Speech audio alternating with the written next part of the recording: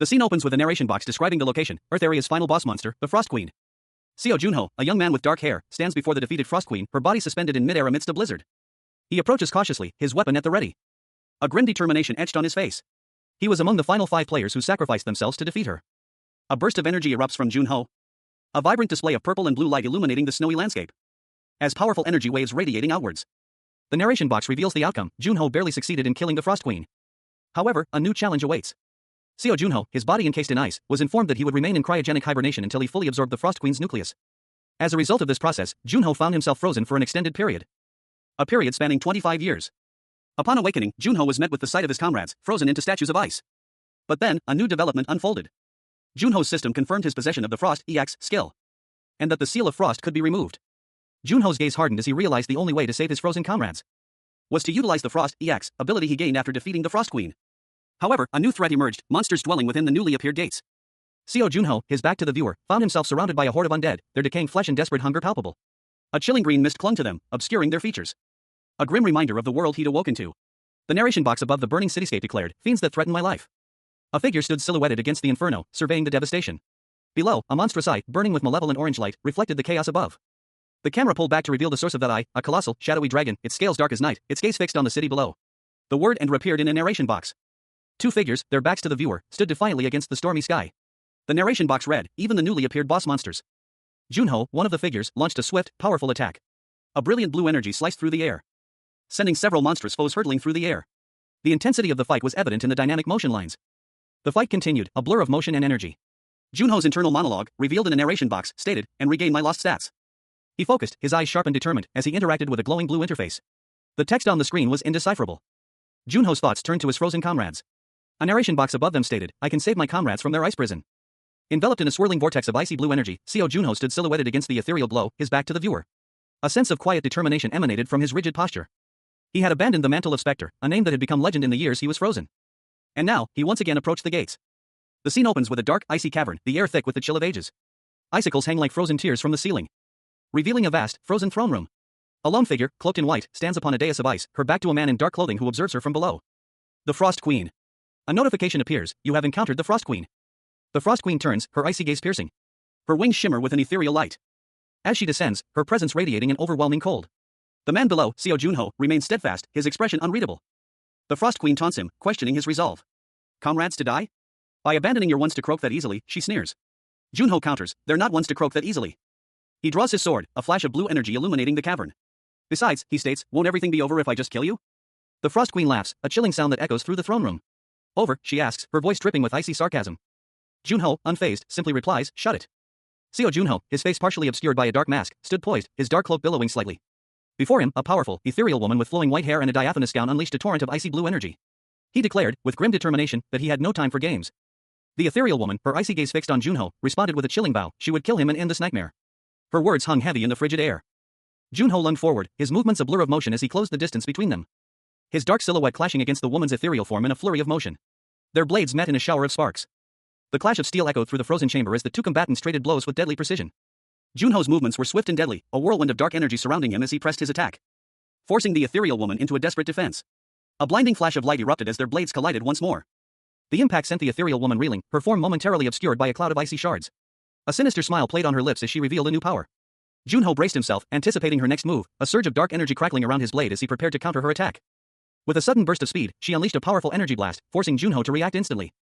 Seo Junho, his dark jacket billowing behind him, launched a fierce attack against a mysterious foe wielding a glowing blue staff. The impact sent a shockwave of green energy rippling outwards.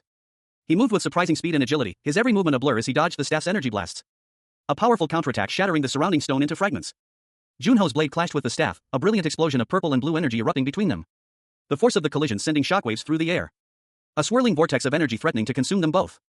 With a final, powerful strike, Junho sent his opponent reeling, leaving them both exhausted in the aftermath of their intense battle. The scene shifts to a desolate, icy landscape. Junho stands before a Frost Queen, her form partially obscured by the ruins of her once grand throne room. A chilling smile plays on the Frost Queen's lips as she utters a single, unsettling phrase, "'Twas fun." Seo Junho, his face obscured by a dark mask, stood firm, his hand gripping the hilt of his sword. He replied to an unseen companion, his voice flat, "I can't say the same." A blinding flash of light erupted from Junho's blade. A wave of energy surging outwards, striking his unseen foe with devastating force. The impact sent shockwaves through the air, leaving a trail of shimmering energy in its wake. As the energy subsided, Junho found himself encased in a rapidly forming shell of ice. A message appeared before him, "You are absorbing the Frost Queen's power." His eyes widened in surprise. What in the... Another message materialized, "Your body will go into hibernation until you have fully absorbed the Frost Queen's nucleus." 76 hours prior, in Antarctica, the final dungeon awaited. A glowing orb pulsed with icy energy at its heart. The scene opens on a desolate, icy landscape, the Frost Queen's nest. Jagged, snow-covered peaks rise into a stormy sky, hinting at the harsh conditions within. A powerful fist, imbued with icy energy, shatters a frozen barrier. The impact sends shards of ice flying, a testament to the raw force unleashed. As a muscular man with tattoos, Call roars in frustration. Are you fucking kidding me? Isn't this asking the rest of us to die? The group stands before a glowing, icy staircase. A message appears, only one person may go up the stairs. Call's anger simmers as he mutters, after coming all this way here. The group consists of Call, a powerfully built man, a woman with long, light blue hair and a staff, whom Call addresses as Skaya, a man in a cowboy hat, and a woman with dark hair and a katana. They are in a large, icy chamber. Skaya speaks, her voice calm despite the tension. We don't have a lot of time left. We need to decide carefully. Spectre, a masked figure, steps forward. And I believe that Spectre should be the one to go. The cowboy, whose name is revealed to be Jay, agrees. Skaya. I agree with Skaya's opinion. Jay continues, explaining the strategic reasoning behind Spectre's choice. With the exception of Spectre, we are at a disadvantage against ice-based abilities. Call clenches his jaw, frustrated. TCH. I'm frustrated that I can't be the one to go. Kali, a powerfully built man adorned with intricate tattoos, conceded a point. He acknowledged that while there were many strong individuals, none quite matched Spectre's capabilities. His concession prompted a sharp question from a young woman with dark hair, her expression a mixture of curiosity and apprehension. She demanded clarification on his statement. The young woman, though hesitant, voiced her opinion that Spectre should be the one to proceed, believing it to be the best course of action. Spectre, a figure shrouded in mystery, stood before a group of companions, Kelly, the tattooed man, the dark-haired woman, and several others. He questioned their resolve, wondering if they would regret their decision. One of Spectre's companions, a man in a wide-brimmed hat, responded to Spectre's query. He acknowledged the risk of death if they failed against the Frost Queen, but their determination remained unshaken. Another companion, a woman with long, light blue hair, expressed her unwavering trust in Spectre, confident that he would not let their sacrifices be in vain. Her words were a testament to their shared belief in Spectre's abilities and their collective resolve. The group, Kelly, the woman with dark hair, the man in the hat, and the woman with blue hair, stood together, their expressions resolute. Their faith in Spectre was palpable. A final thought bubble emphasized their belief in Spectre's capabilities, suggesting that he was the only one who could succeed in this perilous mission. 25 years have passed since the epic battle against the Frost Queen. It is now 2024, and humanity faces a new threat. Monsters beyond their control have emerged. A news reporter recounts the past, describing the Frost Queen's terrifying power. A single wave of her hand froze the Pacific Ocean, plunging the world into despair. Despite the overwhelming odds, 5 heroes carried the flame of hope, venturing to Antarctica to confront the Frost Queen. A young boy in the audience correctly identifies them as the Nest Attack Team. The reporter dramatically gestures, a spotlight illuminating a display, revealing the frozen forms of the 5 heroes, now known as the 5 heroes. Thanks to their sacrifice, the Frost Queen was defeated, and numerous safe zones appeared across the Earth. The boy in the audience points out a surprising development. One of the ice statues begins to move, defying expectations. The reporter corrects the boy, explaining that the reinforced glass enclosure maintains a constant temperature, preventing any such change to the ice statues. A woman in a business suit, microphone in hand, addressed a large audience. Her expression was one of slight confusion, a question mark hovering above her head as she stammered, "That's right." The woman continued, her skepticism evident.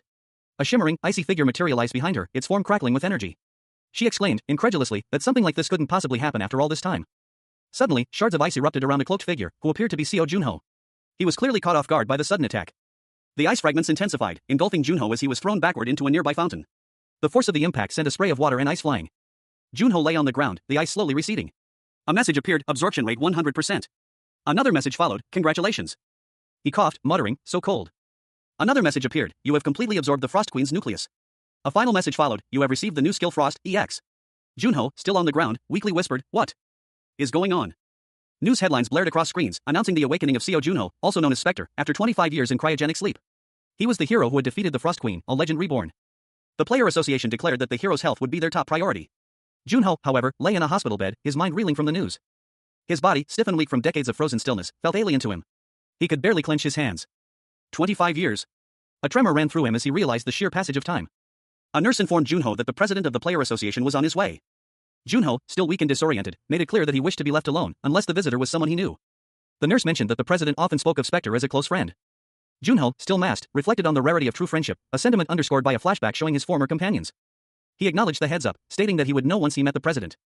Seo Junho, his face partially obscured by a medical mask, awoke in a hospital bed. A faint glow surrounded him. He muttered to himself, noting the profound changes that had occurred in the world during his absence. Junho gazed out the window at the sprawling cityscape, a peaceful world he and his companions had fought so hard to create. It was what they had wished for, a world without the threat of the Frost Queen.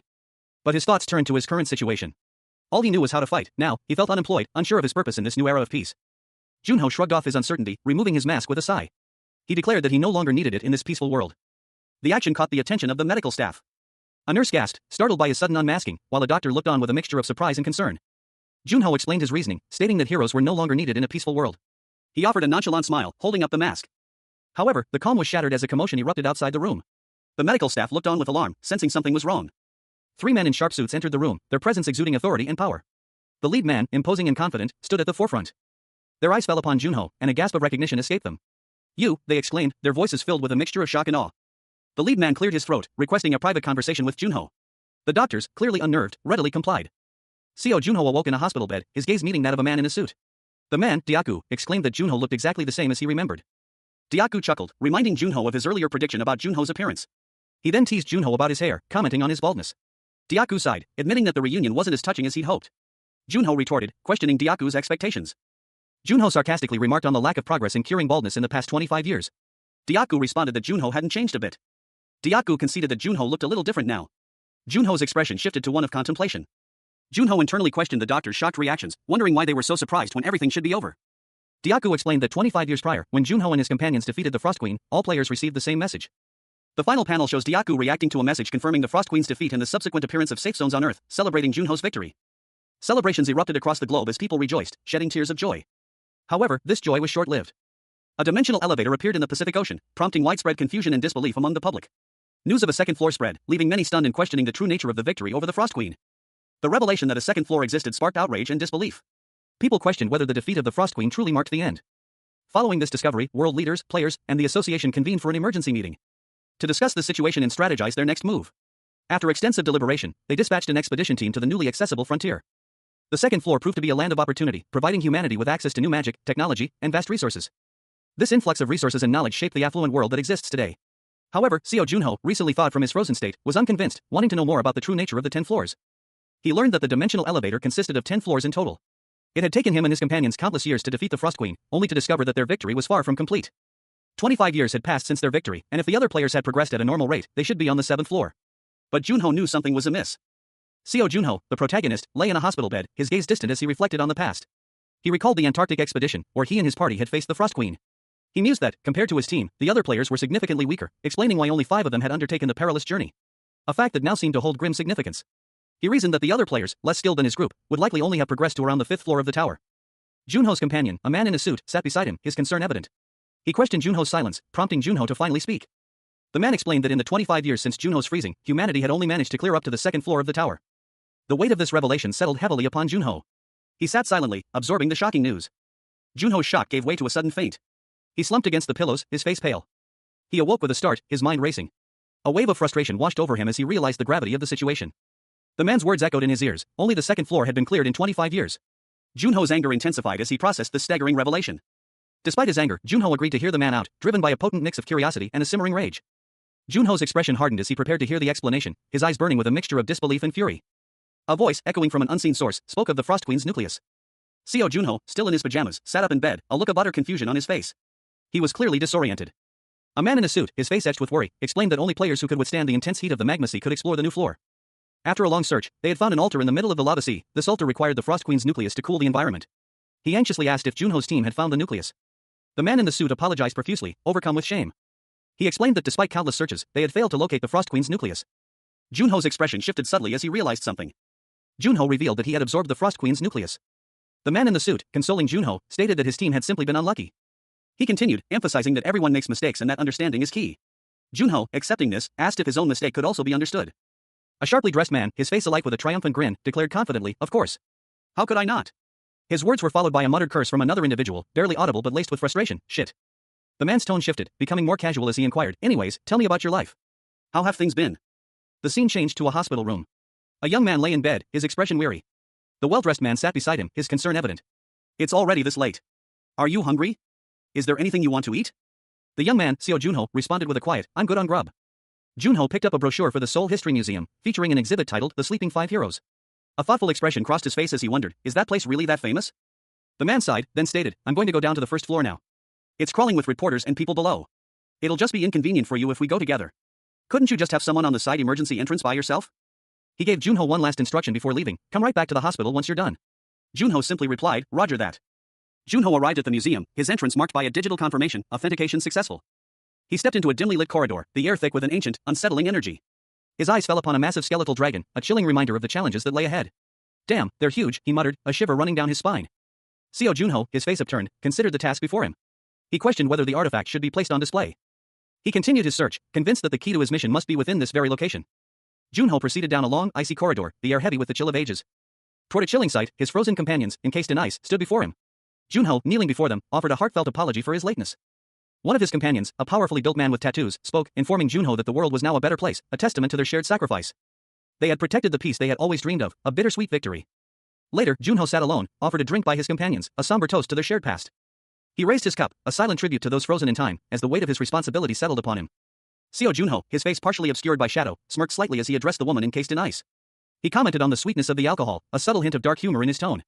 A stark contrast to the woman's pained expression. She muttered a frustrated shit, her words barely audible above the silence. Junho, covered in dust, attempted to use his Frost EX skill to break the ice seal. A system notification appeared, indicating insufficient magic stats and failure to remove the seal. Despite the initial failure, Junho tried again, this time focusing his intent. He used the Frost EX skill once more, his expression determined. And this time, the system confirmed that the ice seal was broken. A wave of surprise washed over him as he exclaimed, "What?" Seo Junho, the frozen player, awoke to a question echoing in his mind, could he break the seal that held him captive? A related thought immediately followed, could he also revive his companions, frozen alongside him? Junho examined a digital interface, his gaze fixed on his magic stat. It read 18. He was surprised. This was unusually high, prompting him to wonder if this was intentional. Junho, along with 3 other figures, stood in a dimly lit space. A voice, presumably his own, spoke of the time needed to break the seal. He estimated it would take a day or 2, but it remained possible. Junho reviewed his status screen again, focusing on the Frost EX designation. He realized this was the key to breaking the seal, a fact that surprised him, as he always believed S grade was the highest possible rank. Seo Junho, his eyes wide with a mixture of confusion and dawning comprehension, stared at the glowing blue screen before him. A faint murmur escaped his lips, huh? This? A question forming in his mind as he traced the screen's intricate details with his finger. He muttered to himself, questioning the origin of this newfound power, did I get this after killing the Frost Queen? His eyes widened further as he read the next line, a sudden realization dawning on him. Wait. All stats go up by 30 every time I go up a floor on the dimensional elevator? Junho considered the implications of this discovery, a thoughtful expression settling on his face. He mused, with this effect, if I suppose that I can go back to my original level as I go up the floors. A vision of immense power flashed before his eyes. He realized, not only will I be able to get a lot stronger than before. A chilling image of the Frost Queen's power filled his mind. He declared, I can make the Frost Queen's power my own.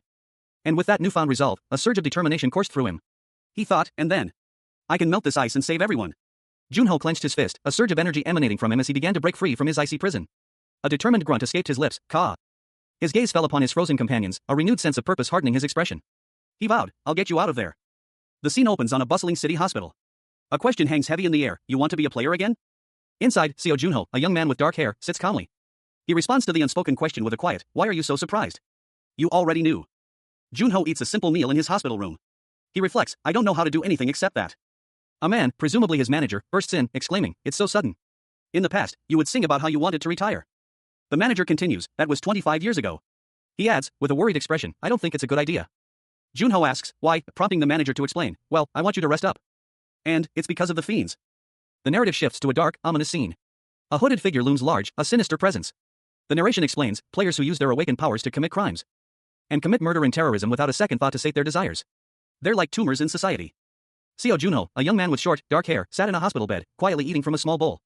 A concerned-looking man in a suit sat across from him, observing him intently. The man explained the dire situation, 9 new floors had appeared in the tower since Junho's last encounter, and no country possessed the means to contain the threat that lurked within. Junho continued eating, seemingly unfazed by the gravity of the news. He mused that his companion, Diaku, understood why he didn't want to return to his former life as a player. He thoughtfully stirred his food with a spoon, lost in contemplation.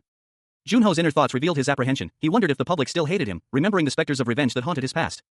The suited man, seemingly aware of Junho's anxieties, dismissed them curtly. The man proposed a solution, Junho should abandon his former identity, Spectre, to return safely to society. Junho questioned the logic behind this suggestion, prompting the man to reveal the true reason for his proposal. The 10th floor. The man's words hung in the air, a stark revelation.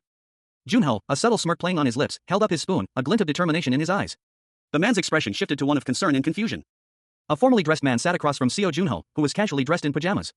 He questioned Junho about his progress, specifically asking if he had found a way to clear the lava zone on the 3rd floor. Junho, mid-meal, paused, a thoughtful expression crossing his face. He wondered if he should reveal his secret. He decided to reveal a crucial piece of information. Junho's revelation caused the formally dressed man to react with shock and disbelief, his eyes widening in surprise.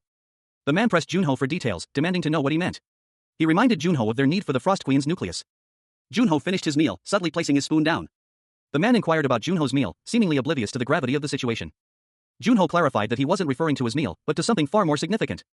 The man's expression shifted to one of intense curiosity and anticipation as Junho prepared to reveal his plan. The scene opens with a speech bubble, a stark question hanging in the air: you ate the nucleus? Seo Junho, a young man with dark hair, lies in a hospital bed. A concerned older man stands over him, his face etched with worry. Junho explains, I didn't do it because I wanted to. As soon as I defeated her, it forced itself into my body. What was I supposed to do about it? The older man clutches his chest, his face contorting in pain. God, my blood pressure. Junho sits up, looking slightly sheepish. Anyways, I have the frost skill now. The older man, seemingly regaining his composure, asks, so, can you handle the third floor with it? The older man's face is shown in close-up, his expression unreadable. He continues, is the reason you're coming back related to your comrades? Junho nods, a single word escaping his lips, yeah. Junho sits on the edge of his hospital bed, his hands clasped together. His expression is serious. The older man responds, that's good to hear. Right?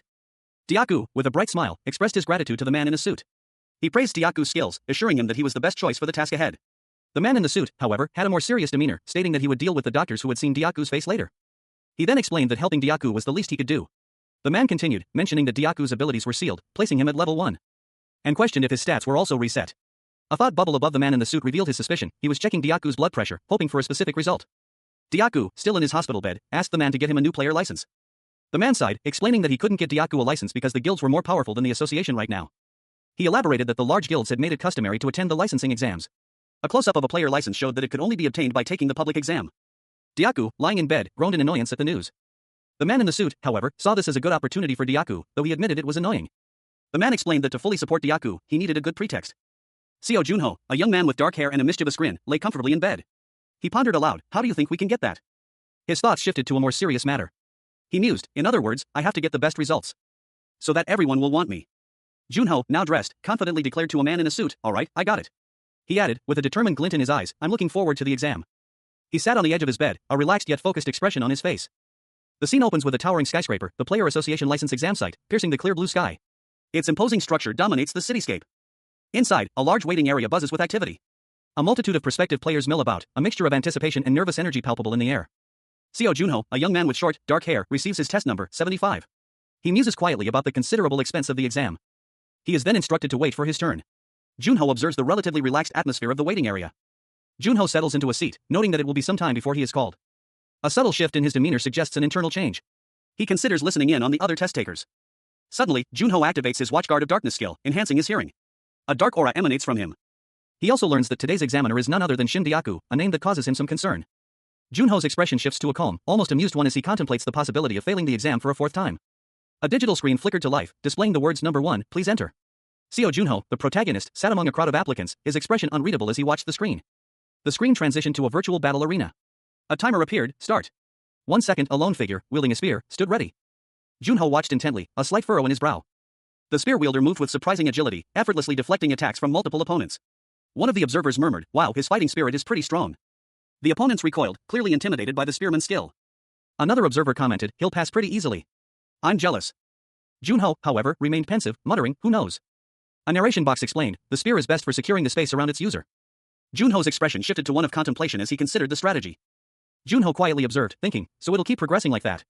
Seo Junho, the legendary hero, stood in a sterile, metallic chamber. A large screen displayed a view of a desolate, mountainous landscape. He muttered to himself, finally, number 75. In a dimly lit office, a group of people discussed the day's events. One of them, a man in a suit, sighed, I didn't like any of the applicants today. They didn't even meet the basic requirements. A pair of feet, clad in black sneakers, stepped onto a polished floor.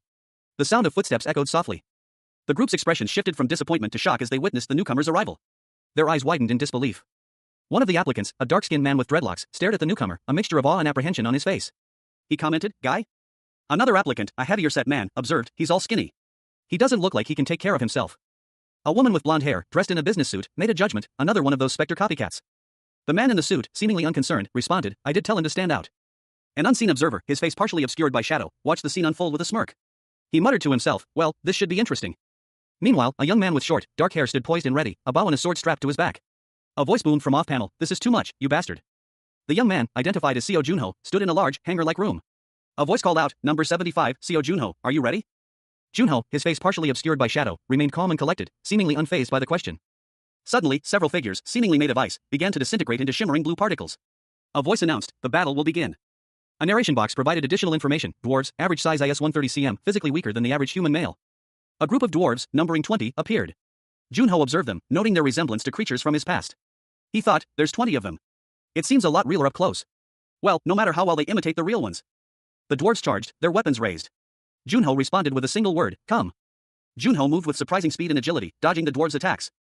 A grim smile playing on his lips as he effortlessly dispatched his foes. Seo Junho, his dark hair whipping around him, moved with practiced grace. He wielded twin blades, their movements a blur as he carved through the ranks of goblin-like creatures. A wave of icy energy emanated from his strikes, freezing his foes solid, shattering them into glittering shards of ice that rained down around him. One goblin, larger than the rest, crumbled into frozen dust. Two more goblins, alerted by the commotion, emerged from a nearby corridor, their crude weapons raised. Junho swiftly dispatched them, but as soon as he did, more goblins appeared, seemingly endlessly. He questioned the point of this endless battle. What's the point in that, he wondered. He sensed movement behind him and spun around, his blades ready, sending a flurry of strikes that sent several goblins flying backward. These rats keep trying to sneak up on me, he thought, his annoyance growing. Another goblin lunged at him, but Junho effortlessly parried the attack, and with a swift kick, sent it sprawling. He realized there was no point in running. There's no use in running away, he concluded. He nocked an arrow, the golden light of his bow reflecting in his eyes. He remembered his archery teacher, the famous marksman, and unleashed a volley of arrows, each finding its mark with deadly precision. The goblins fell, one by one. Seo Junho, his body still bearing the chill of his 25-year slumber, found himself thrust back into the fray. He moved with a speed that belied his age, his movements a blur as he launched a powerful kick, sending one of the goblins sprawling. Another goblin, its eyes wide with malice, snarled, and lunged at Junho with a wicked knife. Junho calmly drew his sword, a glint of steel in the dim light. Of course this guy's the last one, he thought, a hint of grim amusement in his eyes. And with a swift, precise movement, he deflected the goblin's attack, sending the creature crashing against the wall. The impact echoed through the corridor, and Junho's lips curled into a satisfied smirk. Another goblin, emboldened by its companion's ferocity, charged at Junho, knife raised high. But Junho was ready. With a swift, precise movement, he disarmed the goblin, sending its weapon flying across the room. The goblin, now defenseless, was easily dispatched. Seo Junho, the frozen player, gripped his sword. 25 years of frozen slumber had ended, and he was ready to face whatever awaited him. But he was immediately thrown into a fierce battle. Two grotesque, clawed creatures lunged at him, their movements swift and brutal. Junho met their attack with a deadly counter. A blur of motion as his blade danced, leaving a trail of sparks and defeated foes in its wake. His eyes gleamed with a cold determination. A whirlwind of steel and power, a testament to his honed skills. He moved with an almost supernatural grace, his movements precise and deadly. The fight concluded in a flash of light and a shower of sparks. The air crackled with residual energy, leaving Junho slightly winded, but victorious. A grimace crossed his face as he felt the strain of the battle. He muttered a single word. Ow. The pain was a stark reminder of his long absence from combat. A message appeared before him, number 75, Seo Junho, you passed. Congratulations. He reflected on his performance. I'm already in pain after this much. I really should start building my body up again. Observers watched him from a nearby room, their expressions a mixture of awe and disbelief. Amazing, one of them whispered. I don't know what else to say. He's amazing. Another observer, however, was more skeptical. He managed the spear, threw the knives, and shot the arrows accurately, and even his swordsmanship was clean and precise at the end. His skill with the weapons is extraordinary. A man with a muscular build and a confident smirk was observed.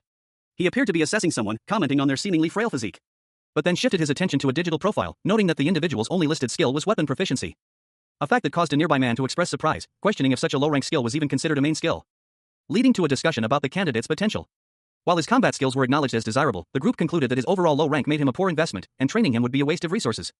Therefore, it was deemed best to avoid any potential losses. One of the men, looking at the profile again, noted that there was no need to pursue such a difficult path, and that recruiting the candidate into their association would be simple. Though one member expressed some guilt over the fabrication of the candidate's profile. The panel shows Seo Junho's application, marked as passed. His profile lists his main skill as weapon proficiency, and his overall level is 1. The camera focuses on a towering skyscraper, the PK building, piercing the clear blue sky. Its imposing structure dominates the cityscape. A stark contrast to the scene inside, where a man in a suit chuckles heartily to himself. His laughter is unrestrained, bordering on manic. Meanwhile, in a different setting, Seo Junho, a young man with dark hair, lounges on a couch, casually munching on chips and sipping soda. He remarks on a novel he's reading, finding it unbelievable, unaware that the reality he's experiencing is far stranger than fiction.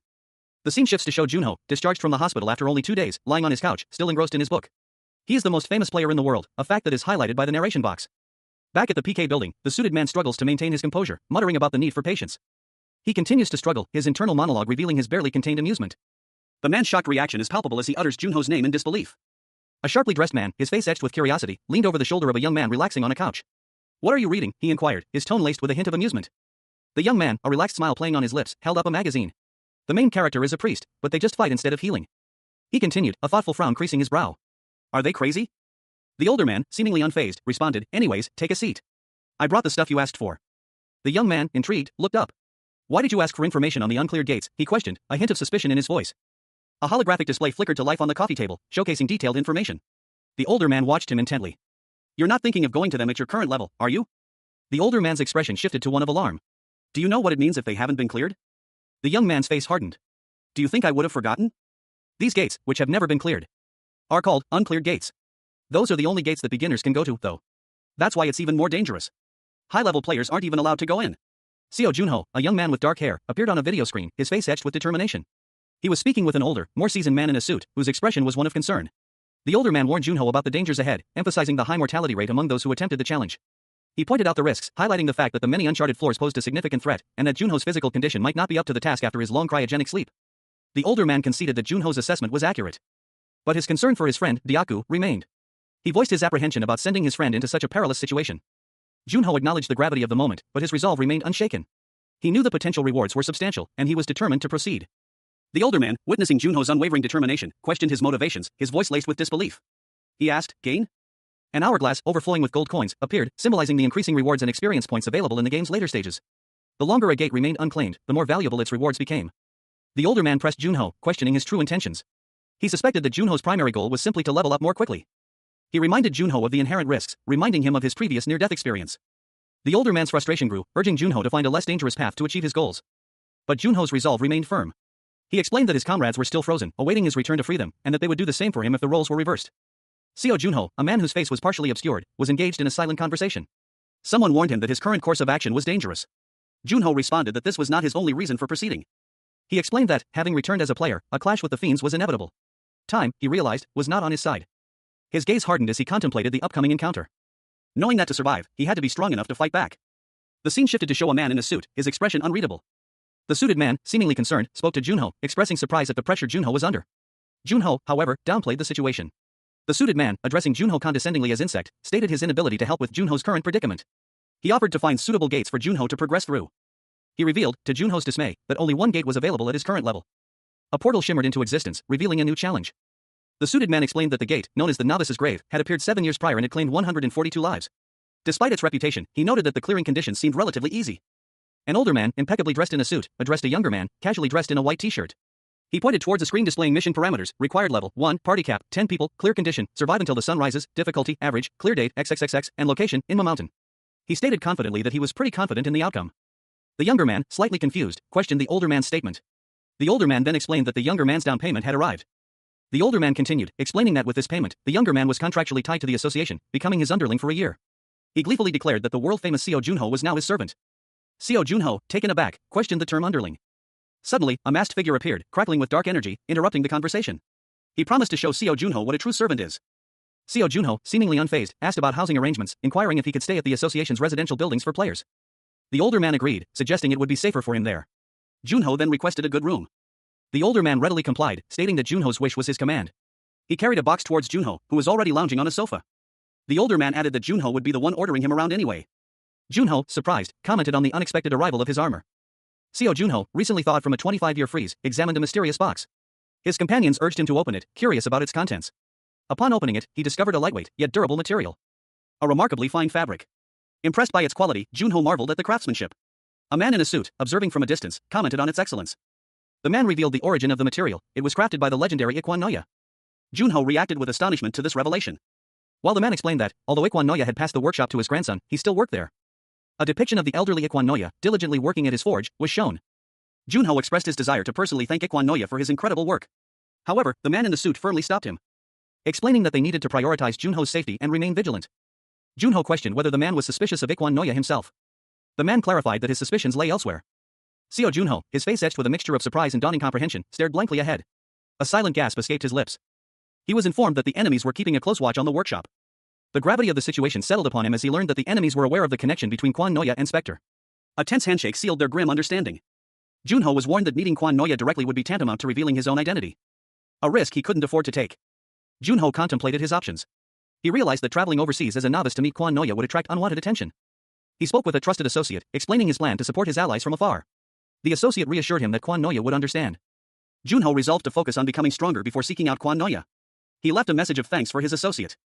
His associate suggested he utilize the resources available in the warehouse to aid in his training. Junho agreed, deciding to use whatever he found useful. His associate expressed his anticipation for Junho's progress, though he cautioned against expecting immediate results comparable to Quan Noya's skill level. Seo Junho, the frozen hero, was finally free from his icy prison. He had been asked when he planned to leave, and he responded that he was thinking of leaving right away. But he realized that the recent exam had completely drained his energy. He knew that with his stamina so low, he wouldn't be able to fight the fiends or monsters effectively. Even his clothes felt loose. A man in a suit approached Junho, commenting on his good looks and inquiring about the time needed for his preparations. Junho estimated a month. The suited man deemed a month too long. Junho countered that 10 days would be sufficient. 10 days later, Junho found himself in the Kianma mountain range of the Namyang province. A sign indicated that the hiking trail was closed. Junho stood before a swirling vortex of blue energy. A gate, the curse of dawn. He declared, let's do this. The clear condition to pass through the gate was to survive until sunrise. The sun dipped below the horizon, casting long shadows across a desolate graveyard. A lone figure, silhouetted against the fiery sky, stood amidst weathered tombstones, a faint ethereal glow surrounding him. A sigh escaped his lips, a sound of relief and perhaps bewilderment. He ran a hand across his chest, a small smile playing on his lips. It feels pretty cozy, he murmured, a hint of confusion in his voice. Ha! His gaze fell upon a tombstone, the inscription R.I.P. stark against the fading light. The scene was eerily peaceful, yet unsettling. This place feels cozy, he thought, a hint of unease creeping into his voice. I guess I'm slowly going crazy. He approached a glowing gate, its inscription reading Curse of Dawn. The accompanying information detailed the challenge, survive until sunrise. He reviewed the details, a thoughtful expression on his face. According to the information, this gate isn't that difficult, he concluded, a sense of confidence settling over him. The goal was simple, survive until sunrise. He had a plan. I came here at a good time, he mused, a glint of determination in his eyes. Seo Junho, accompanied by 2 other players, navigated a dark forest under a pale moon. The narration box explained that those who entered the game in the afternoon had no time to adjust to the time difference and were forced to fight immediately. A bloody hand lay submerged in dark water, a grim testament to the harsh reality of the game. This was the fate of those who entered unprepared. Because they were only level 1 players. Junho, however, reflected on his vastly different experience, having mastered all aspects of the game during his long slumber. Junho's confident declaration echoed through the scene, give me everything you've got. Junho sat alone, a book in his hands, amidst a ghostly, ethereal fog. A sense of unease washed over him, he felt a strange, unsettling presence. His eyes, wide with apprehension, reflected his growing unease. He suspected the source of this feeling. It might be the undead. Meanwhile, another figure, a man with silver hair, knelt nearby, muttering about the annoyance of the situation. The scene opens with a wide shot of a desolate, icy landscape. A large fissure cracks open in the frozen ground, revealing a dark, bottomless chasm. From the depths of the chasm, a hand emerges, clawing its way upwards. Blood stains the hand, and the surrounding ice shatters as it struggles to break free. A thought bubble above the hand reads, I knew it. Seo Junho, a man with dark hair and a determined expression, stands over a fallen, undead creature. He holds a glowing blue katana, its blade still embedded in the creature's chest. He swiftly draws the blade, and a surge of energy erupts from the wound, obliterating the creature. Junho addresses the creature, now dissolving into ice, no. There's no need to come out. Go back inside and rest. But he senses something else nearby. I can sense a lot of them around here. A close-up on Junho's eyes reveals a sudden shift, his pupils glow with an eerie green light. A narration box appears, all senses have been enhanced. Junho's silhouette is shown, now radiating a powerful aura, standing against a dark, ominous background. Junho stands amidst a vast horde of undead creatures, their forms barely visible in the dim light. He mutters, damn. He stares at the overwhelming number of enemies, a grim realization dawning on him. There's a lot of them. The narration box explained the challenges of facing undead monsters, particularly zombies, for inexperienced players. Seo Junho, the protagonist, found himself facing a horde of zombies, their eyes glowing menacingly. Junho's internal monologue continued, noting that these zombies were impervious to fatal blows. And he swiftly dispatched one with a precise sword strike. The narration box highlighted another key characteristic, the zombies' relentless attacks, ignoring any damage they sustained. Junho found himself surrounded by more zombies, their decaying bodies lunging at him. But he moved with practiced ease, his blade a blur as he cut them down. More zombies fell to Junho's blade, their bodies collapsing in a gruesome heap. Their inability to feel pain making them ideal for sowing panic among unprepared players. Junho, slightly wounded but otherwise unharmed, surveyed the scene, understanding why this area was known as the novice's grave. A horrifying figure emerged from the depths, its pale skin stretched taut over bone, its eyes glowing with an unnatural light. Long, matted hair framed a skull-like face, its mouth open in a silent scream of agony and rage. Seo Junho, his dark hair tousled, moved with lethal precision. He plunged his blade into the creature, a burst of energy erupting from the impact, silencing its desperate cries. A smirk played on his lips, despite the blood staining his face. But I'm a 2-time rookie, he mused, a hint of self-deprecating humor in his tone. He stood defiantly, his posture radiating confidence. I'm not so weak that I'll fall to the likes of you, he declared, his voice firm despite his exhaustion.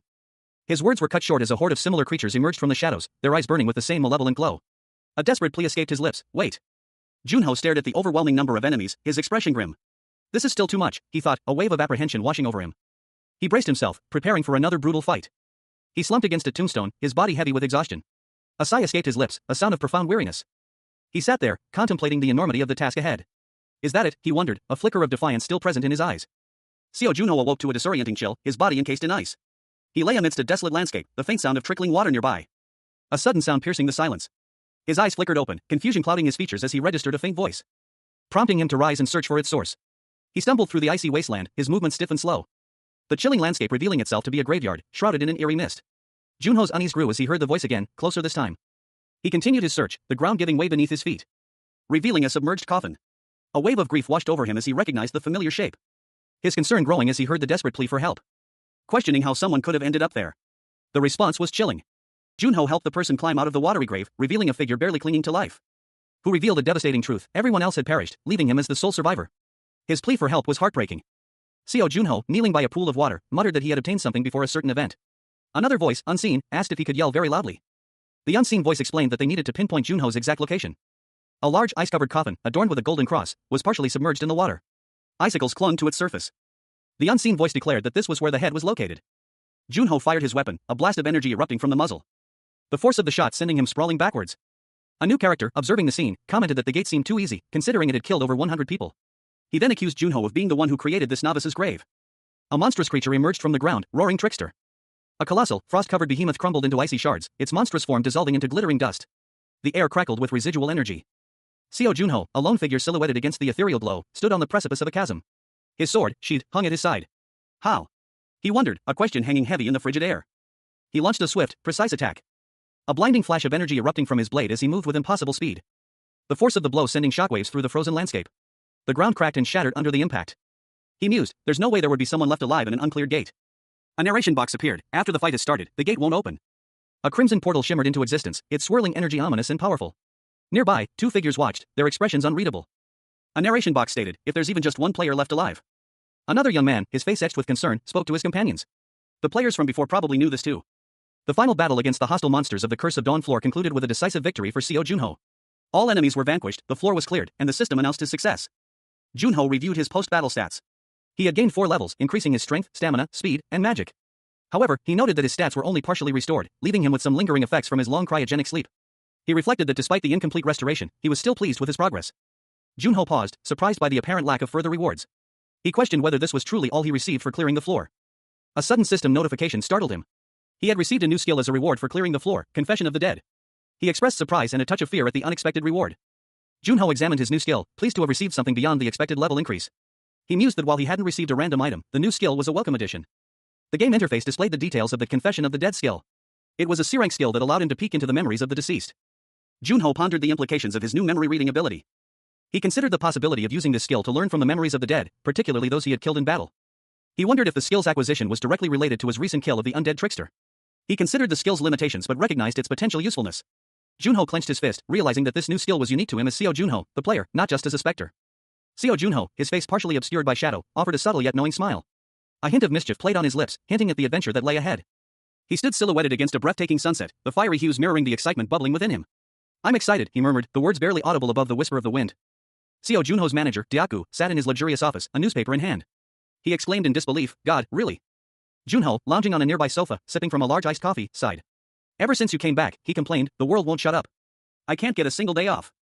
Dyaku, eyes gleaming with amusement, read aloud from the newspaper, highlighting a headline about the recent clearing of the Curse of Dawn Gate. He chuckled, clearly impressed by the speed of the feat. It's entertaining to watch those haughty guild bastards get so flustered, Dyaku mused, smirking. He turned to Junho. Must be nice for you. Junho, still relaxed on the couch, simply replied, nope. It's not time yet. Dyaku leaned forward, his expression turning serious. If they find out that you cleared the uncleared gate, you'll be highly sought after. Dyaku continued, do you know why people buy luxury goods even though they're mass-produced in the same factory? So, you'll become a luxury item? Dyaku smiled knowingly. Not just any luxury item. An item that everyone wants, but don't know where to find, a legendary limited edition. A conversation unfolds, the words hanging heavy in the air. One speaker suggests a provocative plan, stating that it will get them riled up. The other responds with a simple, yet expressive, Jesus. The scene shifts to a man in a suit, seated at a desk, reviewing a newspaper. He comments on someone's personality, noting that it's bad sometimes.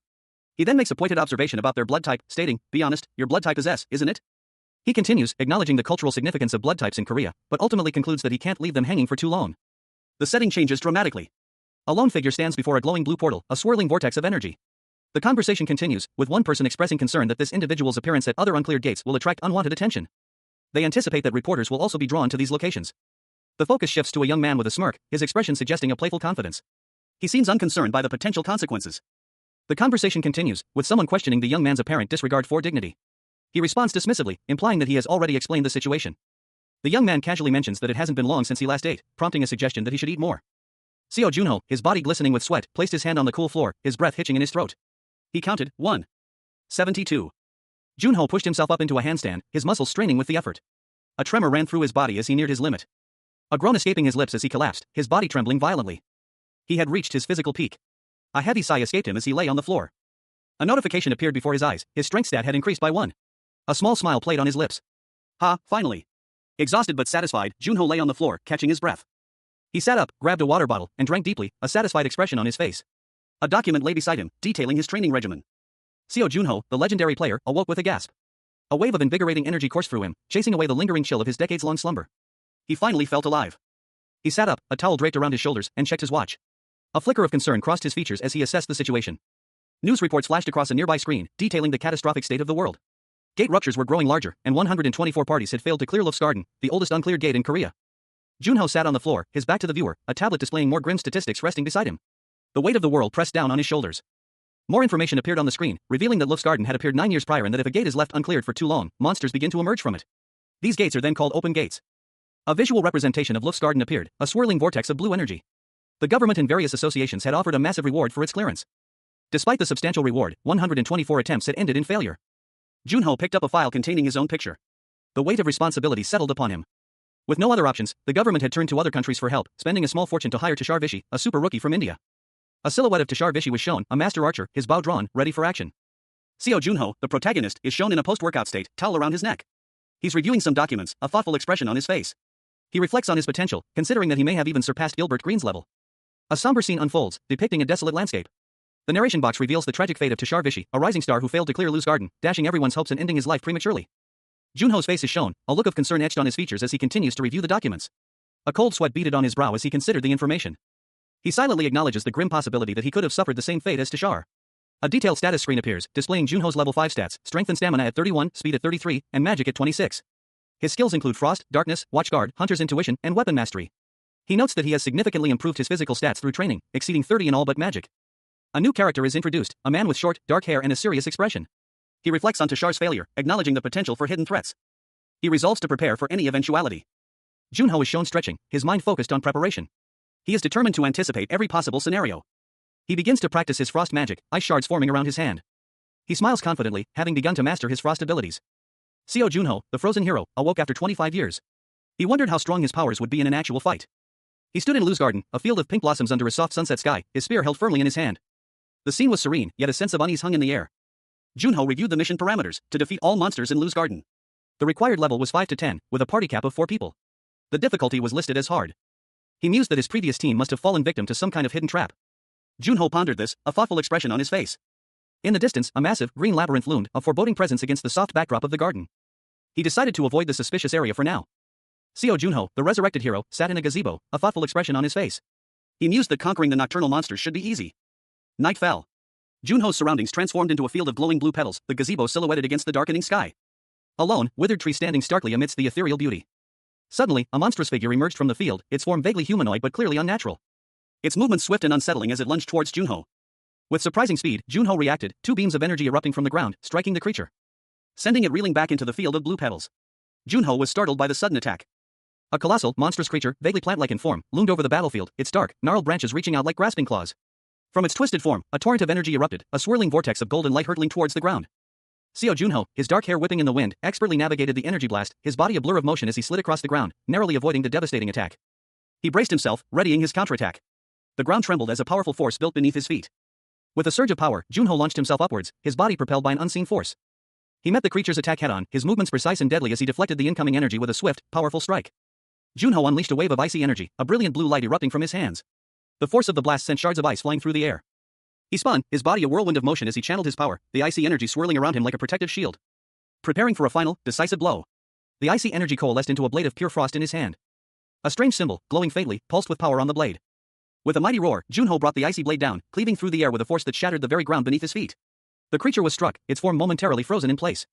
A blinding flash of turquoise energy erupted from the ground, shattering the frozen landscape, leaving behind a desolate wasteland of jagged ice shards and a chilling silence. From the icy debris, Seo Junho emerged, his dark silhouette stark against the blue-tinged snow.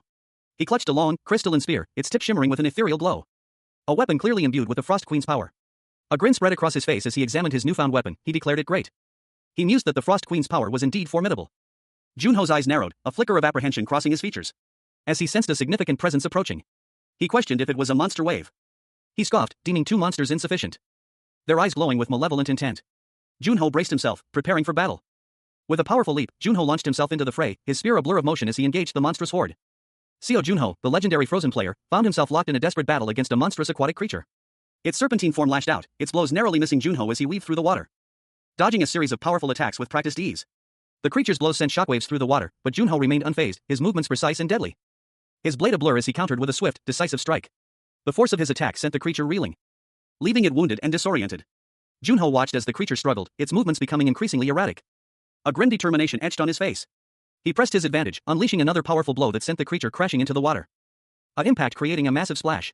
But as the water settled, a new threat emerged from the depths. A hulking, monstrous form of a second creature rising from the depths. Junho braced himself, his eyes narrowed in concentration.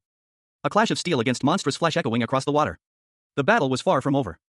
But Junho stood firm, his resolve unshaken. He stood victorious, his weapon dripping with the ichor of his defeated foes. Seo Junho, the frozen hero, stood amidst a flurry of ice shards, his dark eyes narrowed in assessment. He had just dispatched a foe with surprising speed, a fact that didn't escape his notice. It's already over? That was quick, he mused, a hint of unease coloring his thoughts. But his brief moment of triumph was short-lived. His gaze swept across the battlefield, taking in the sheer number of enemies still standing. A wave of unease washed over him as he realized the true scale of the threat. When did they gather this much, he wondered, his internal alarm bells ringing loudly. Another voice, equally shocked, echoed his sentiment, there's at least twice as many. Junho's expression hardened as a grim realization dawned on him. The battle was far from over. A cold sweat beaded on his brow as he whispered, they multiply when they're killed. The chapter begins with a sweeping shot of a clear blue sky, streaked with clouds. A sense of vastness and openness fills the scene. As the camera angle rapidly descends, the sky blurring into a vibrant blue streak. The perspective shifts to a ground-level view, revealing Seo Junho, the frozen player, emerging from a swirling vortex of icy energy. His expression is one of grim determination as he takes in his surroundings. He mutters to himself, questioning the sheer number of enemies before him. He lands with a powerful impact, the force sending ripples across the icy surface. Junho's eyes flash with anger as he prepares for battle. A monstrous creature, its form vaguely humanoid but with grotesque features, lunges at Junho with surprising speed. But Junho deftly dodges the attack, his movements fluid and precise. He counters with a swift strike, his blade slicing through the air, leaving a trail of icy shards in its wake. The creature roars in pain, its attack momentarily thwarted. Junho feels a sharp pain shoot through his arm, a clear indication that the creature's attack was not entirely ineffective. His eyes narrow in concentration as he prepares to unleash a powerful counterattack, drawing upon his latent abilities. A surge of icy energy emanates from his hand, forming a swirling vortex of power. A blinding flash of light erupted from the center of the battlefield, a chaotic explosion of ice and energy that momentarily obscured everything. The raw power of the blast radiating outwards in a dizzying display of frozen shards. Leaving behind a scene of devastation is Seo Junho, the frozen hero, stood amidst the wreckage, his form still encased in ice, but now visibly cracking under the immense pressure of the released energy. The ice around him shattered completely, revealing Junho, battered but alive. He stood defiantly, facing a new threat. Grotesque, shadowy figures emerged from the depths of the icy wasteland. Creatures of immense power, their forms shifting and indistinct in the swirling snow. Junho reacted instantly, his movements a blur as he dodged a sweeping attack. A flurry of blows exchanged in a desperate dance of survival. Finally, with a mighty heave, he sent one of the creatures crashing into the frozen ground. Junho leaned heavily on his spear, exhaustion evident in his posture. Phew. I'm so tired, he breathed, but a shadow of concern crossed his face. Even with his considerable frost magic skills, Junho sensed a lingering unease. If it's only this difficult. Seo Junho, the frozen hero, awoke to a chilling realization. He muttered to himself, questioning if 4 people should have been enough to defeat the Frost Queen. He reflected on the past 9 years, remembering the many players who attempted to conquer the gate, some with immense potential. Among them was Tushar Vichy, a super rookie. Junho observed that Vichy, even alone, could have cleared at least half of the gate. With teammates, he should have succeeded. A flashback showed Junho engaging in a fierce battle against a monstrous foe. He lunged forward, his blade flashing, but the creature's attack was relentless. Junho countered with a powerful ice blast, sending shards of ice flying as he fought back against the creature's onslaught. Despite his efforts, Junho failed. The question lingered, why did he fail at Lof's Garden? Seo Junho awoke with a gasp, his body still numb from the lingering effects of the ice that had encased him for 25 years. Phew. I saw my life flash before my eyes, he breathed, his voice raspy from disuse. He found himself in a field of purple petals, the setting sun casting a warm glow on the landscape. A small, dilapidated structure stood in the distance. Junho, assessing his situation, offered a wry smile. Well, as long as I'm not dead, it's fine. He pondered his surroundings. I wonder how I got here. I wasn't planning on it. Junho stood up, his gaze sweeping across the unfamiliar surroundings. What was this place again? He wondered aloud, a hint of confusion in his voice. He began to walk towards a distant path, his steps slow and deliberate as he tried to piece together his memories and his current location. As he walked, a sense of unease washed over him. The man's sword lay discarded nearby. Junho's senses sharpened, picking up the metallic tang of blood in the air. I can smell the bodies. He noticed another body further down the path, this one seemingly female. Were they trying to run away? That's a lot of parties. Seo Junho, his face etched with weariness, reflected on the futility of their previous efforts. He concluded that their time spent navigating the maze had been nothing but a waste. A lone figure stood silhouetted against the fading light, a stark reminder of the challenges that lay ahead. Junho's gaze hardened, he knew this was far from over. Junho stood alone in a clearing, the words "this is the end" echoing in his mind, a stark contrast to the reality of his situation. But as he looked closer, he noticed another figure, a man sitting slumped against a tree, clutching a glowing object. A sudden, sharp sound pierced the silence. A dark projectile whizzed past, narrowly missing Junho. He reacted instinctively, his eyes widening in surprise. The man on the ground clutched a peculiar bow, its design instantly recognizable to Junho. He recognized it as Tempest. Junho, his mind racing, apologized for the interruption, his voice barely a whisper. A fiery arrow shot across the clearing, demonstrating the bow's unique capabilities. Its trajectory was erratic and unpredictable. The narration box explained that the arrow's flight path resembled the wind during a storm, hence its name, Tempest. Junho realized that the man was Tushar Vishi, the owner of the legendary bow. Seo Junho, his dark hair tousled, knelt amidst a desolate forest, a glowing teal orb emanating from his hand. He held a strange, curved bow, its design hinting at otherworldly origins. Nearby, the charred remains of a skeletal figure lay smoldering, a testament to a recent battle. He cautiously approached the skeletal remains, discovering a small, leather-bound notebook clutched in its bony fingers. The notebook's cover was worn, but intact. Junho carefully opened it, revealing meticulously handwritten entries. The last entry was dated April 7, 2044, 12:40 p.m.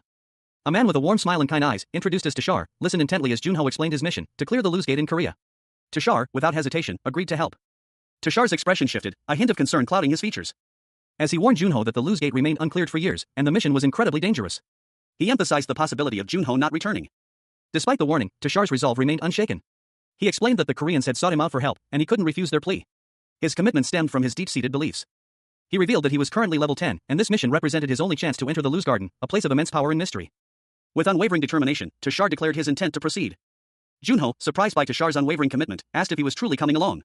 A woman with long, dark hair, her face partially obscured, appeared behind Junho, her presence adding a layer of intrigue to the scene. She confidently affirmed her participation. Zeya, her dark hair cascading down her shoulders, looked at Tushar with unwavering devotion. I believe in you, Tushar. I'll follow you wherever you go, she declared, her voice filled with quiet confidence. Even if you said you'd go alone, I would have found a way to sneak in, she added with a playful smile, her eyes sparkling with mischief. Zeya's happiness was palpable. I'm so happy that you asked me to go with you. Thank you, Tushar, she expressed, her joy evident in her radiant smile. Plus, I have to protect you. A gentle smile touched Tushar's lips as he replied, I'm glad you're coming, Zeya. Tushar's gaze was intense as he asked Zeya, there's no one else I trust to have my back. You know that, right? Zeya's response was immediate and unwavering, of course I do. I'm your partner. A soft smile played on Tushar's lips as he simply replied, yeah. The two stood close, their foreheads touching, a silent understanding passing between them. Their hands clasped tightly together. A small child's voice broke through the quiet intimacy, Daddy. Tushar's face lit up with joy as he looked down at his child. My baby. A young girl, her dark hair neatly cut, toddled along, her small feet barely lifting from the floor. She was dressed in a bright yellow shirt, her large eyes fixed on her father, a man with dark hair and glasses, who was preparing to leave. The girl, concerned, asked her father where he was going. He replied that he was going to work and would be right back, instructing her to listen to her grandmother. She quietly responded okay. Then, she suggested they visit the animals together later, sealing the promise with a kiss from her father, who reminded her to listen to her grandmother and not skip meals. As the father playfully tossed the girl into the air, another man, with short dark hair and a brown jacket, watched from the sidelines, his arms crossed, a thoughtful expression on his face. The second man, addressing the father as Tushar, stated that they should leave. Tushar apologized for the situation. Tushar explained that this was his first long business trip, but his mother was there to help. He couldn't refuse the other man's request for help. The other man thanked him. Tushar explained that since he was going with a hot super rookie, he needed to get a share, emphasizing it was for his child. The other man laughed, saying he looked forward to it. The scene then shifts to New Delhi's Indira Gandhi International Airport. Seo Junho and his companion, Ram, walked through an airport terminal, their luggage trailing behind them. The bright sunlight streamed in from the large windows, illuminating the bustling scene. They were met by Zeya, who greeted them with a wide, welcoming smile. Her companion stood beside her, observing the scene with a more reserved expression.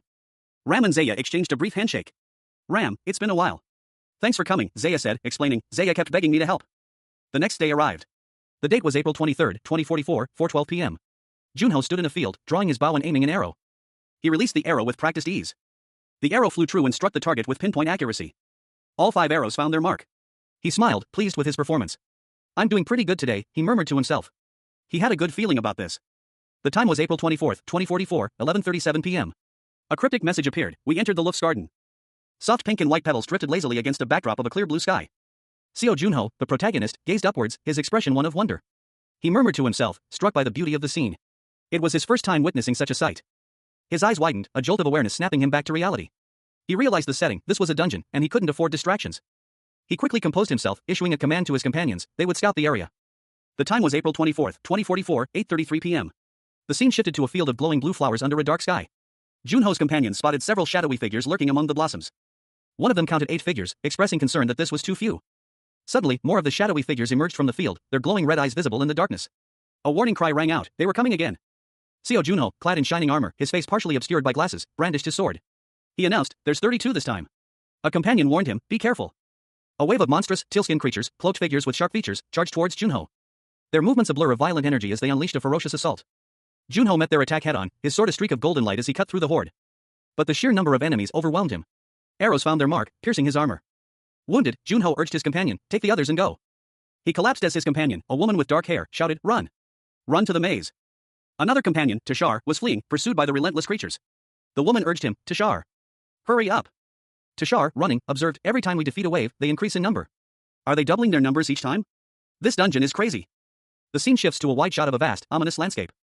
A vast, circular maze carves itself into a field of vibrant green, the sun casting a warm glow over the intricate pattern. Delicate pink petals scatter across the landscape, carried by a gentle breeze. Tashar, a man in shining armor, lies wounded on the ground, his breath ragged. His eyes, wide with pain, are fixed on something beyond the immediate scene. A cold sweat beads on his brow. His hand, still clad in metal gauntlets, grasps another's. With a final, strained effort, he whispers a plea, take care of my daughter. A moment later, silence hangs heavy in the air. A lone figure, cloaked in darkness, stands over Tashar's body. A single word escapes their lips, please. Seo Junho, along with two other figures, kneels beside the fallen warrior. The weight of grief is palpable. The scene shifts to a simple gravesite. Junho, his face etched with sorrow, pours water onto the freshly turned earth. Two other figures stand solemnly nearby, their expressions mirroring his grief. The date is April 25, 2044, 5:29 p.m. One of their comrades succumbed to their injuries. The weight of loss settles heavily upon them. Junho's face is a mask of silent anguish, tears streaming down his cheeks. The unspoken sorrow is almost unbearable. The sun begins its descent, painting the sky in hues of orange and red. The time is 7:12 p.m. Junho kneels before the grave, head bowed in prayer. As the last rays of sunlight fade, he utters a silent plea, O great Shiva, grant mercy unto us. Seo Junho, kneeling amidst a field of flowers as the sun sets, silently prays. His whispered plea is simple, that he may continue his record of the ongoing war against the Luft. He opens his eyes, the weariness etched deep into his features. Junho surveys the battlefield, his companions lie defeated around him, casualties of the relentless Luft onslaught. But he perseveres, picking up his diary to continue his grim chronicle. He writes of their recent victory against the fourth wave of Luft, a hard-fought battle that left many wounded. But the respite is short-lived, the fifth wave is already upon them, numbering over 120. Despite the overwhelming odds, Junho remains resolute, noting that only 40 Luft remain. He believes he can handle the remainder alone. He looks at his fallen comrade, a woman with dark hair, a grim determination hardening his gaze. And writes in his diary that tomorrow, they will leave this place. As he closes his diary, a silent prayer escapes his lips, a desperate hope that there will be no sixth wave. The aftermath of a brutal battle unfolded across a desolate, icy landscape. Shattered remnants of a conflict littered the ground, amidst a chilling, blue-tinged twilight.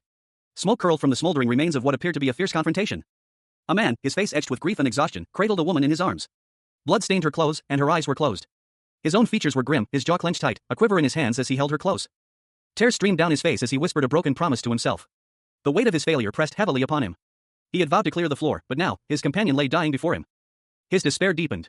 What was the point of continuing without her? The purpose of his quest seemed to vanish with her fading breath. But then, a surge of resolve hardened his gaze. He addressed his fallen friend, whispering her name, Tashar, before a steely determination settled on his face. It was time. He gripped a wicked-looking dagger, its blade gleaming ominously. A cold resolve filled his eyes as he declared it was time for her to die. A sudden, swift movement. A blur of motion as a figure attacked him from behind. He was caught completely off guard. The attacker, a mysterious figure cloaked in shadow, struck with deadly precision. A purple orb, radiating an ominous energy, fell from the dying woman's grasp. The man, his eyes wide with shock and grief, watched helplessly as the orb rolled away.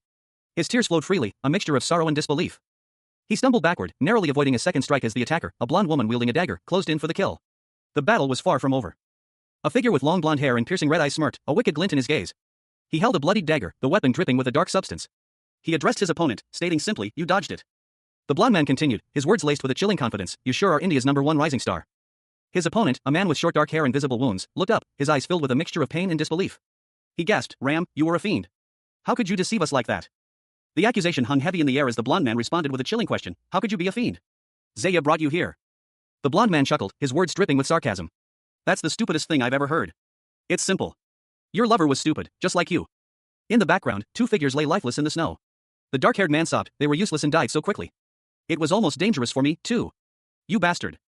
The blonde man's smile widened, his eyes still burning with an unnatural red glow. He addressed the dark-haired man, "Thanks for clearing it with me, Tashar." He continued, his tone shifting to a command, "Now give me the Tempest, and then you can join your teammates." Tashar's face contorted in silent agony, his teeth gritted in a silent scream of defiance. The blonde man, Ram, leaned in, his voice dripping with disdain. "What's with your face? You're scared of dying, is that it?" Seo Junho, his blonde hair whipping in the icy wind, stood defiantly against a towering, shadowy figure. The ground beneath them cracked and shattered, the frigid air swirling around them in a chaotic dance of blue and white. A stark contrast to the crimson stain blooming across the shadowy figure's arm. "Wow, I didn't expect you to run away." A voice sneered, but the other figure remained unmoved. "Well, it doesn't matter. You'll die from the poison anyway," he retorted, his tone devoid of emotion. A wave of dizziness washed over Junho. He stumbled, his vision blurring. A searing pain lancing through his arm. His eyes, usually a calm blue, burned with an angry red. Another figure, a man with dark hair and a quiver of arrows slung across his back, appeared, his own arm bleeding profusely. There was a sixth wave, he gasped, his voice strained. His hand trembling as he clutched at the wound. Damn it. I'm losing feeling in my arm, he muttered, his face contorted in pain. His eyes widened in despair. Not like this, he cried out, his voice filled with anguish. He stumbled through a forest, the vibrant green of the trees a stark contrast to the blue glow emanating from his wounded arm. He was desperate, fleeing from an unseen threat. He plunged into a shimmering portal, the ground crumbling beneath his feet as he disappeared into the unknown. Seo Junho, a young man with dark hair, stood alone by a dark, still body of water, his silhouette barely visible against the shadowy forest. A faint, ethereal glow emanated from his hand. He stumbled, his body weakened, leaving a trail of blood in the water. A look of dawning horror on his face as he whispered, "No. I can't die like this." Junho clutched his bleeding right arm, his face etched with pain. A quiver of arrows was strapped to his back. He muttered, "Shit." His right arm was numb from the poison. He realized that death was inevitable, whether from the poison or his wounds. With his remaining strength, Junho opened a worn notebook. Leaving a final message for his loved ones, "If someone finds this notebook, tell our families that we're sorry." Junho collapsed beside another figure, his body lifeless. A glowing blue orb lay nearby. His eyes, though closed, held a hint of unresolved determination. Seo Junho, his dark hair falling over his brow, meticulously examined an ancient tome. He ran a finger along the worn pages, a question forming on his lips, "Is that it?" He paused, a flicker of surprise crossing his features as he discovered more to the text. "Oh, there's a few more pages." Junho continued to read, his expression unreadable. A wave of somber reflection washing over him as he pondered the implications of the text. If his comrades were still alive, he wondered, would they have been able to clear the next floor? His gaze hardened. This was the fiend's fault. Junho furiously scribbled in his journal, his hand shaking with a mixture of anger and grief. Those damned fiends. A desperate prayer forming on his lips as he wrote. A plea to a higher power. "O great Shiva," he invoked, "let this Tasharvish become one with the eternal soul." His plea continued, a desperate wish for justice. "And let all those sinners be condemned to hell." With his final breath, he made one last request. "Someone, anyone," he begged, "to fulfill the vengeance of this dying warrior." Seo Junho, the frozen player, awoke after 25 years. His expression was one of quiet contemplation as he reviewed a worn book, a grim determination etched onto his features. A subtle nod of understanding crossed his face as he murmured, "Thanks. I figured it out." The book detailed a crucial piece of information, the number of enemies scaled with the number of players. A single figure was shown facing a single enemy, while a group of 4 faced a much larger horde. Junho realized that his solo run had been significantly easier because of the reduced enemy numbers. He had cleared the floor relatively easily. A wave of unease washed over him as he considered the implications of his friend's absence. If I came here with 3 others?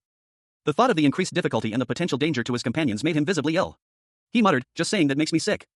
I don't want to think about it." He then selected an item from his inventory. Junho found a powerful-looking weapon, a relic from his past battles. He knelt beside it, his gaze fixed on the glowing blue energy emanating from its core. He decided to take it with him, stating, "I'll borrow it for a bit." He quickly added, "It's not like I'm taking it as payment or anything," as he picked up the weapon and prepared to leave. A determined glint appeared in his eyes as he set off, a silent vow forming on his lips, "Your revenge on those damned fiends."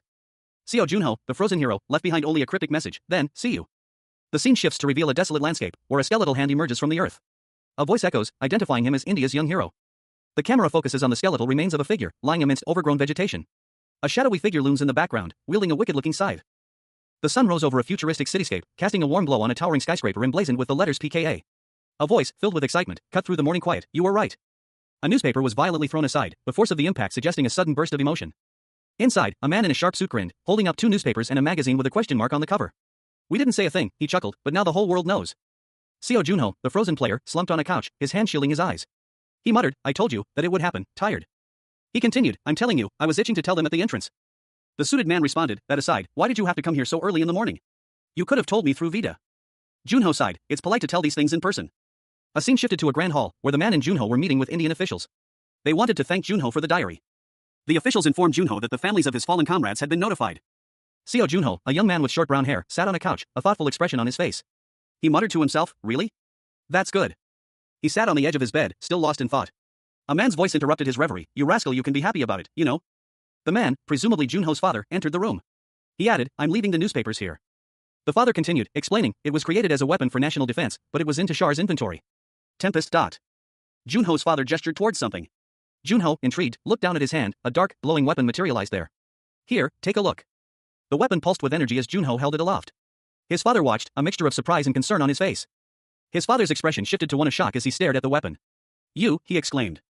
The father's voice boomed, filled with disbelief and alarm, "Are you crazy?" Junho's father's face was contorted in disbelief. He demanded, "Why is it in your hands?" Seo Junho, his ears ringing, found himself the subject of an intense interrogation.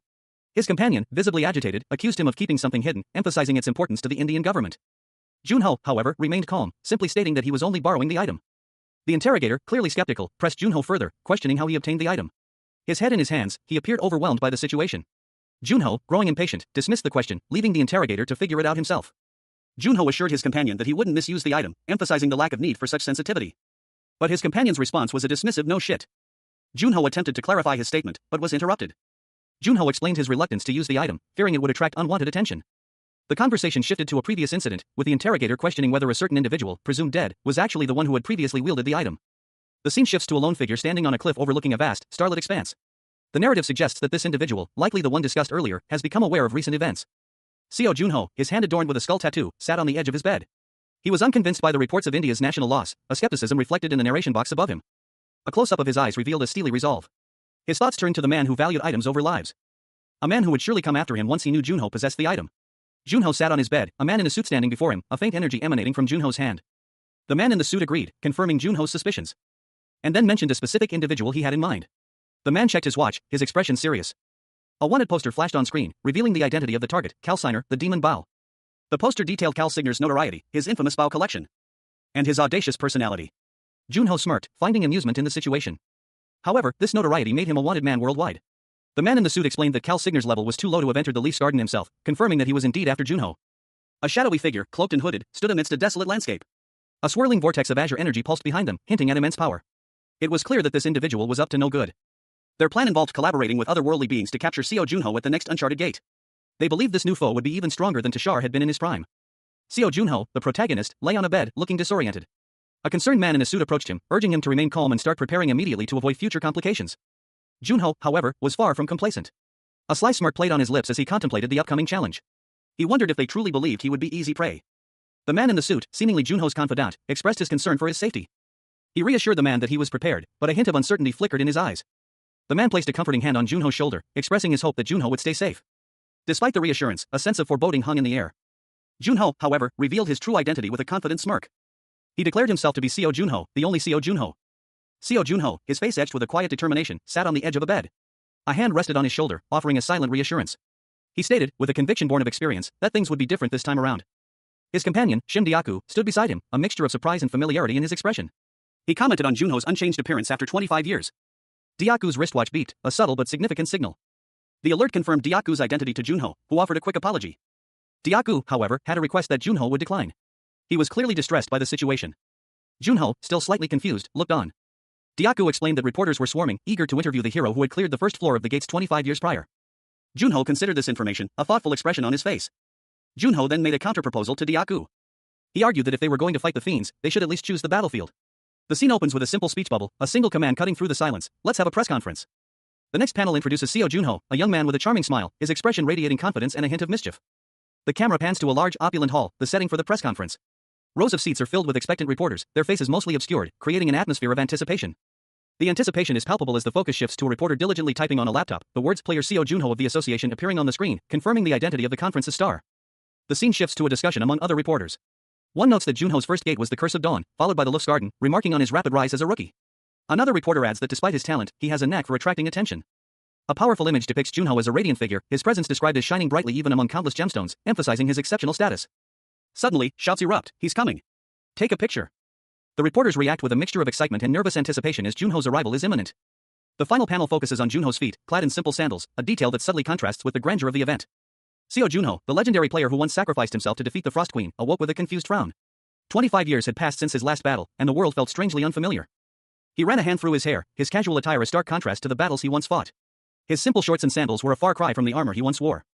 The murmurs of the crowd reached his ears as he stood before them, a press conference awaiting. Whispers of disbelief and awe filled the room. Junho himself wondered at his appearance. He felt a pang of self-consciousness. It's annoying now, he thought, remembering the times he had to dress up for important events. The casual attire felt out of place. With a confident smile, Junho announced his identity to the assembled press. "I am Seo Junho," he stated, "and I'll be holding a press conference for 30 minutes, starting now." A reporter, his face a mixture of surprise and skepticism, watched Junho. The questions began to fly.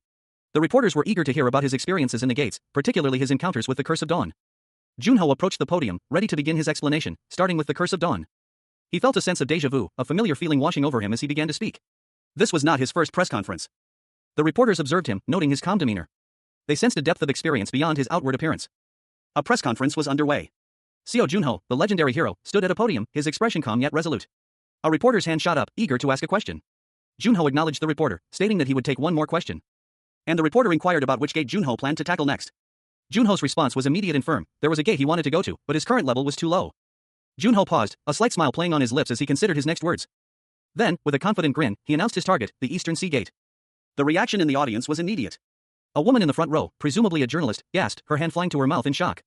Her eyes widened, reflecting a mixture of surprise and disbelief.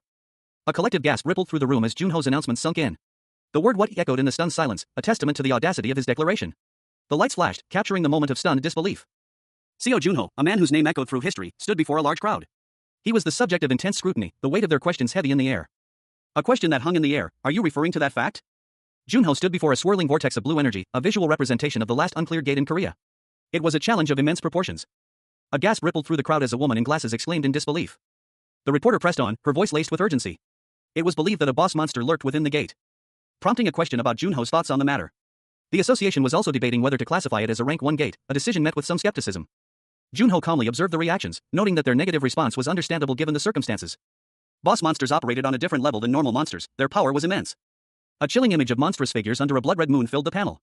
These creatures were not merely powerful, some even commanded other monsters as their servants, acting as their king. But Seo Junho, a young man with a determined glint in his eyes, contemplated his next move. He mused that if he were to face a boss monster, he would undoubtedly emerge victorious. A confident smile played on his lips as he declared his unwavering belief in his own abilities. Elsewhere, a man reviewed a news article about Junho's recent exploits, his brow furrowed in thought. He commented to a colleague that the media was making a significant fuss over a rookie, highlighting the significance of the uncleared gates.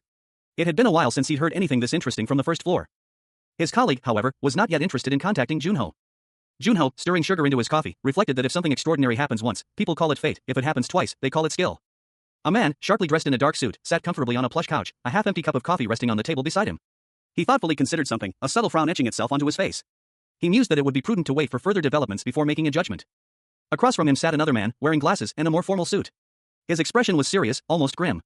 He seemed to be contemplating something significant, his silence heavy with unspoken implications. He simply nodded, a quiet understanding passing between them. The conversation shifted, focusing on a particular individual, player Seo Junho. The implication hung in the air: if he were to achieve another feat of extraordinary skill, he would receive a personal invitation from Shin Sung-hyun, the leader of Goblin, the top guild in Korea. Seo Junho, a young man with dark hair, sat reviewing a stack of papers. His expression was one of quiet contemplation, a hint of weariness in his eyes. He presented the documents to the man in the suit, who quickly scanned them. The man in the suit rejected one, then another, commenting on their quality.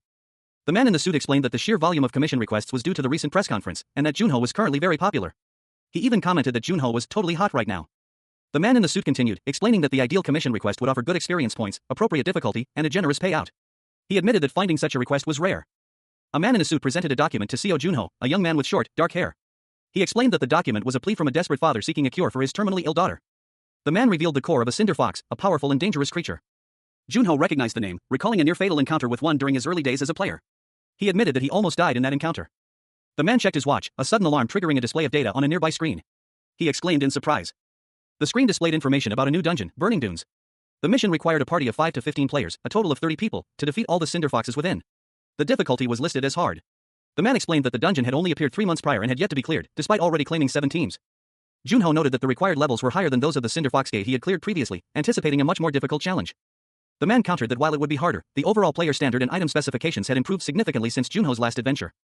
Junho, however, observed a lack of skilled players since his return from his long cryogenic sleep. Despite his concerns, Junho decided to assess his skills by taking on the Burning Dunes challenge. Seo Junho, a young man with dark hair, sat pensively. He was informed that a recent commission was actually from a friend, prompting a questioning look in the unspoken query, which friend? The conversation shifted to Choi Man-hyuk's son, revealing that the man actually had a second son named Choi Pil-ho. Junho, still looking thoughtful, sat across from another man in a formal setting. The scene suggested an important meeting was about to begin. A woman with shoulder-length brown hair, elegantly dressed in business attire, entered the room. She inquired about the reason for the meeting. The woman, Miss Cha Si-eun, stood poised and expectant, awaiting an explanation for her summons. Miss Cha Si-eun was formally introduced as Seo Junho's new secretary and manager. Junho internally mused about the unusual situation, acknowledging that even for a rookie of his fame, the president's constant involvement seemed suspicious. Junho and Miss Cha Si-eun shook hands, a formal agreement silently passing between them. A superior instructed Junho to work closely with Miss Cha Si-eun, highlighting her capabilities and the likelihood of Junho relying on her in the future. Junho acknowledged the instructions with a simple understood. A woman's voice cuts through the quiet, her question directed at Seo Junho. Mr. Seo Junho, do you know much about the Myungo Group? Junho, seated beside the woman in a car, replies, confirming his knowledge of the Myungo Group. He notes their prominent position in Korea and their reputation for financial success and a clean public image. Their life appeared perfect, a picture of wealth and stability, free from scandal. But this idyllic facade is shattered. Tragedy strikes the Myungo family. The narrative shifts to Choi Pil-ho's eldest daughter, who has been diagnosed with Ninine severance syndrome, a life-threatening illness. The woman explains that Ninine severance syndrome is an innate disease affecting individuals with high yin energy. The only known treatment involves transplanting high yang energy to prolong their lifespan. One potential cure involves the Cinder Fox's core. 29 years prior, Spectre Nim, the greatest player of his time, hunted the Cinder Fox and verified the effectiveness of its core as a treatment. Junho, hearing this, expresses his admiration for Spectre Nim. The woman expresses her sympathy for Junho's past experiences. A white car pulls up before a traditional-style Korean house, its wooden gate closed. Seo Junho, the protagonist, approaches the gate, his back to the viewer. He appears pensive. A woman, presumably Junho's companion, steps out of the car and asks him if he has been here before. He replies that he has. The woman suggests she will go in first to make sure everything is alright. Junho waits by the car. The woman confirms Junho's identity, addressing him by name. Junho enters the gate, where he is greeted by two men. One of them is Choi Pilho. Choi Pilho introduces himself, stating that he has been waiting for Junho. Junho's companion is surprised to see him interacting with Choi Pilho in person. Junho confirms his identity and expresses his honor at meeting Choi Pilho. Choi Pilho refers to Junho as the hero who cleared the uncleared gates, ensuring the safety of the citizens. Junho appears thoughtful, seemingly surprised by this. Seo Junho's hands trembled as he felt the warmth of another's touch, a stark contrast to the icy grip of his decades-long slumber. A warmth that slowly brought him back to the world of the living. He was still disoriented, his expression a mixture of confusion and concern. An elderly man, tears streaming down his face, pleaded with Junho, his voice choked with emotion, "Please save my dear Heesun from this wretched disease." Junho, despite his own bewilderment, felt a surge of empathy. He grasped the man's hand, a silent promise of aid. A gesture of hope in a world irrevocably changed by his absence. The man bowed deeply, his gratitude palpable. The scene opens with a conversation outside a traditional-style gate. A woman explains that to proceed, a specific item is needed, the Cinder Fox's core. A man reports that after extensive research, he found a case in France where full recovery was attributed to this very core. An older man, cutting straight to the point, offers a substantial commission fee of 15 billion won, approximately $13 million, for obtaining the core. He further promises to provide any necessary items or materials for the task, promising to acquire anything else they might need. The woman considers the lucrative offer, but ultimately declines, stating that the commission, while generous, is not enough. The older man is shocked by her refusal. A young man, seated beside her, remains impassive. An older man, his face etched with worry, proposed a deal to a younger man. 30 billion, he offered, his voice strained. The younger man, however, remained unmoved. He countered, his expression firm, 10 billion is more than enough. A woman, seated nearby, observed the exchange with a mixture of apprehension and curiosity. Her brow furrowed slightly, her gaze shifting between the two men. The older man's expression hardened. He seemed to weigh the young man's words, a silent battle playing out behind his eyes. A narration box explained a past event. When Spectre Nim accepted an offer from the French commissioner, he only requested 100 million. The commissioner, desperate to save his daughter, was willing to give up all his assets, but Spectre Nim refused. The younger man, his hand outstretched, declared, "My reason is the same as his." Outside, a conversation unfolded between two men. One, his face obscured by shadow, admonished the other, who was visibly distressed, "You shouldn't take advantage of someone who wants to save their family." The distressed man, tears streaming down his face, looked up at his companion, his expression one of profound regret and desperation. A wide shot of a city skyline, dominated by a tall building with the letters PKA prominently displayed on its side. The younger man, now standing by a car, instructed his companion, "I'll park the car. You should go on ahead." Secretary Cha, a woman with shoulder-length brown hair, sat in a car, a thoughtful expression on her face. She pondered aloud, questioning if her companion had heard the rumors surrounding Spectre Nim. Specifically, the story from the association president. Her companion, a young man with short, spiky brown hair, responded with a hesitant well, before explaining that President Shim Diak-gu was Spectre Nim's close friend. The conversation continued, with the young man asking Secretary Cha if she believed the story. He pointed out that Spectre Nim was known for being cold and mechanical. Secretary Cha disagreed, stating that someone as warm-hearted as Spectre Nim would have acted in the way described in the story. The young man, still skeptical, questioned whether Spectre Nim was truly warm-hearted. Secretary Cha affirmed her belief, stating that she was even more convinced after hearing his account. The young man then revealed a crucial piece of information: Spectre Nim had witnessed his parents' deaths firsthand. The commissioner had offered him 10 billion won. He continued, suggesting that if Spectre Nim hadn't been deeply affected by this tragedy, he wouldn't have even considered a price for saving others. Someone who couldn't save their own family wouldn't want others to experience the same pain. He concluded that only Spectre Nim himself knew the full truth of the matter. The young man chuckled softly, the scene ending on a somewhat ambiguous note. A man with a kind smile and a neatly trimmed haircut inquired about Miss Cha Seun's well-being. He explained that he had only spent 2 hours with her, but she was quite skilled at giving briefings. He continued, emphasizing that her true value would soon become apparent. She possessed the skills to work for a renowned guild or a major corporation, even with just her specifications. The conversation shifted as a young man, dressed in a casual hoodie, asked where they were. His companion, still smiling, chided him for changing the subject due to embarrassment. The man in the suit then placed his hand on a glowing, circular scanner. A young man with dark hair, wearing a hooded cloak, emerged from a dark corridor into a brightly lit room. He was advised to take something useful with him. The room contained a display of various weapons, gleaming with an ethereal light. The man in the suit explained that in the past 25 years, technology had advanced tremendously. New weapons had been crafted from unimaginable materials, and the traditions of the players had changed. The man offered the young man a sleek, modern sword, a stark contrast to the older weapons on display. Seo Junho, his gray hoodie pulled up, presented a sleek, silver sword to a sharply dressed man. The man, his expression one of polite curiosity, questioned, "On the sword?" Junho turned the sword over in his hands, a faint purple energy swirling around the blade. The energy intensifying as he channeled his magic. A surprised expression crossed his face as the sword glowed brightly. He explained that even a small amount of magic would create an artificial key sword, easily piercing an orc's hide. Junho demonstrated, his fingers moving with practiced ease, showing how the same principle could create a magic bomb. The man, skeptical, questioned if modern players only used such weapons. He countered that high-tech weapons were extremely efficient, so their use wasn't surprising. The conversation shifted to the weapons used by high-ranking players, specifically those known as rankers. The man noted that rankers typically used custom-made weapons, expressing uncertainty about the implications. The final panel showed a vision of a powerful, ethereal being, seemingly frozen in time, suspended within a swirling vortex of ice and snow. Seo Junho, his back to the viewer, walked through a blizzard-swept landscape. His silhouette was stark against the swirling snow, a long sword held loosely in his hand. He muttered to himself, deeming his current weapons useless against the challenges ahead. Against monsters capable of tearing apart a player's magic with ease. His face was partially obscured by a dark mask, his eyes narrowed in grim determination. A flashback sequence showed a conversation between Dyaku, a level 1 player, and a level 1 slime. Dyaku questioned why weaker monsters appeared at lower levels. The slime explained that it was to prevent players from dying by facing overwhelming odds early on. The flashback continued, revealing Seo Junho's stats, significantly reduced from his original strength due to his long cryogenic sleep. The system, it seemed, was designed to allow players to grow by facing opponents with similar stats, ensuring they could defeat stronger enemies later with accumulated strength and experience. Junho found this ironic. Junho, now in the present, listened intently as someone explained the system's design. The goal was to allow players to gradually increase their strength and experience by facing progressively challenging opponents. His conversation partner, a man in a suit, questioned the effectiveness of Junho's weapons against stronger monsters. The man explained that players relying solely on high-tech weapons rarely achieved greatness. These weapons were merely cost-effective for clearing gates of similar levels. Junho, surprised by this revelation, showed a thoughtful expression. A crate containing several weapons, including a long sword, sat in a dimly lit room. Junho picked up the sword, prompting his companion to comment on its unusual material. Junho explained that while it was made of new materials, it proved ineffective and was therefore stored away. Seo Junho, the frozen hero, awoke to a world drastically changed. He reacted instantly, a blade of energy materializing in his hand as he muttered, "Really?" The energy blade sliced through the air, a blur of motion as he engaged an unseen foe. Continuing his attack with brutal efficiency. The speed of his movements was almost impossible to follow. The scene shifted to reveal a room filled with an array of modern weaponry, a stark contrast to the magical artifacts Junho was accustomed to. A man in a suit watched from behind a glass partition, his face a mask of stunned disbelief. He could only stammer. His internal monologue revealed his thoughts, the world really has become fun. Junho, having dispatched his opponent, turned, a smirk playing on his lips. He commented, with players' growth being hindered by those toys. The sun shone brightly, a symbol of a world reborn, yet. A sense of unease lingered as surveillance cameras were shown, their lenses focused on Junho.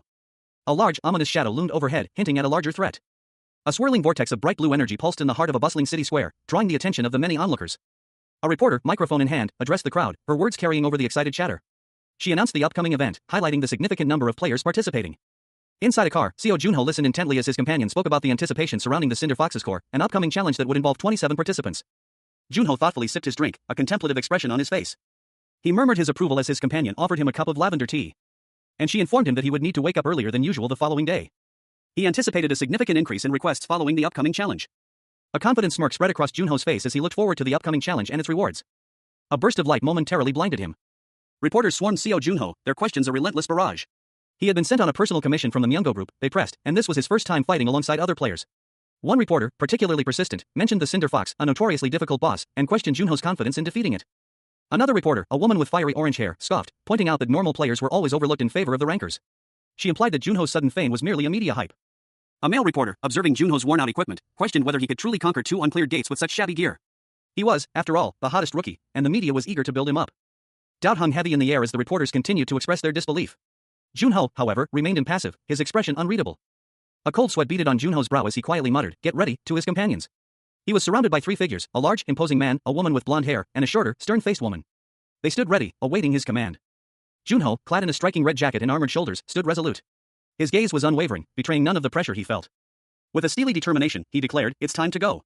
A swirling blue portal opened before them, beckoning them forward. The timestamp read 11:28 a.m., Burning Dunes Gate entrance. The manga opens with a sweeping vista of a desolate, sun-baked desert landscape. The heat shimmers off the sand dunes, promising a harsh environment.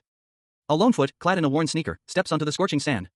The perspective shifts to reveal Seo Junho and his companions emerging from a swirling portal, their expressions a mixture of surprise and apprehension. Junho mutters a curse, recognizing the harsh terrain. The intense heat immediately becomes a topic of conversation among the group. One of Junho's companions, exasperated by the conditions, pleads for attention. A new figure appears, causing a stir among the group. One of Junho's companions wonders aloud who this newcomer is. The newcomer, Cha Minwoo, introduces himself as a member of the Chonghae Guild, a high-ranking organization. The mention of Chonghae elicits a surprised reaction from Junho's companions. They recognize the guild's reputation for elite members. Minwoo continues, explaining that attempting to conquer the gate alone is dangerous and impractical. He proposes a collaboration. Minwoo's proposal involves a significant financial incentive, 10 million won for those who cooperate with his guild. The Chonghae Guild's offer is clarified. They will pay 10 million won to anyone who follows their instructions during the conquest, but they intend to claim the Cinder Fox's core as their reward. Junho's companions react with disbelief and suspicion to the guild's true intentions, questioning their plan to retrieve the core without the help of Chonghae. A bald man, his face etched with wariness, addressed a young woman with fiery orange hair. He explained that their guild was trying to be generous in their offer, but if anyone changed their mind, the compensation would be reduced to a mere 5 million won. The woman's response was immediate and enthusiastic. Several other individuals, a diverse group of adventurers, also voiced their acceptance, one even asking for drinking water upon joining. A lone figure, clad in dark clothing, walked away from the group, his footsteps echoing in the desolate landscape. The figure's back was to the viewer, his footsteps leaving distinct prints in the sand. Another individual, partially obscured, watched him go. The watcher, a young man with dark hair, approached the departing figure, questioning his decision to not join the group. The lone figure, Seo Junho, simply stated that he planned to proceed alone. Junho's resolve was unwavering as he turned away from the group, leaving them behind in the vast desert. Two members of the group, observing Junho's departure, discussed his reputation, noting that the rumors of his genius might have been exaggerated. The team leader dismissed any concerns about Junho, questioning when he had ever expressed such worries. With Junho's departure, the remaining team members prepared to move forward, their determination evident as they looked towards the bright sun and the vast expanse of the desert ahead. Seo Junho, his body still bearing the chill of his 25-year slumber, stepped onto the scorched earth. The landscape a stark contrast to the frozen hellscape he remembered. He surveyed the desolate dunes, his gaze distant and thoughtful. Junho's thoughts turned to the mission ahead. He recalled the legend of the Cinder Fox, a creature of immense power. A monstrous entity, part beast, part myth, its power growing with each passing millennium. A being capable of commanding legions of Firefox soldiers, its strength tied to the number of tails it possessed. Junho, aware of the unknown number of tails this particular Cinder Fox possessed, knew he needed a strategic advantage. He began to scout the area, searching for the perfect vantage point to initiate his attack. But his reconnaissance was interrupted. A sudden movement caught his eye. Another survivor, a man in a red jacket, appeared, drawing his sword with surprising speed. And the Cinder Fox emerged from the sand, its terrifying form a testament to its immense power. A wave of fiery orange engulfed the scene as a pack of firefoxes descended upon the heroes. Their snarls echoed through the air, a chilling prelude to the impending attack. The team braced themselves, their leader's voice cutting through the chaos. Firefoxes. Don't panic, and follow our lead. The vice leader, amidst the chaos, quickly assessed the situation. Approximately 30, he shouted, his voice strained but resolute.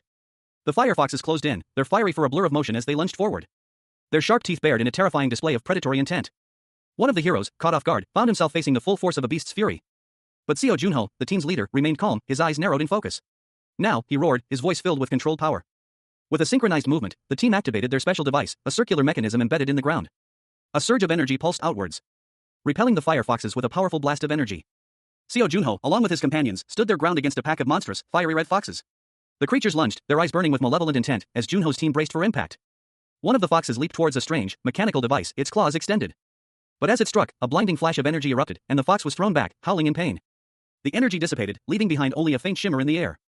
As more foxes charged, only to meet the same fate. Junho's team watched, a mixture of surprise and grim determination etched on their faces.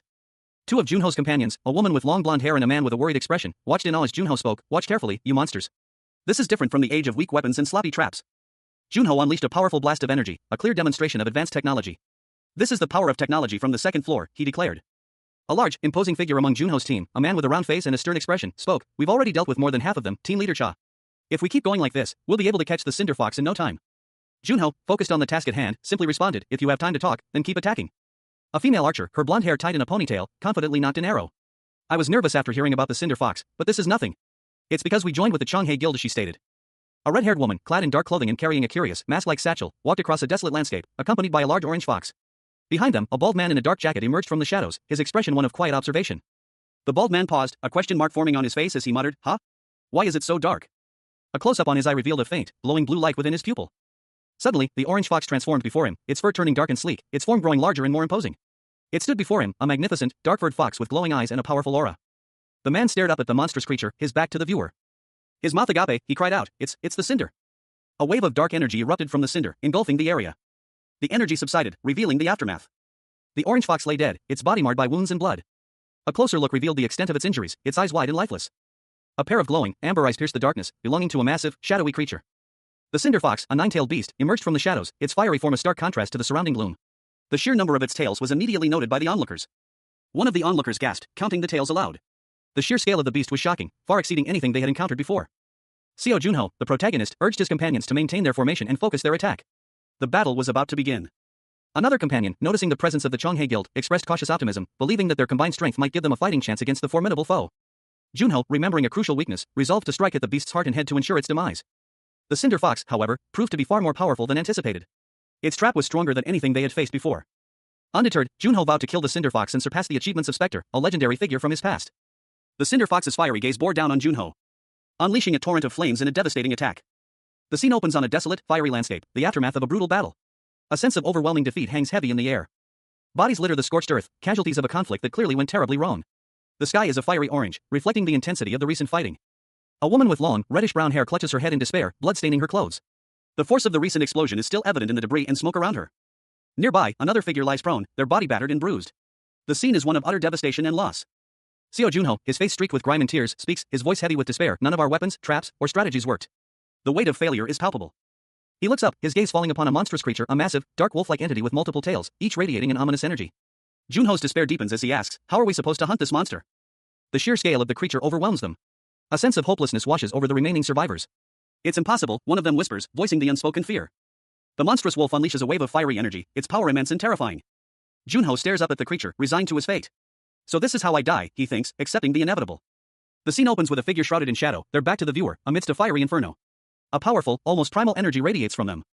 Seo Junho, the legendary hero, stands amidst the chaos, his form silhouetted against the flames. Beside him, another figure kneels, clearly injured and exhausted. The injured man, his face streaked with grime and blood, weakly calls out Junho's name. He desperately urges Junho to move, warning him of impending danger. The air crackles with energy, the threat palpable. Junho, seemingly unfazed, calmly responds with a single word, fine. The injured man's eyes widen in disbelief. As a fiery, monstrous beast erupts from Junho's body, its roar shaking the very ground. The beast, a magnificent hellhound of fire and fury, unleashes a devastating blast of energy. A wave of searing heat engulfing everything in its path. The injured man is thrown back by the force of the blast, his final words a gasp of despair, this is the end. Junho, now seemingly in control of the fiery beast, channels its power, a brilliant, ethereal blade materializing in his hand. He prepares to strike. The scene ends with Junho, his face grim, his eyes fixed on an unseen foe, ready to face whatever comes next. Seo Junho's eyes snapped open, his vision blurry but his mind sharp. A wave of disorientation washed over him as he struggled to recall the last moments before the endless darkness. He felt the familiar weight of his sword in his hand, the cold steel a stark contrast to the fiery landscape surrounding him. A grim realization dawning on him, they were doomed from the start. The battle against the Frost Queen had been a Pyrrhic victory. The aftermath of the battle was a scene of devastation. Junho's companions lay scattered around him, their bodies lifeless. A lone figure, cloaked in shadow, watched the carnage with a chilling indifference. Is it satisfied with just this, he wondered, his voice barely a whisper. Another survivor approached, his voice laced with urgency. We should tend to the survivors and go, he urged, his eyes darting nervously around the battlefield. How about you? Junho offered a grim smile.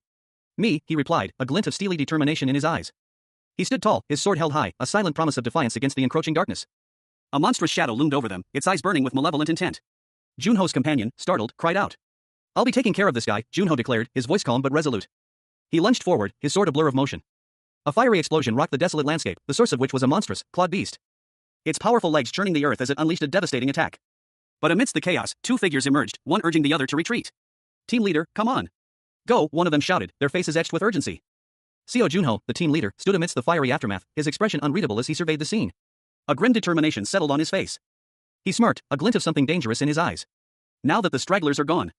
Shall we have some fun, he mused, his hand resting on the hilt of his glowing sword?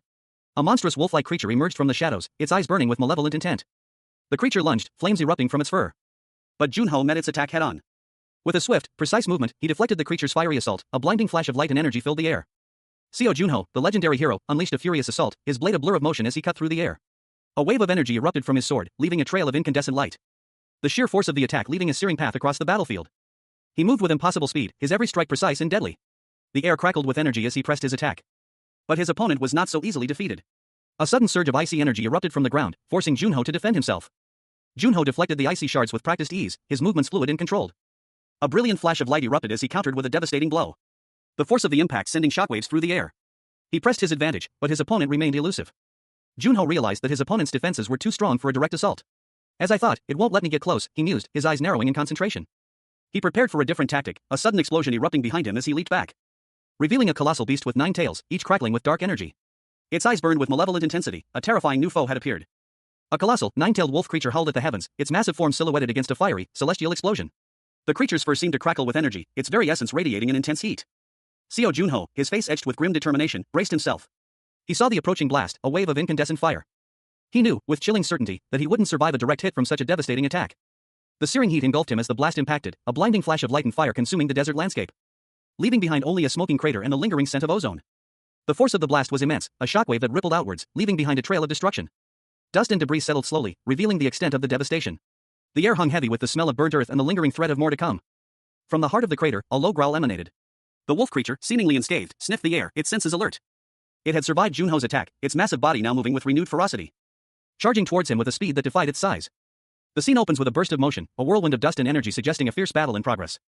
A massive, 9-tailed fox-like creature loomed over Seo Junho, its eyes burning with malevolent intensity. Junho, clad in dark attire, braced himself, his weapon a simple yet sturdy sword. He lunged forward, his sword flashing as he aimed a blow at the creature's head. The impact sent a shockwave through the ground, but the beast barely flinched, letting out a guttural "uck" as it barely registered the attack. The force of the counterattack sent Junho flying backward, engulfed in a fiery explosion. He crashed to the ground, his body battered and bruised. The nine-tailed fox retaliated with a fiery blast, its fur ablaze as it unleashed a torrent of flames. Junho, despite his injuries, found his footing. He slammed his foot down, shattering the ground into icy shards, and launched himself into the air, his sword trailing behind him, leaving a trail of icy energy. He was using the cinder, a new technique. A narration box explained that the fox's strength increases with the number of its tails. Junho's attack focused on reducing that number. His sword glowed with icy blue energy as he prepared for another strike. He unleashed another powerful attack, aiming to sever one of the fox's tails. A colossal, frost-wreathed beast lunged, its icy breath a blizzard of razor-sharp shards. But Junho, the frozen player, met its attack with a burst of energy, shattering the icy assault. A swift counterattack that sent the creature reeling. He moved with the practiced grace of a seasoned warrior, his blade a blur. Junho smirked, a glint of confidence in his eyes. He observed that as the beast's power waned, its attacks would weaken as well. A swirling vortex of crimson and white energy pulsed in the center of a city square, drawing the attention of onlookers. Two young men, huddled near a makeshift camp, watched the spectacle with a mixture of apprehension and concern. One of them sighed, noting that it had already been 10 hours since a group of players had entered the vortex.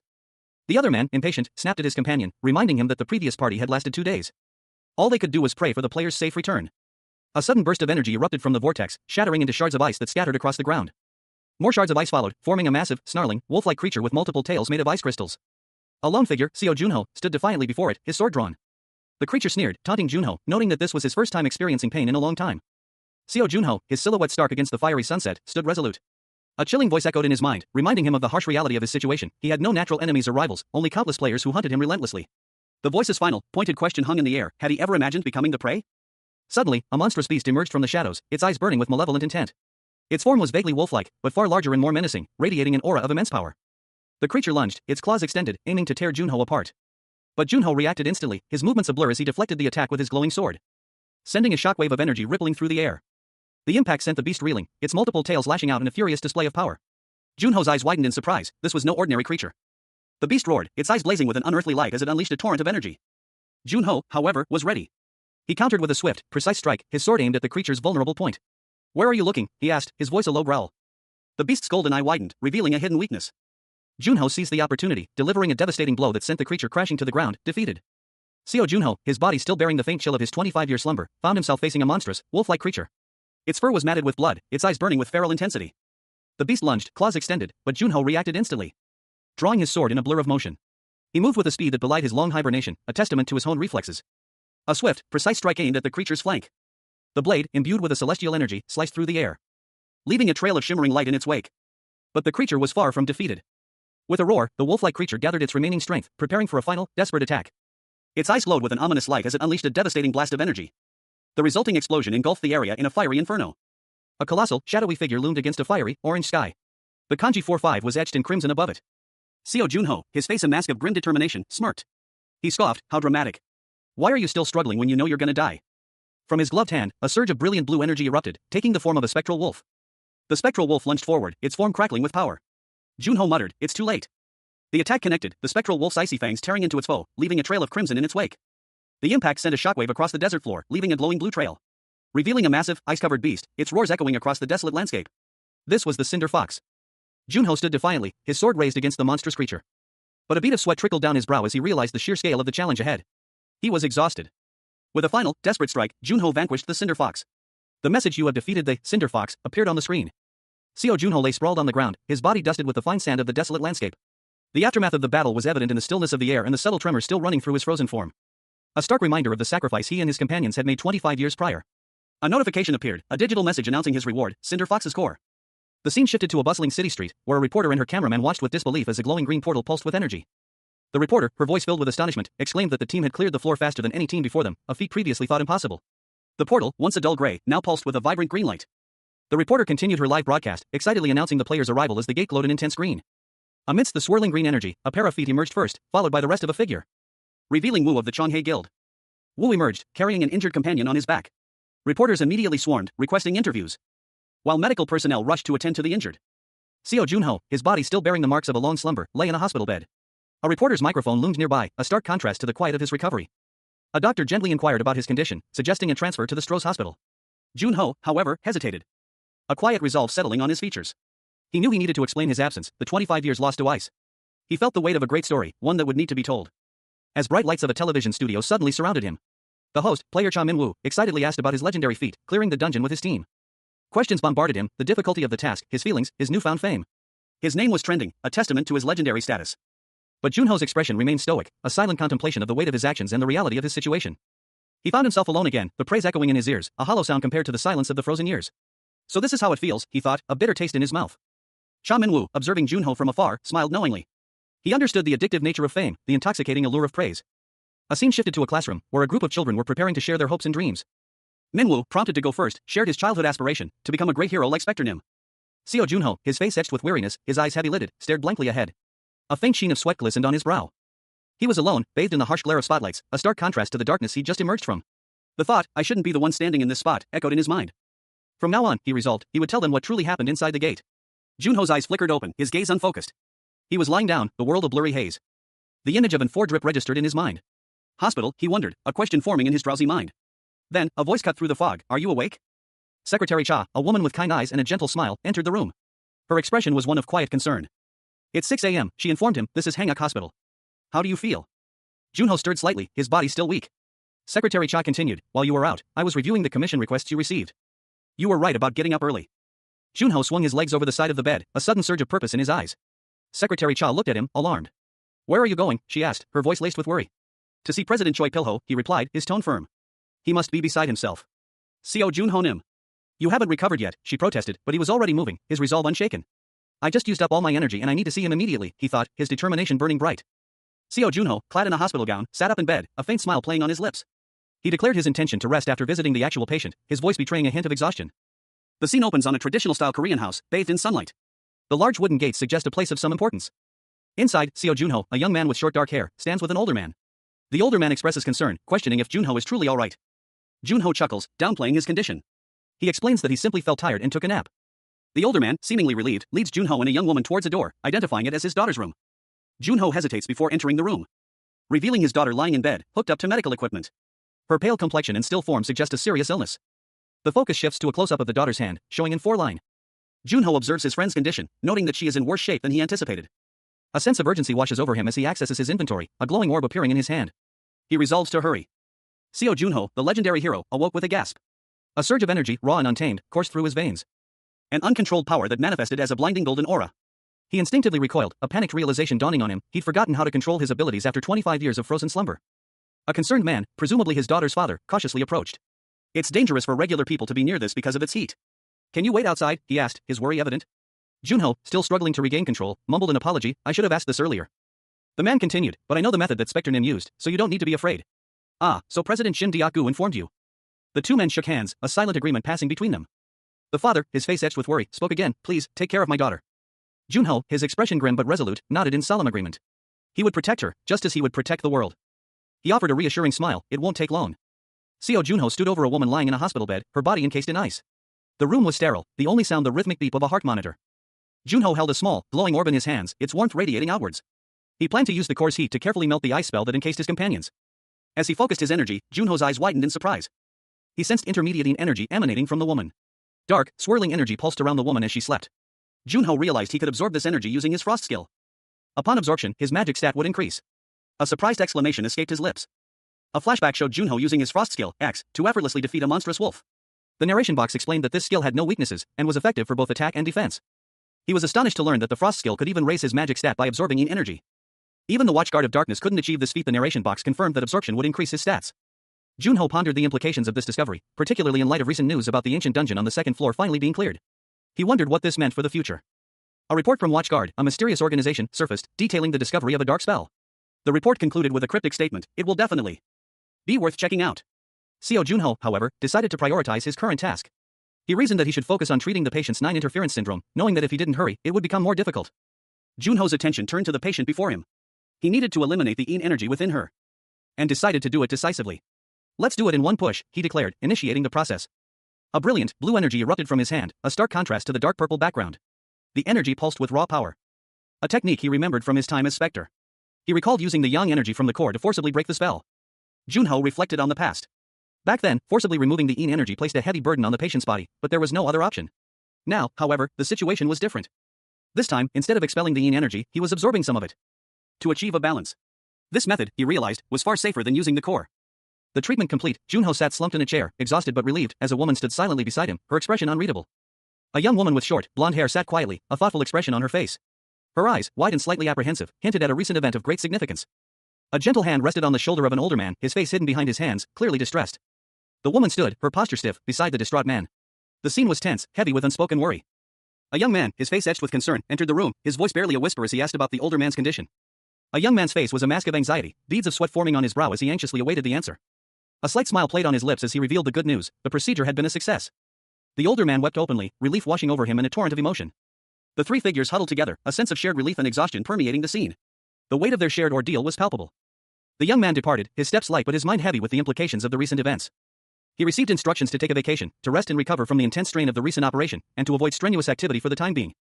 Seo Junho, the defrosted hero, sat in the back of a car, a thoughtful expression on his face. His secretary, Cha, drove expertly through the city's nightlights.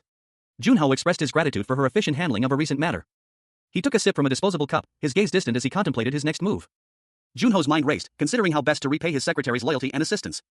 Later, Junho met with an older man, presumably a superior or associate. He considered offering more compensation, but decided against it. He believed a simple thank you was sufficient, and explained his decision. The older man smiled knowingly, accepting Junho's words. Junho then made a request for assistance, should the need arise. The scene shifted to showcase the Myeongo Group, Korea's #1 company, and its vast influence across the nation. The narration box revealed a crucial detail: Choi Pilho's eldest son, the guildmaster of the Scarlet Tower, is the Myeongo Group's secret weapon, ranking 5th among the country's most powerful entities. Junho assured the older man that he would use this powerful connection carefully, ensuring it wouldn't damage the Myeongo Group's reputation. The older man chuckled, assuring him that all he needed to do was ask. The scene opens with a nighttime view of a futuristic city, a tall building with the initials PK illuminated against the dark sky. A voiceover explains that Seo Junho is considered a savior by a family. Inside a modern office, President Choi Pilho sits at his desk, looking pleased. He explains that he just finished a call and is feeling giddy because his daughter is recovering. Pilho turns to Seo Junho, who is sitting on a nearby sofa, and asks about his physical condition after his long cryogenic sleep. Junho reports only mild muscle aches. Pilho, surprised by Junho's quick recovery, suspects he might be using performance-enhancing drugs. Junho denies this, explaining that he has significantly leveled up and gained many recovery skills during his frozen state. Junho demonstrates his enhanced abilities by manifesting a glowing orb of energy in his hand. Pilho's eyes widen in shock. Pilho recognizes the energy as the Cinder Fox's core, surprised that Junho used it to heal his daughter without telling him. Junho explains that he absorbed some energy using his frost skill. He demonstrates this by creating another orb, this time imbued with icy energy. Pilho is astonished by this revelation. Junho continues, explaining that the absorption not only healed his daughter but also increased his magic stat. Pilho is incredulous. Pilho contemplates the implications of this new ability, realizing the vast potential it holds. Seo Junho, the frozen player, sat on a couch, a small orb of energy glowing in his hand. He contemplated its potential, a faint smile playing on his lips. His companion, a man in a suit, watched him curiously. Junho explained that he could absorb energy from items, not just cure diseases like the 9 severance syndrome. The man, pleased, simply told him to find a suitable item. A new concern arose: the 9 severance syndrome's energy was classified as intermediate. Junho sensed this intermediating energy emanating from the orb in his hand. Junho questioned whether absorbing energy from normal items would be ineffective against this intermediate level of energy. His companion grimly agreed, stating that it was probably the case. Junho, understanding the situation, decided to search for suitable items. He referred to the search as looking into the market. The man warned him to avoid causing trouble. Junho, however, seemed unconcerned, mentioning that it had been a while since he'd been in the player market. The scene shifted to a night sky, the man's voice echoing in the distance, cautioning Junho against causing trouble. Junho's internal monologue questioned what made the man think he would cause trouble. The narration box introduced the player market, an offline market with multiple locations worldwide. A place where one can buy information and various items from gates, making it a popular attraction even among non-players. Two young women chatted animatedly as they browsed through the market's wares. While Seo Junho, the protagonist, walked among them, his thoughts drifting to the past. He mused about how much the Insadon location had changed since his last visit. It used to be desolate, with everyone focused on survival. But now, it's become a lot livelier. A smile touched his lips as he observed a family enjoying the bustling atmosphere. He was glad to see the city thriving again, but his business lay elsewhere. He had matters to attend to at the black market. The scene opens with a view of a dark, starlit sky, hinting at a nighttime setting. A young woman with long, flowing blonde hair, a mischievous grin on her face, is shown in the center of the panel. She is surrounded by a swirling, icy aura, and her hands are outstretched, as if she is controlling the magical energy. The words "everything's freezing" appear twice in stylized text above and below her. Two figures are seated in a movie theater, watching the scene unfold on screen. One is a young man, munching on popcorn, and the other is a young woman, sipping from a drink. The man comments that it won't melt anymore. The focus shifts to the two individuals in the theater. The woman points to a specific seat, whispering, "Here it is."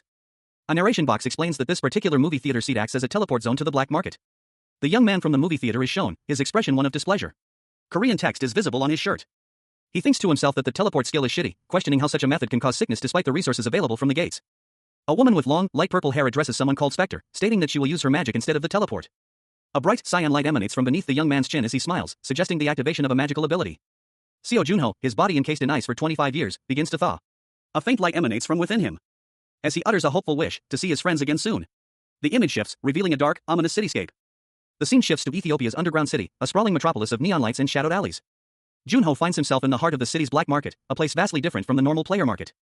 He observes that access to this clandestine market is strictly limited to a select few, and that all other player markets worldwide serve merely as gateways to this hidden hub. Two figures confront him, angrily demanding to know what he's looking at. Junho apologizes, and nearby, a conversation reveals that Kim Wojung, a prominent figure from the Nine Heavens Association, has vanished. The narrator explains that the black market operates outside the norms of typical commerce, lacking everyday shoppers or tour guides. It's a lawless realm where common sense doesn't apply. Junho is recognized by someone as the one who cleared the previously uncleared floor. Junho, though acknowledged, remains cautious, aware that even this dangerous place isn't entirely safe. He assesses his chances of encountering a threatening player as minimal. Seo Junho, the frozen hero, stood amidst a desolate landscape. The narration box explained that only the weaker players remained on the first floor, the stronger ones having ascended. Two figures, a burly man and a younger, orange-haired man, stood in conversation. The narration box explained that those left behind were either too weak to proceed to the second floor or had attempted and failed. Or had tried and failed to handle the challenges of the second floor. Junho, observing the scene, commanded them curtly to move. The burly man, seemingly intimidated, remained silent, his expression one of apprehension. A single thought bubble indicated his internal hesitation. Junho's assessment of the situation was simple. Well, that was easy. The scene shifted to Junho walking away, seemingly unfazed by the encounter. Junho entered a dimly lit shop. A mysterious old man looked up from his work, a surprised expression on his face. The old man greeted him with a questioning welcome. Junho, in turn, explained that he was there to look at artifacts. The old man, surprised by Junho's visit, pointed to a shelf filled with various items, stating that the entire shelf contained artifacts. A footnote defined artifacts as items that grant special attributes or skills. Seo Junho, his dark hair neatly trimmed, stood in a dimly lit corridor, his expression unreadable. A faint aura of weariness clung to him, a testament to the long years spent frozen in time. He had entered a shop, seemingly unremarkable at first glance, but his keen eyes, honed by years of battling otherworldly threats, detected traces of cold energy emanating from several items on display. He hadn't expected much, but this was a significant find. His senses picked up traces of energy and frost magic, albeit weak. Even so, Junho realized that with this many magically imbued items, he could potentially restore his depleted magical reserves. Junho's gaze shifted to an elderly shopkeeper, his bald head gleaming under the dim lights. The old man seemed preoccupied, meticulously arranging small trinkets behind the counter. He had overheard a rumor from other adventurers about a hidden room containing superior items, a secret the shopkeeper was clearly trying to keep. The shopkeeper's face paled as Junho revealed his knowledge, a cold sweat breaking out on his brow. Junho, however, calmly confirmed that he already knew about the hidden room, his eyes gleaming with a predatory glint. He proposed a deal, a peek at the hidden room in exchange for purchasing some items and keeping the secret safe. The shopkeeper, clearly flustered, reluctantly agreed, his anxiety palpable. The shopkeeper's anxious muttering about the indiscretion of revealing the secret was cut short as Junho proceeded to use a keypad to access the hidden room. Seo Junho, his dark hair neatly styled, stood before an older, bald man. The older man gestured for him to enter, a silent invitation. The older man led Junho into a room filled with a display case showcasing various artifacts. These are all of our best artifacts, he stated, his voice carrying a hint of pride. Junho examined the collection, his gaze lingering on several weapons. He noted the lack of any items imbued with darkness attributes. He then noticed a glove with an ice attribute, causing him to exclaim in surprise. The older man sighed, mentioning how rare such artifacts were. The older man explained that the glove possessed a powerful curse, freezing the user's body over time. Junho, despite the warning, showed interest in the glove. He seemed to recognize the implications. He reached out to touch the glove. A surge of icy energy enveloped his hand. The artifact's name and requirements were displayed, Wrath of the Frost Fairy. He recognized the level of frost as being similar to the 9 Severance syndrome. Meanwhile, a man with long black hair lay in bed, a dark aura surrounding him. He realized he could gather the same amount of magic as before. The scene opens with a close-up on a speech bubble, containing only the word "you." The camera then pulls back to reveal a dimly lit bar, the entrance marked by a faded sign reading Gyrar Bar. Empty barrels and crates line the walls, casting long shadows in the low light. Inside the bar, a bartender with short, light brown hair meticulously polishes a glass. While at a nearby table, a large, muscular man with pale skin and a woman with a cybernetic arm sit in conversation, their expressions unreadable. Seo Junho, the protagonist, approaches the bar. He requests a drink and information about the wait time for teleportation to the Insadong market in Korea. The bartender confirms a 10-minute wait. Junho takes a seat, observing the other patrons of the bar, including a group of imposing figures. Junho sits alone, lost in thought, nursing a drink. Suddenly, he is interrupted. Two men approach Junho, recognizing him as the famous player, Seo Junho. One expresses admiration, while the other seems more wary. One of the men comments on Junho's reputation, suggesting that his presence in such a place is unexpected. Elsewhere, a conversation between two other individuals reveals the importance of reputation for players in the game, highlighting the difficulty in maintaining a positive one. Seo Junho, the legendary player frozen in time, awoke to a world drastically changed. He watched, unseen, as a group of players engaged in a cowardly tactic, their actions a stark contrast to his own heroic past. A display of blatant disrespect for the very principles he had fought to uphold. The scene before him was a testament to the decay that had taken root in his absence. Junho's sudden appearance startled the group of players. One of them, enraged by Junho's silent observation, angrily accused him of disrespectful behavior. His companions, equally incensed, agreed that a lesson in proper manners was in order. Another player, however, offered a different perspective. He pointed out that the current state of the streets was due to the efforts of Junho and his team, allowing for the continued leveling up of players. His words were met with a dismissive scoff from Junho, who found their actions to be far from heroic. Junho's disdain was palpable. He found their actions pathetic, a stark contrast to the sacrifices he and his companions had made. His silent contempt was broken only by a low chuckle, which quickly escalated into outright laughter from the other players, their amusement fueled by Junho's obvious disgust. One of the players, taken aback by Junho's sudden outburst, questioned his sanity. Junho's response was immediate and sharp. He scoffed at the notion of keeping the streets safe, revealing his contempt for their methods. He saw them as leeches, preying on weaker players for personal gain. Junho's words cut deep. He accused them of only seeking fame and recognition through bullying weaker opponents, rather than true heroism. Enraged by Junho's accusations, the players prepared to attack. Junho, however, remained unfazed, calmly advising them not to hesitate. Seo Junho, his face grim, stood defiantly amidst a group of menacing thugs. A katana rested casually at his side, a stark contrast to the casual sweater he wore. He glared at his aggressors, his words dripping with icy disdain. He would feel better after beating them. The scene opens in a bustling bar, its neon lights casting a vibrant glow on the patrons. A tense atmosphere hangs in the air as Seo Junho, the legendary player, stands amidst a group of armed individuals. One of them, wielding a large polearm, advances menacingly. Meanwhile, two onlookers in the bar observe the unfolding confrontation. One of them whispers to the other, their voice laced with a mixture of awe and apprehension, "Isn't that the rumored Seo Junho?" The second onlooker confirms their suspicion, adding a note of concern, "It is. If he fails here, the newspapers will go crazy." They continue their hushed conversation, noting the unfairness of the situation. They're ganging up on a player who's barely debuted? Dare you? One of his opponents dismisses his words, focusing on the ultimate goal. All that matters is the outcome of the battle. He checks his teleportation timer, a grim determination etched on his face. A companion informs him of the remaining time, around 4 minutes. That's more than enough time to play around. Seo Junho, his powerful physique accentuated by his orange and brown sleeveless shirt, stood poised, a large weapon held high above his head. He was ready for action. He brought the weapon down in a swift, powerful arc. The life-severing lance of the Gangnam Trio whistling through the air. Another figure, a young man with dark hair, appeared, a dagger in his hand. He questioned Junho's choice of weapon, surprised to see him using a lance instead of a sword. Junho smirked, explaining that he didn't need a sword to deal with such insignificant opponents. He considered them mere bugs. Junho's opponent's face contorted in rage. He lunged at Junho, shouting insults as he attacked. With a swift movement, Junho effortlessly deflected the attack. Seo Junho, his dark hair tousled, stood poised, a fierce glint in his eyes. He gripped his weapon, a long staff, preparing for battle. Readying himself to strike. His opponent, a powerfully built man with a ponytail, charged, his own weapon raised high. Their weapons clashed in a flurry of motion. The impact sent a shockwave through the air, as Junho's staff met his opponent's weapon with surprising force. A swift, decisive counterattack followed. Junho's staff moved with deadly precision, striking his opponent with brutal efficiency, sending him sprawling to the ground. Observing from a distance, two onlookers watched in stunned silence. Their expressions a mixture of shock and disbelief. One, a young man with bright orange hair, gaped in astonishment, while his companion, a woman with dark hair, stared with a look of intense concentration. The battle was far from over. As Junho launched another attack, his movements blurring into a whirlwind of motion. He struck with such speed and precision that his opponent barely had time to react. The impact of the blow sending his opponent crashing to the ground, defeated. Blood flowed from a wound on his face, leaving him incapacitated. The orange-haired young man scoffed, "That idiot. He fell for such an obvious feint," he exclaimed, a smug look on his face. "Can you block this?" he challenged, a sinister energy emanating from his hands. Seo Junho, his body still thawing from 25 years of frozen slumber, stood amidst a chaotic scene. His hand pulsed with an icy energy, and from his fingertips, shards of frost shot out, striking his unseen attackers. A flurry of ice daggers that pierced the air with deadly precision. He moved with surprising speed and agility for someone recently unfrozen, his movements a blur of motion. But even his enhanced reflexes couldn't completely evade the onslaught. One attacker managed to land a blow, sending Junho sprawling across the floor. He quickly recovered, leaping to his feet to face his opponent, a young man in a red hoodie who sneered, "Come at me, fucker." The two clashed, blades meeting in a shower of sparks. Junho's movements were precise and deadly, a stark contrast to his opponent's more reckless style. A whirlwind of steel and energy as they traded blows. The red-hooded man lunged forward, only to be met with a swift counterattack. Junho's blade flashing with a brilliant blue light as he disarmed his opponent. Observing the fight from a distance, another man with fiery red hair scoffed, "He's just a newbie who's caught a few monsters. I bet he's never actually killed a person." A narration box appeared, ominously stating, "Those without experience will let their guard down when they're confident they can win. But that one instant will spell defeat." The red-haired man laughed, "Ha! Do you get it now? This is the difference between you and us." A sinister grin stretched across the face of a man, his eyes gleaming with a chilling determination. He declared, with unshakable confidence, that they had never intended to stop halfway. His words were met with immediate retort. Another man, with fiery red hair, scoffed, calling him cocky. The red-haired man lunged forward, a blur of motion, landing a swift blow that sent his opponent reeling. The impact echoed with a sharp crack, and a pained cough escaped the fallen man's lips. Another figure, a young man with dark hair, appeared, his face grim. He moved with a determined stride, intervening in the fight. He grabbed the red-haired man's leg, pulling him down with surprising strength.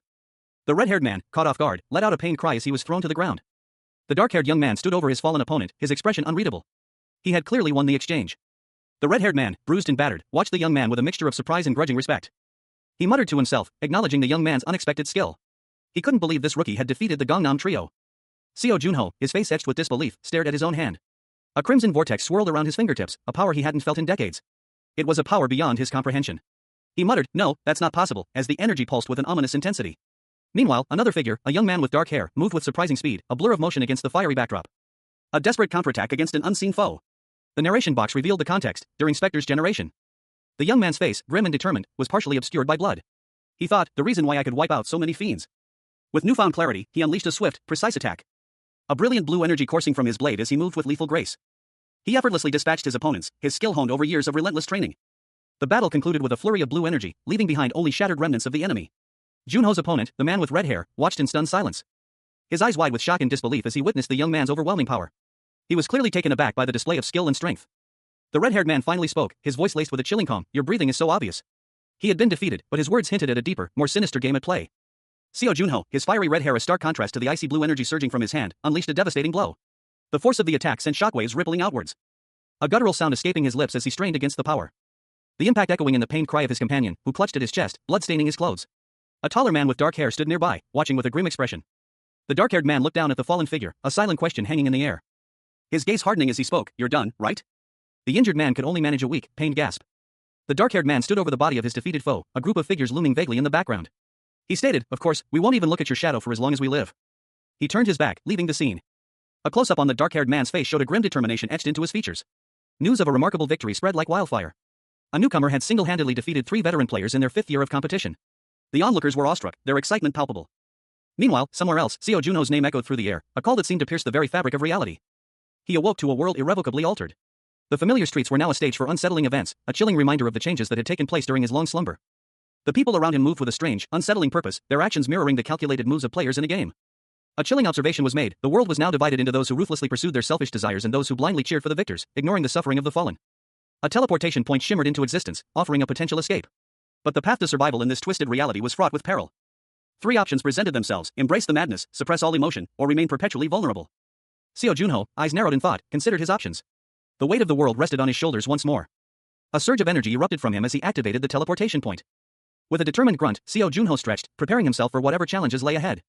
Seo Junho, his expression unreadable, sat alone, lost in thought. 25 years had passed since he and his companions had frozen themselves to defeat the Frost Queen. A news report flashed on the screen, showing a brutal fight. A figure, bathed in a blue light, effortlessly defeated 3 opponents. The video, obtained from the black market, showed a warrior of exceptional skill.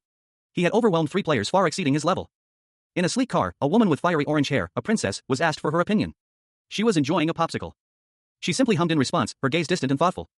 The princess's expression shifted, a sly smile playing on her lips as she asked about the warrior's identity. Seo Junho's eyes fluttered open, his vision blurry as he struggled to focus. A wave of disorientation washing over him. He was alive, but where was he? He found himself amidst a bustling city street, a young woman beside him, her presence both unexpected and unwelcome. He wondered why he was with her, a question that mirrored his confusion about his own situation. Why am I doing this with a girl, he thought, a frown furrowing his brow. The sudden commotion startled him. He glanced around, his eyes widening as he saw a crowd of people snapping pictures with their phones. What? Wait. He muttered, a sense of unease settling in. A wave of panic washed over him as the realization hit him, he was being recognized. He was no longer just Seo Junho, he was a celebrity, a public figure. His eyes darted around wildly, his mind racing to make sense of this new reality. The weight of his fame, a burden he had long forgotten, pressed down on him. Suddenly, 2 figures emerged from the crowd, their presence cutting through the chaos. Player Seo Junho, one of them asked, his voice sharp and authoritative. A woman with vibrant orange hair and sunglasses approached him, a smirk playing on her lips. She was accompanied by a man in a sharp suit, his expression serious and watchful. Talk for a moment, she offered, her tone suggesting a hidden agenda. Seo Junho, his face etched with a thoughtful expression, stared into the distance. A single thought bubble above him read, "This is," indicating an internal contemplation. A fleeting glimpse of bright orange hair, a detail that sparked a recognition within him. The scene shifted to a digital interface, displaying a cascade of faces. A narration box stated, "There's only one person who fits this description." The digital image is blurred, focusing on a single individual.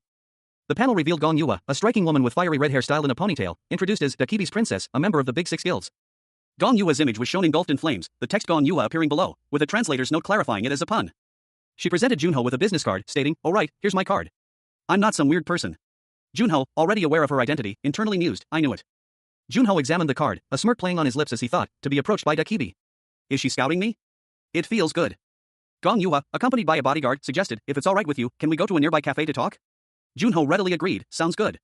Let's go." Seo Junho, a man with dark hair and a determined expression, escaped a crowd. He needed to get out of there, his thoughts focused on escape. The onlookers whispered about his departure, recognizing him as the famous Seo Junho, a player of immense renown. Junho found himself outside a cafe called Eden. He felt the heat and commented on how sweaty he was. He disliked the heat and the necessity of wearing sunglasses and a mask, but his companion, a young woman with vibrant orange hair, pointed out his fire abilities as a solution to the discomfort. He admitted to preferring cold things. Inside the cafe, Junho and his companion sat at a table. He stated that he liked cold things, solving the heat problem. A waiter, a blonde man in a suit, served the orange-haired woman, who was revealed to be the princess of Dakibi, a figure even fiends feared. Junho observed this with a mixture of surprise and curiosity. The waiter also gave Junho a drink. He thanked him, his mind preoccupied with the Dakibi Guild's interest in him. Junho wondered what the Dakibi Guild wanted with him, his gaze fixed on the princess, who was calmly sipping her drink. He took a sip of his drink, his thoughts still swirling around the mysterious intentions of the Dakibi Guild. Seo Junho, the legendary hero, sat in a Dakibi cafe, nursing a mug of coffee. A young woman with vibrant orange hair, casually dressed, approached him. She explained that she was sent by her guild's vice master to scout him. The process of formally recruiting him was taking too long. Junho, intrigued, asked what she meant. The woman explained that his past achievements were more than enough to warrant a personal meeting. He was known as the Super Rookie, and his combat sense and future potential were exceptionally high. He was, in fact, unparalleled. The woman continued, mentioning that she'd heard about his recent exploits at the market. The woman stated that she enjoyed watching his fight, noting his impressive combat skills. Finally, she asked about his weapon proficiency, confirming that his profile only listed D-rank weapons. Junho confirmed this, specifying that it was his fake profile. The woman expressed her guild's strong interest in recruiting him. She pointed out that despite only having one D-rank skill, he had already achieved a high level in career. She then proposed a hypothetical: what if he added more skills? Joining their guild would grant him access to countless skill books and a personalized training course designed by their coordinators. Seo Junho, recently thawed after 25 years frozen, perused a document detailing an incentive system. He murmured, "That's amazing." The document highlighted superior benefits, resources, and salaries compared to the Players' Association. Junho continued reading, a thoughtful expression on his face. He mused, that's why all the strong players left them. There's a reason why the guilds are doing so well. A large emblem dominated the page, radiating power. The text explained, on top of that, we're one of the strongest guilds in the world. We also have more information on the second floor than the association. A woman's eye, sharp and intense, was the focus. She stated, don't you think it would be better to come to us than to stay with the association? The woman, with vibrant orange hair, spoke confidently to Junho. She declared, we're Dakibi. There's no way he'd refuse. Junho politely but firmly rejected her offer. He stated, I respectfully decline. The woman responded casually, yeah. You can speak casually from now on. The woman's casual demeanor shifted abruptly. She exclaimed, what? Why, her expression changing to one of shock and disbelief as she knocked over her drink. Junho's internal monologue revealed his thoughts, if I join Dakibi, I'll be able to accumulate honor and riches. However, a shadow of doubt crossed his mind. He realized, but nothing in the world is free. Their orders will be absolute, and I'll have to carry out all their missions. A final image showed a group of Dakibi members, their faces serious and determined. Junho contemplated, it could be good for me right now, but one day, I'll be chained down. A young woman with vibrant orange hair, her eyes wide with a hint of apprehension, questioned Seo Junho. She wondered aloud if he understood her previous statement. Junho, his expression thoughtful, responded with a single, probing question, had she? The woman, her expression softening into understanding, explained that the Dakibi Guild had made her a very attractive offer. She then referenced a Korean idiom, explaining that it was better to be at the top of an organization, even if that organization was inferior to another.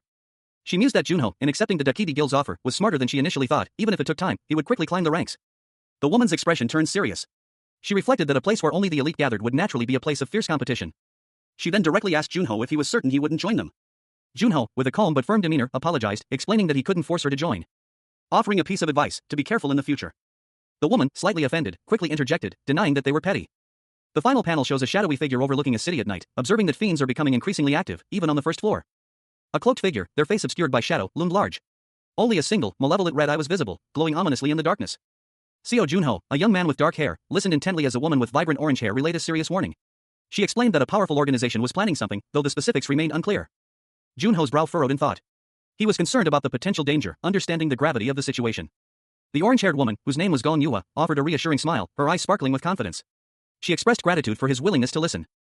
Junho, seemingly lost in thought, murmured the nickname Mr. Snakehead to himself, a hint of suspicion clouding his expression. A sudden realization washed over him, the enemies, the fiends, were on the move again. Back at his office, Junho considered the information he'd received. He found it highly credible, despite its unsettling nature. His superior, a man whose name was not yet revealed, seemed equally concerned, acknowledging the scale of the threat. He also mentioned that Gong Yua had personally sought out Junho. Junho contemplated the offer from the association, weighing the potential rewards against his own lack of interest in fame or fortune. His superior pressed him, questioning his reluctance to join the fight. The weight of the situation was clearly evident. An older man, his face etched with concern, addressed Seo Junho. He expressed his belief that Junho's frozen companions could have been of more assistance. Junho, however, reassured the man, mentioning the strict guild regulations and the association's leniency towards him. Another man, seemingly Junho's contact, excitedly proposed renewing Junho's contract and granting him an entire floor. Junho, seemingly unfazed, calmly considered the offer, acknowledging his value as someone sought after by the Big Six and their substantial budget. He then focused on the task at hand, information gathering and closing the gap. A subtle, self-assured smile played on Junho's lips as he contemplated his next move. He expressed his gratitude as he filled out the paperwork, formally registering as Seo Junho. Junho confirmed he would begin packing. The other man then scheduled the Eastern Seagate conquest for a week later. Junho, surprised by the extended time frame, questioned the delay, realizing they were targeting the fiends. Seo Junho, a man whose face held the weight of years spent frozen, smirked. He was setting a trap, a carefully laid plan to ensnare a much larger foe. That's right, he mused, after I set the bait, I'll have to wait. That's how you catch a big fish. News reports announced that Seo Junho, a legendary player, would attempt to conquer the formidable Eastern Sea Gate. This was an unprecedented event. Success would make Korea the world's first safe zone without uncleared gates. Another news report detailed how the association renewed its contract with Seo Junho, solidifying their partnership. It was also revealed that Junho had refused an offer from the Dakidi Guild, choosing to remain with the association. The news anchors discussed the low success rate of conquering the Eastern Sea Gate. The scene shifted to show a mysterious figure, their face obscured by shadow, observing a bright, ethereal energy surge. A powerful energy that seemed to emanate from the Eastern Sea Gate itself. The mysterious figure, a man with vibrant red hair and a skull-like tattoo on his hand, sat in a dark, cavernous space. He appeared to be waiting, his expression unreadable. Waiting for the right moment to act. He descended into a deep chasm, the path ahead shrouded in darkness. Seo Junho, his crimson hair a stark contrast against the muted greens and blues of the landscape, stood at the precipice of a vast chasm. The wind whipped around him, carrying the faint scent of snow and something else, something ancient and powerful. Before him stretched a breathtaking vista, towering, snow-capped peaks, a winding river snaking through a valley, and a sky the color of twilight. A surge of icy energy erupted from his shoulder, a brilliant blue light illuminating the shadowed features of his face. He was powerful, even in repose, a latent strength barely contained beneath his composed exterior. A voice, disembodied yet somehow familiar, echoed in his mind, "You called for me?" A spectral figure materialized before him, cloaked in a swirling mist of icy blue. Only its glowing red eyes pierced the ethereal veil, radiating an unnerving intensity. A single, sharp exclamation point filled the air, unspoken yet felt. The spectral being seemed to be studying a newspaper clipping, its gaze lingering on a photograph of a smiling Seo Junho. The caption read, "Player Seo Junho, Eastern Sea Gate."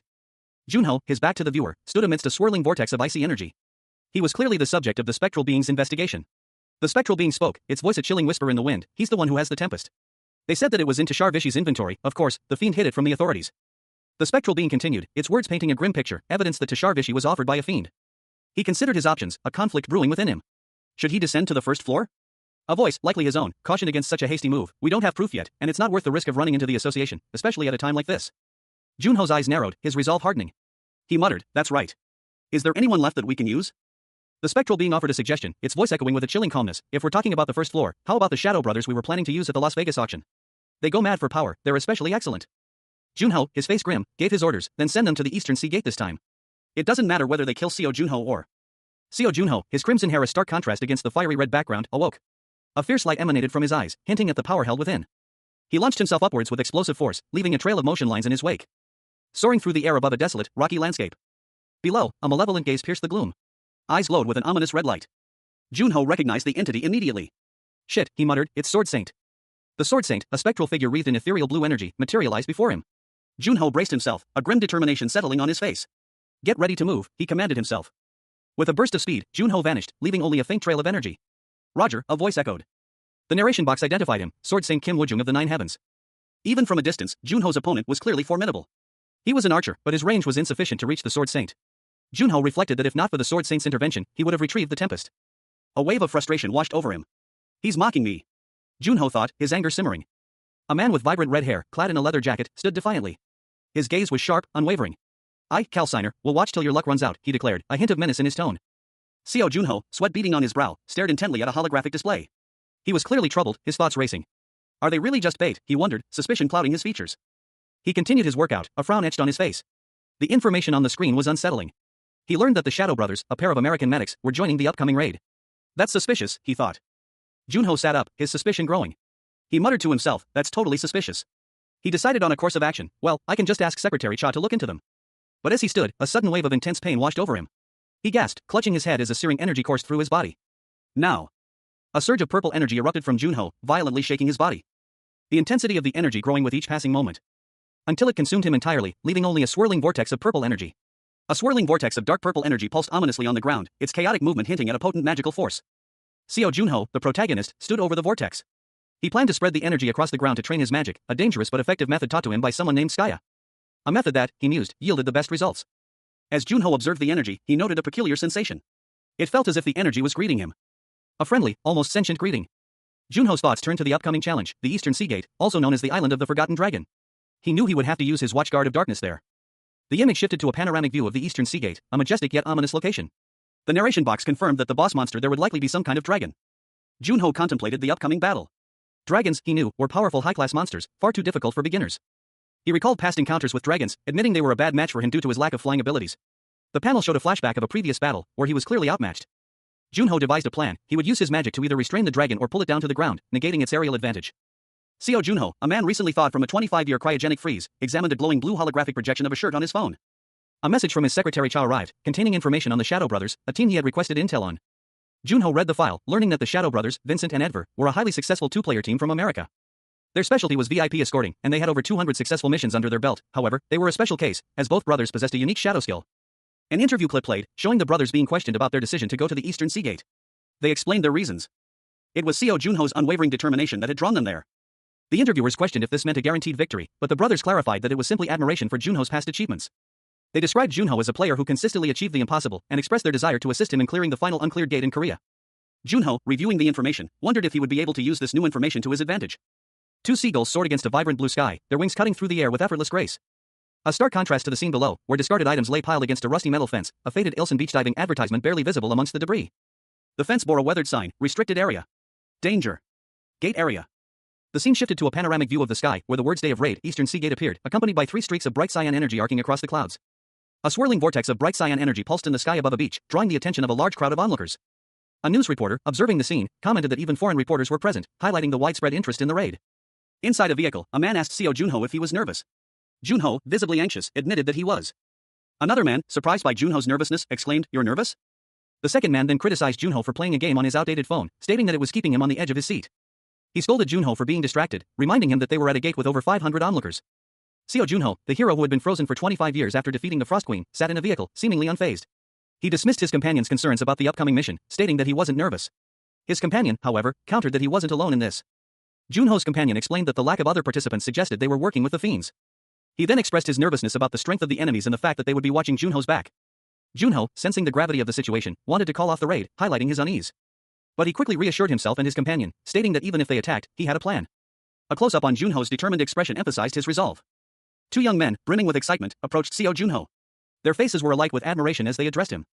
They explained that there were still 2 floors left to clear in the game, a significant challenge. One of the young men expressed surprise at Junho's seemingly frail appearance, given his legendary status. Junho simply shrugged it off. The scene shifted to reveal a crowd of reporters and onlookers, their cameras flashing. Junho's unexpected fluency in English surprised them. One of the fans explained his slight worry about a delay in the game's interpretation feature. His companion reassured him, emphasizing the significance of clearing Korea's final uncleared gate. Junho, with a confident smirk, assured them that he was prepared for the challenge ahead. A news report played in the background, highlighting the international collaboration of players and the potential for Korea to become the safest zone in the world if they succeed. The scene opens with a thought-provoking question posed to the reader: when are players most nervous when challenging a gate? The answer, revealed shortly after, is when they enter. This sets a tone of anticipation and apprehension. 3 figures, Seo Junho and his companions, stand before a shimmering, ethereal gate. The narration box explains their apprehension stems from the unknown dangers that lie ahead. They are entering the gate blind. Junho, his senses heightened as he approaches the gate, is shown in a dynamic pose, energy crackling around him. This heightened awareness, however, comes with a risk. As a close-up on a man with fiery red hair and intense eyes reveals a sinister smile. He is Edver, and he knows this vulnerability. The 3 players move forward, their focus entirely on what lies ahead. Edver's narration box explains their vulnerability. Hyper-focus on the immediate threat leaves them open to attacks from behind. This is a critical weakness, a chink in their armor, as Edver notes. Edver attacks, launching a surprise assault. The speed of the attack is emphasized by motion lines. One of Junho's companions, a woman with brown hair, is caught off guard. Another companion, a man with reddish-brown hair, is shown reacting with surprise, muttering Edver's name. Junho's face is shown, eyes wide with shock and concern as he realizes the danger. He calls out to Vincent, his companion. A surge of icy energy erupted from the thawing Seo Junho, leaving him questioning the nature of the power he wielded. He stood, silhouetted against a blinding blue light, the raw power emanating from him palpable. A testament to the immense strength he had gained during his long slumber. Nearby, one of Junho's companions, his face etched with worry and concern, watched the spectacle unfold. The scene shifted to reveal 3 figures standing on a sandy beach, the remnants of Junho's power still swirling around them. One of them, a man with fiery red hair, lamented a missed opportunity, his words laced with frustration. Their gaze turned skyward as they noticed something unexpected. An island, a small patch of land in the vast ocean. Despite their failure, the red-haired man and his companion resolved to create another chance later. The 3 adventurers walked along the beach, commenting on the pleasant breeze and the unexpected nature of their surroundings. Seo Junho, his reddish-brown hair catching the sunlight, stood alongside his companion, a taller figure with auburn hair and a more serious expression. Junho casually inquired about the whereabouts of the nameless dragon, his tone suggesting a lack of immediate concern. Junho's companion responded that they didn't see any monsters nearby. He then turned to Junho, his voice laced with concern, asking if he saw anything. Junho, however, felt something was amiss. He noted that the gate's master didn't even have a proper presence, but the feeling he experienced was that of a 1-star gate. The 3 companions, Junho, his auburn-haired companion, and another with dark hair, found themselves suddenly swept away by a powerful force. A whirlwind of sand and light. The auburn-haired companion looked concerned, while Junho's expression remained serious and contemplative. Junho's gaze was fixed, his thoughts clearly troubled. A sudden gust of wind buffeted Junho, causing him to shield his eyes. Below, a monstrous claw emerged from the sand. A colossal, ethereal form emerged from the depths of a stormy sea, its presence marked by swirling, icy energy and a faint, otherworldly glow. The icy tendrils of the creature snaked across the sky, revealing glimpses of intricate, glowing runes etched into its scales. Slowly, the creature's massive head came into view, its eyes burning with an ominous, fiery light, its teeth bared in a silent snarl. The camera focused on the creature's fiery eye, reflecting the chaos of the storm and hinting at a power beyond comprehension. Two figures, Seo Junho and another man, stood in awe, gazing at the immense dragon in the sky. Is that the nameless dragon? The other man asked, his voice filled with a mixture of fear and wonder. The other man, his face etched with concern, exclaimed, "What size?" The other man pondered, "How do we hunt it?" Seo Junho turned away, a whirlwind of dust and debris swirling around him as he seemed to sense something. He suddenly spun around, shouting, That bastard. Where did he go?" The other man looked shocked, muttering, "No way. You can't even feel my presence." Seo Junho, clad in dark attire, stood firm against a formidable foe. His companion, dressed in a brown coat, stood beside him, both facing an ominous shadow stretching across the desolate landscape. The shadow began to take form, its dark, serpentine features slowly emerging from the gloom. Revealing a colossal, fearsome dragon with burning eyes, its presence filling the sky with an aura of impending doom. Junho and his companion stared up at the monstrous creature, their faces etched with a mixture of awe and apprehension. A narration box confirmed their fears, the forgotten dragon has appeared. The dragon unleashed a furious display of power, its silhouette twisting and turning amidst a storm of lightning and energy. The immense power of the dragon's attack bore down on them. Junho reacted instantly, leaping into action to meet the oncoming assault. The force of the impact sending shockwaves through the land. Elsewhere, a figure watched the unfolding chaos from a distance, a look of grim determination on his face. The accused retaliated with a powerful blast of energy. Seo Junho, his face contorted in a grimace, cursed under his breath. A wave of frustration washed over him. He stood defiantly, a dark cloak billowing behind him as he faced a ring of shadowy figures wreathed in emerald flames, the dreaded shadow soldiers. The ethereal green flames pulsed with malevolent energy. Junho, his eyes blazing with determination, roared Vincent's name, his voice echoing with urgency. Vincent, a man in a tan trench coat, was already in motion. He instructed Junho to find Seo Junho while he would distract the approaching dragon. Junho, however, scoffed at the suggestion, confident in his abilities. The battle commenced, shadow soldiers clashed with Junho, their movements a blur of green fire and dark shadows.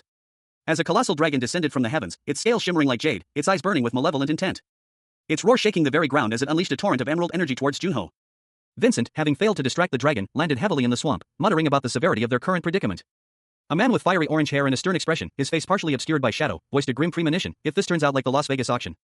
He muttered, a cold dread gripping him, we're done for. The camera sweeps across a dark, shadowy forest, hinting at a lurking presence. The orange-haired man's face, now fully visible, twisted into a cruel smirk. He thought, with chilling amusement, he's just a novice who can't even hide his aura. Meanwhile, another man, also with orange hair but a more anxious expression, called out into the forest, "Hey, are you there?" He continued, his voice laced with urgency, "We need your help." The man drew his sword, its blade glowing with an ominous red light. A shadowy figure emerged from the trees. The shadowy figure commanded, "Don't make things difficult and just come with me." The anxious man lunged forward, his sword flashing, only to be met with a wave of dark energy that sent him reeling back in surprise. He gasped. Seo Junho, his breath misting in the frigid air, cautiously moved through the dense undergrowth. His hand tightened around the hilt of his sword, its familiar weight a small comfort in the oppressive silence. The trees and plants created a heavy shade, obscuring the path ahead. Junho's brow furrowed, this should have been an advantage, a perfect environment for his shadow-based skills. But an unsettling feeling prickled at the edges of his awareness. Something was wrong, deeply wrong.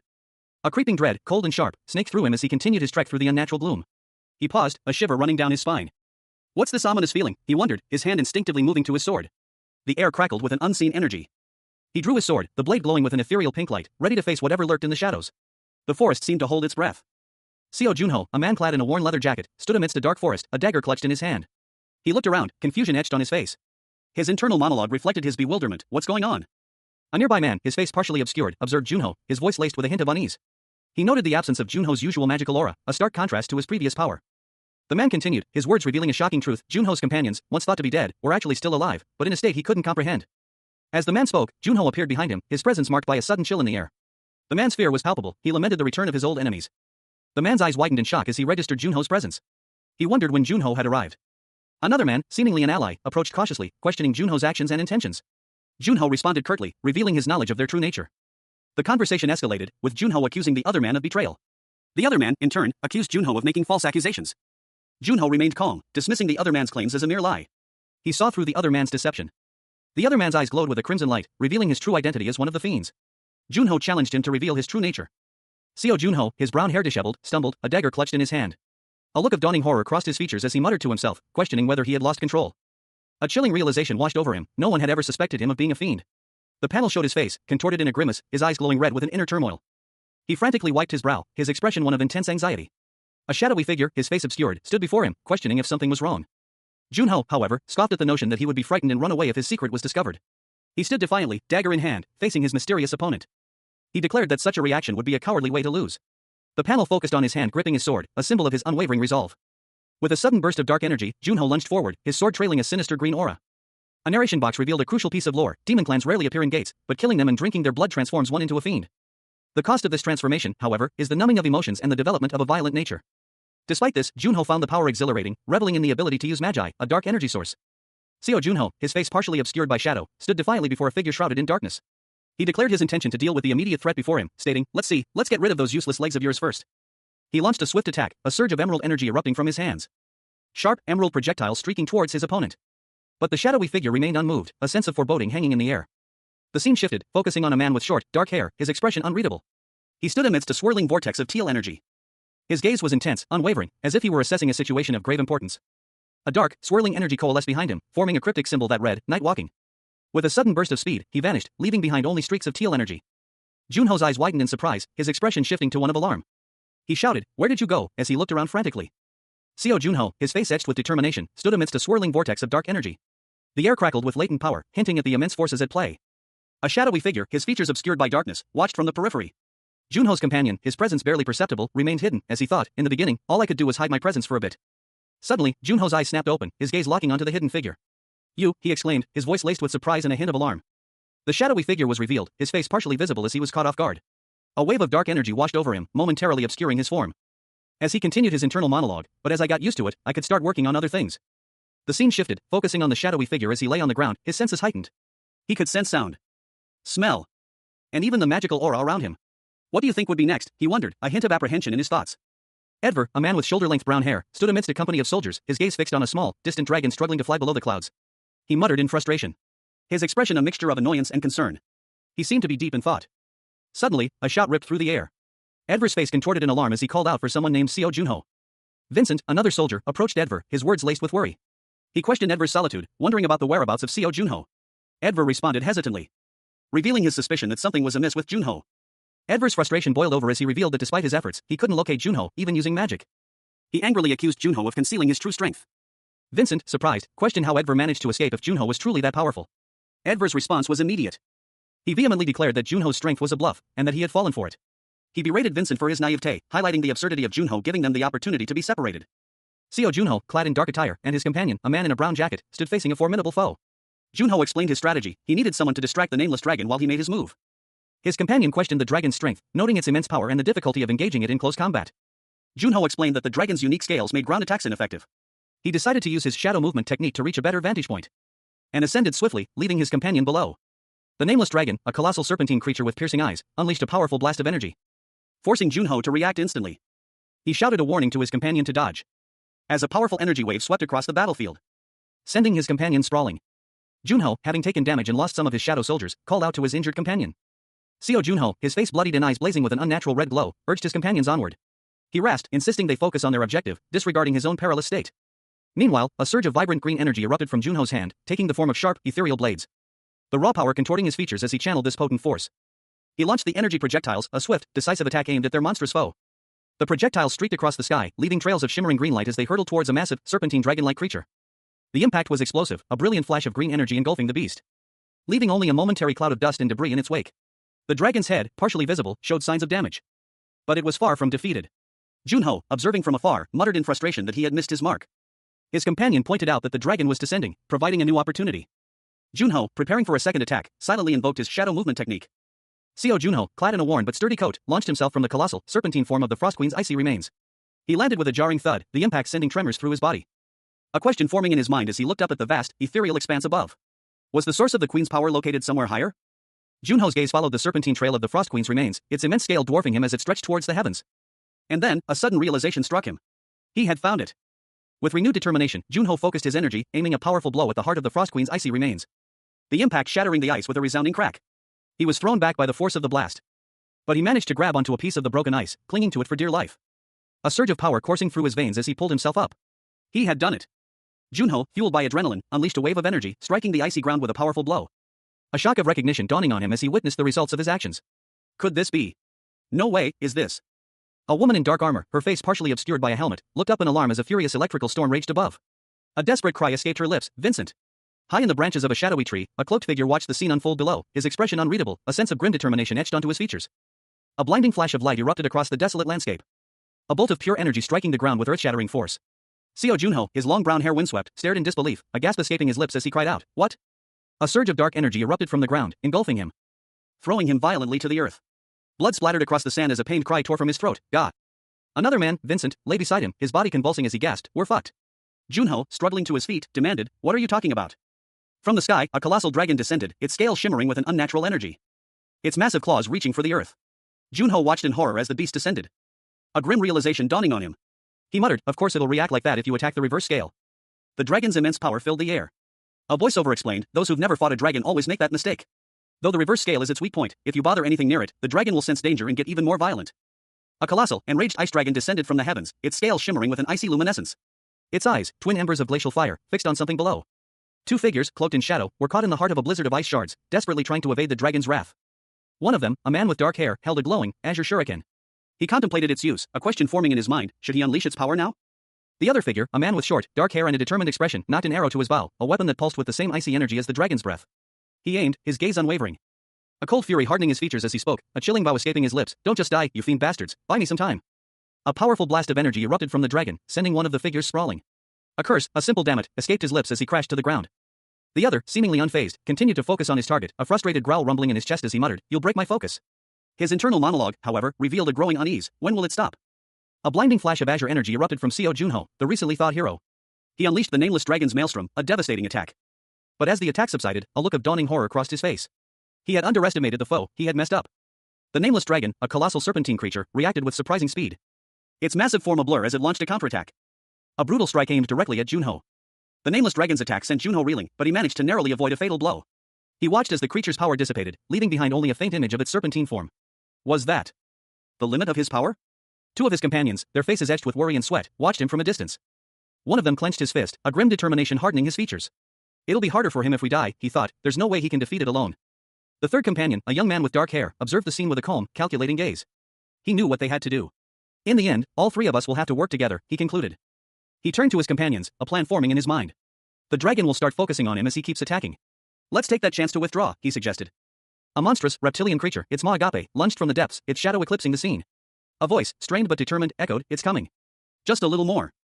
A sinister smile played on the lips of a young man, his eyes gleaming with anticipation, as he watched the chaotic retreat of his enemies. "Look at those bastards go," he muttered, observing their disorganized flight. "They're just running now instead of trying to counterattack." Perched high on a branch, Seo Junho, the frozen hero, surveyed the battlefield. A grim expression settled on his face as he spoke. "Sorry, but that bright oasis you're seeing is just a mirage." With a swift motion, Junho knocked an arrow to his bow, the weapon glowing with an ominous purple energy. A dark aura swirling around him as he prepared to unleash his power, drawing back the string with practiced ease. The arrow, imbued with dark energy, hummed with power. And then, with a sharp release, it shot forth, a streak of purple light cutting through the air. The arrow arcing towards its target with deadly precision. The impact was immediate and devastating, a shockwave rippling outwards from the point of impact. The chapter opens with a dramatic flourish, showcasing a swirling vortex of purple energy, hinting at the immense power unleashed during the previous battle against the Frost Queen. The scene shifts to a desolate, icy landscape. A figure, cloaked in shadow, emerges from the gloom, revealing a hand wielding a weapon crackling with vibrant blue energy. The weapon's design is both elegant and menacing. The figure, whose face remains obscured, contemplates their next move. "Shall I go after the hunting dogs now?" they muse. Suddenly, the figure leaps into action, hurtling across the icy terrain. A blur of motion as they pursue their target. The ground trembles slightly with each powerful stride. Their confusion deepens as they question the sudden halt in the attack. "Why did he stop attacking?" they exclaim. A new character appears, observing the scene with a smirk. "Look at that," they comment, their tone laced with amusement. The confrontation intensifies as accusations fly between the two.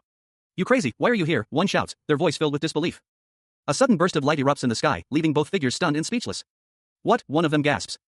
Seo Junho, his body encased in ice for a quarter of a century, shattered the frozen prison that held him captive. A surge of purple energy erupted from him, a raw power that cleaved the air. The force of his attack forming a swirling vortex of energy that struck a monstrous, serpentine creature with the force of a collapsing star. The creature, a fearsome dragon, recoiled from the impact, its scales shimmering with the energy of the blow. And then, with a final, devastating strike, Junho pierced the dragon's heart, sending it crashing to the ground in a shower of sparks and scales. Two figures watched from a distance, their faces etched with disbelief.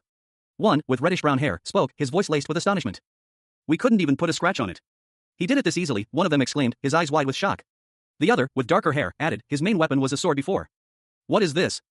A sudden, powerful gust of wind swept across the battlefield, carrying with it the scent of ozone and the faint whisper of magic. Junho, seemingly unfazed, smirked. "Aren't you impressed?" he asked, his voice calm and confident. He held aloft a sleek, dark bow, its curves hinting at immense power. "The Tempest really is an amazing bow. It has great synergy with my abilities, too. Now I get why Calciner is so obsessed with it." The two figures exchanged a look of concern. One of them sighed, saying, "Look, we helped you fight it. Let's talk it out. Two figures confronted Seo Junho, the recently thawed hero. They were clearly outmatched, yet they attempted a negotiation, offering information about his companion's whereabouts in exchange for their lives. They considered themselves small fries compared to him. Junho, however, showed no interest in their proposal. His response was immediate and dismissive, fuck off. He had no intention of negotiating with such insignificant opponents. He explained his refusal, stating that they had seen too much and could not be allowed to live. A cold resolve hardened his features as he prepared to eliminate them. The two figures, however, scoffed at his confidence. One of them, with eyes blazing with fury, challenged Junho, sneering, "You think we'll die that easily?" With a burst of speed, the man lunged at Junho, unleashing a dark energy attack. The attack was swift and brutal, but Junho remained calm and focused, his eyes narrowed in concentration. Readying his counterattack. Junho met the incoming attack with a dazzling display of skill and power. His blade, a blur of motion, sliced through the dark energy with ease, cleaving through his opponent's defenses. The attacker was left wounded and reeling, blood staining his face as he stared in disbelief at Junho's overwhelming power. The fight was far from over, but the tide had turned. Seo Junho, recently thawed from his 25-year icy slumber, found himself in the midst of a fierce battle. A man with fiery red hair, Vincent, roared out a desperate cry, his voice echoing with rage as he unleashed a torrent of emerald energy. The raw power surged from him, a furious green tempest, as he grappled with an unseen opponent. The clash was brutal, a whirlwind of blows exchanged between the two combatants. Vincent's attack was met with a swift counter. Vincent staggered, blood blooming across his face. He gasped, his eyes wide with disbelief as he collapsed, defeated. His opponent, Junho, stood over him, his expression grim. Seo Junho, his dark hair plastered to his forehead, knelt beside a fallen comrade. Blood stained the sand around them. He stared at the lifeless body, a question hanging heavy in the air: how did this happen? Junho's gaze hardened. A grim determination settled on his face, marred only by the bloodstains on his cheek. He muttered, next, a promise hanging in the silence. A monstrous roar echoed across the desolate landscape. The sound was guttural, filled with raw power and barely contained rage. A colossal, serpentine creature lay half buried in the sand, its scales shimmering faintly even in death. Junho stood over it, his sword at the ready. A surge of dark energy erupted from Junho's hand, coiling around his sword like a living shadow. He plunged his weapon into the creature's eye, a low growl rumbling from the beast's throat as it met its final end. Junho, however, remained unmoved. He stared at the dying monster, a strange expression clouding his features. He wondered, what's with that look? With a final, violent burst of energy, Junho vanished, leaving only the faint scent of ozone in the air. A single word echoed in the silence: goodbye. Seo Junho, his silhouette stark against the twilight sky, plunged his sword into the earth, the final blow against a formidable foe. A dark, almost ethereal energy coiled around him. The monstrous eye of the forgotten dragon, now lifeless, stared up at him from the ground, its gaze extinguished. Blood stained the surrounding earth. A message appeared, confirming his victory: you have defeated the forgotten dragon. The sun broke through the clouds, casting a radiant light upon the scene. Junho received his reward, 20 kilograms of dragon bones. He also leveled up twice. He decided to examine his new loot later. His expression was one of quiet contemplation. Meanwhile, another survivor, his body battered but his spirit unbroken, looked forward to testing a newly acquired skill. The skill was called Confession of the Dead. It allowed him to see the memories of deceased beings. Seo Junho lay on the ground, his face bloodied, eyes vacant. A cold stillness permeated the scene, broken only by the chilling word, now. A stark contrast to the slight tremor of his lips, a subtle sign of returning life. A figure loomed over him, a young man with dark hair and intense eyes, his expression unreadable. He reached out a gloved hand towards Junho. A faint blue glow emanated from the young man's hand as it neared Junho's head. A mystical energy flowing between them. The young man, seemingly exhausted, leaned back, his breath catching in his throat. He muttered that it was like a movie, possessing nice features. He then looked at a device, a screen glowing with a search bar, and decided to search for Junho's most recent memories. He initiated the search, a surge of vibrant energy erupting from the device. The young man recoiled in pain, his face contorted in agony as a wave of memories crashed over him, revealing a shadowy figure lurking in the background. A terrified man, his face bloodied and glasses askew, pleaded with his unseen assailant. Why are you doing this to me? Meanwhile, another man, his own body marred by wounds, cried out in pain. A guttural ahh escaped his lips as he clutched at his side. The first man, desperate, offered a bribe. I'll give you all the money I have. Just spare my Iman. His young son and daughter cried out, Dad. Dad, and Mom, as the scene descended into further chaos. A pained ahhhhh echoed through the air. The attacker, a young man with dark hair, stopped his assault. He muttered, TSK. I sent them off too easily. Seo Junho, the frozen player, had returned. He commanded, search. Show me anything related to the Fiend Association. He began his investigation at Jim's Cleaners, a seemingly innocuous establishment. Entering the back room, where he found a man working late. Who revealed, it's an order. Two figures, a man with a stern expression and a woman with worried eyes, were engaged in a tense conversation. The man, his face partially obscured by shadow, received an order to join the Korean Association's rookie player gathering at the Eastern Seagate. But the woman protested, explaining that they were currently preparing for the Las Vegas auction. The man, however, remained impassive, stating that he was merely the messenger, and the location was where they received their orders. The scene shifted to a dimly lit street, where a sign for Jim's Cleaners was prominently displayed. A voiceover explained that this was one of the places the Fiend Association frequented. Seo Junho, his face grim, examined a digital image of Jim's Cleaners on a screen. He muttered to himself, questioning if there was anything else he could use. Junho stood amidst a shadowy, ominous landscape. He pondered aloud, surprised to learn that the individuals he was investigating were brothers. A mysterious figure, observing from above, commented on the unsettling look in their eyes. Junho, his expression resolute, declared his intention to transform the information he gathered into usable items. Meanwhile, a voice, seemingly emanating from the shadows, promised to grant him power. A powerful surge of energy enveloped Junho, causing him to grimace in pain. Junho stumbled back, groaning in pain as a faint blue energy emanated from his hand. He had seemingly defeated an opponent, but the victory came at a cost. A system message appeared, revealing that his skill rank was too low to fully recall the memory, and the safety features of the skill had been deactivated for his protection. Junho, his face marred by cuts and bruises, clutched his head in pain. A cold sweat beaded on his brow as he gasped for breath, the lingering effects of his awakening still heavy upon him. He replayed the last battle in his mind, his thoughts racing. That last scene, who was that? A fiend with a higher status than them, he wondered, a grim determination hardening his gaze. Damn it. If I want to get more information, I have to level up my skill first. Oh, that's right. Junho stood over a fallen foe, impaled by his own attack. He observed the corpse, a chilling realization dawning on him, this skill isn't restricted to human targets. The sheer power of his opponent was evident in the scale of the destruction. Junho assessed the situation, his thoughts turning to the implications of this discovery. A ridiculously powerful being. I can't even compare it to the Cinder Fox. It should have a proper name at this level, though. A wave of energy pulsed from the defeated creature, leaving behind a trail of crimson. Junho watched, his expression unreadable. The energy dissipated, revealing the true nature of his foe. What kind of being you were? A golden light erupted from Junho's hand, a surge of power unlike anything he'd experienced before. The light intensified, swirling and coalescing into a form. A vision of a familiar figure emerged from the golden light. This is... It has been 5 years since the incident. The long war between the three nations had ended, a fact announced by a high-ranking official in a grand hall. He inquired of the emperor, "Does your majesty hear the praise from the people about your peaceful reign?" But the official countered, "We know better than anyone that this war isn't still over." The official explained that the Great Republic continued to encroach upon their northern lands. A young man, reacting with disbelief and anger, exclaimed, "What does a peaceful reign matter? My body still..." Showed signs of immense pain, as he cried out to his majesty. The emperor, observing a bloody hand, was informed about the legend of the Shinryon, a protector of the Great Republic. He questioned whether this was merely superstition. The emperor pondered, if the Great Republic really does have such a dragon, then my people also need a Shinryon to protect them. If I die, cremate me and scatter my ashes in the eastern sea. He declared, I shall become the guardian dragon of the nation. The official, aghast, exclaimed, how could you reject samsara and your karma?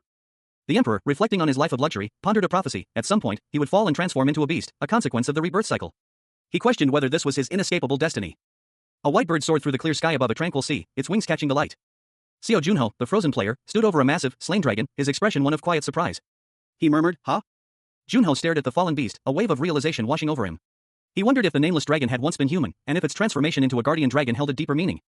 The truth struck him with the force of a physical blow. The dragon was none other than Mumu, the first emperor of unified Silla. Overwhelmed by this revelation, Junho felt a profound sense of unease. He muttered to himself, then I just... A vision flashed before Junho's eyes, a cryptic message in an unknown language, revealing a prophecy about his actions and their consequences throughout history. The vision continued, showing Junho killing an ancestor. A chilling realization dawned on him. Junho, the frozen hero, knelt before a colossal, ethereal dragon, its form shimmering with an otherworldly light. Its immense, serpentine body coiled around them, a gentle warmth emanating from its scales. Blood stained Junho's face, a stark reminder of his arduous journey. A spectral image of the dragon ascended into the heavens, leaving a shimmering trail in its wake. Junho's eyes widened as he realized the significance of this celestial display. He understood, someone had prayed for him, a beacon of hope in his long-frozen slumber.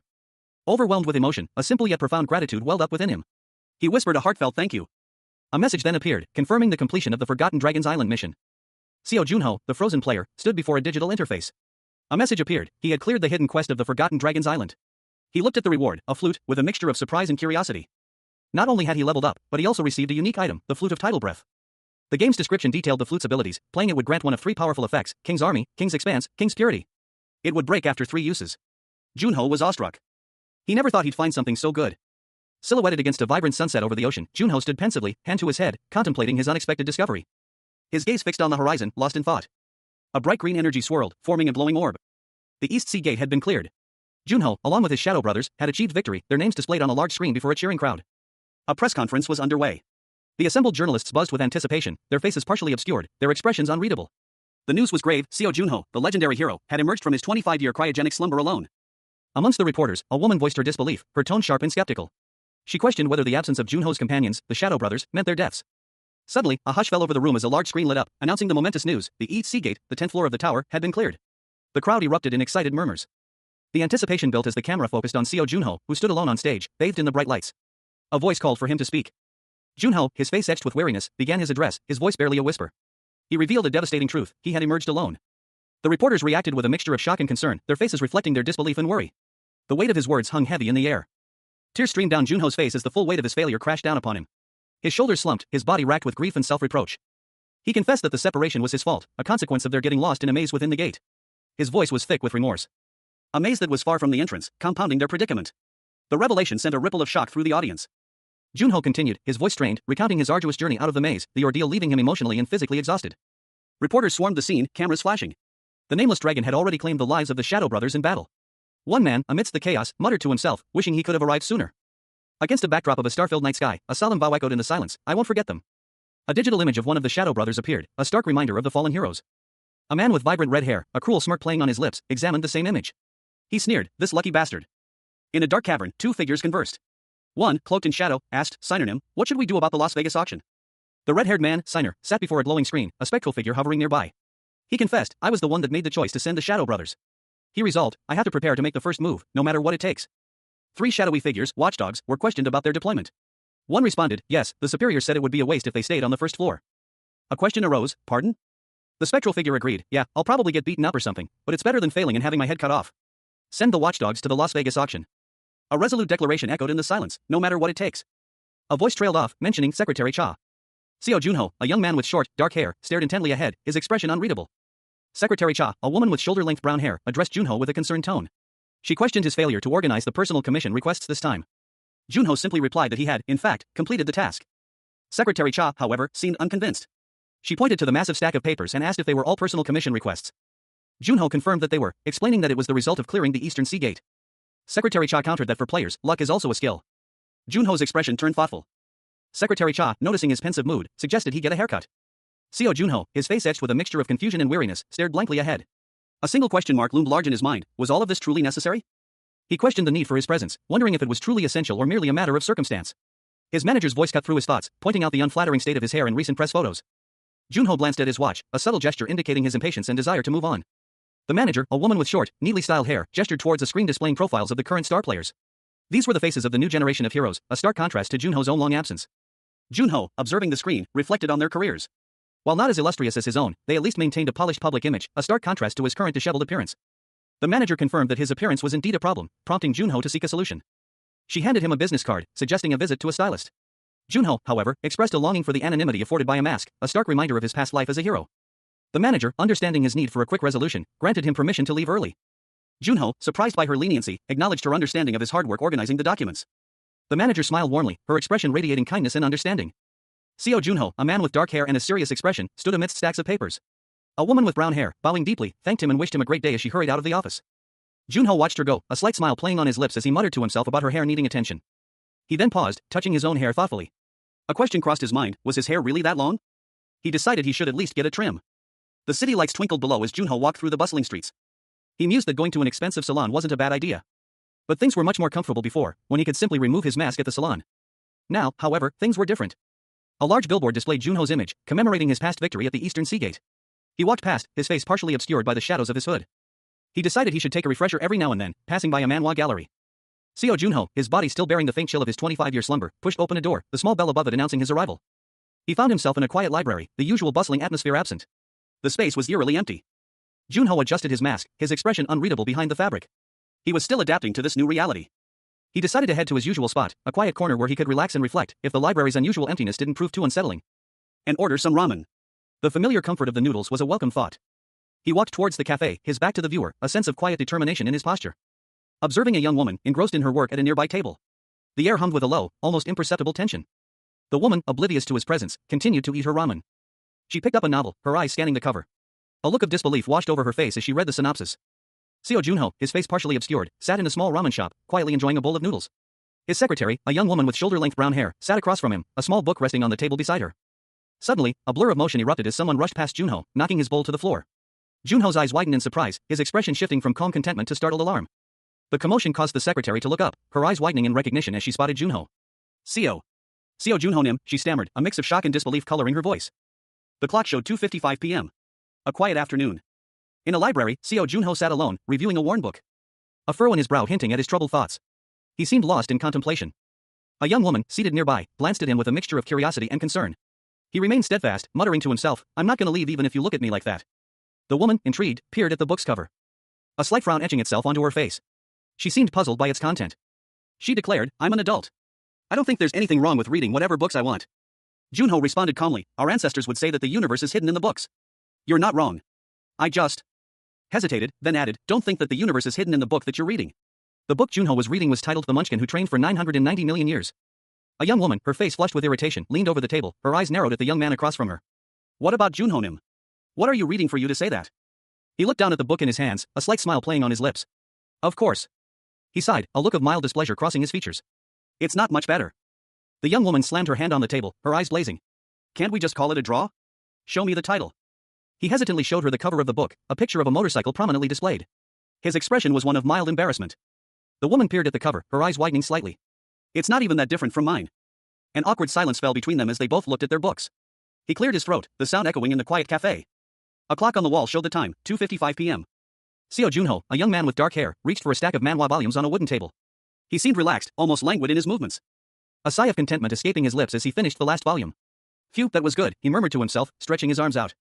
He then abruptly pushed the books towards someone off-panel, snapping, shut. Secretary Cha, are you? A young woman with shoulder-length blonde hair and pink hair clips, Secretary Cha, smiled serenely and replied, yes. It was good. Junho smirked slightly, a hint of amusement in his eyes. As Secretary Cha continued, it was a bit surprising. To see me at a Manhwa Bang Plus? The scene shifted to a spacious reading room. Secretary Cha explained, I heard you were one of the elite. I thought you were far above places like this. Junho listened patiently, a subtle smile playing on his lips. Secretary Cha continued, most people think that. But I like it here. I can just read books without being bothered or interrupted. She added, I also like the feeling of turning the pages rather than reading ebooks. The smell of books is nice too. Secretary Cha, a young woman with shoulder-length brown hair, sat at her desk, a book in her hands. She smiled contentedly, the scent of old books filling her senses. A refined scent that spoke of time itself. A simple, silver watch adorned her wrist. It was late. Secretary Cha looked at the man sitting opposite her, Seo Junho. He had short, dark hair and a calm demeanor. She offered him a ride home, but he declined, stating that he lives nearby. She gathered her things, preparing to leave. Junho watched her go, a subtle smile playing on his lips. Junho waved goodbye to Secretary Cha as she left. He then reflected on her hard work. He resolved to work just as diligently. Outside, Junho looked up at a towering skyscraper, the PKA building. He wondered about its significance.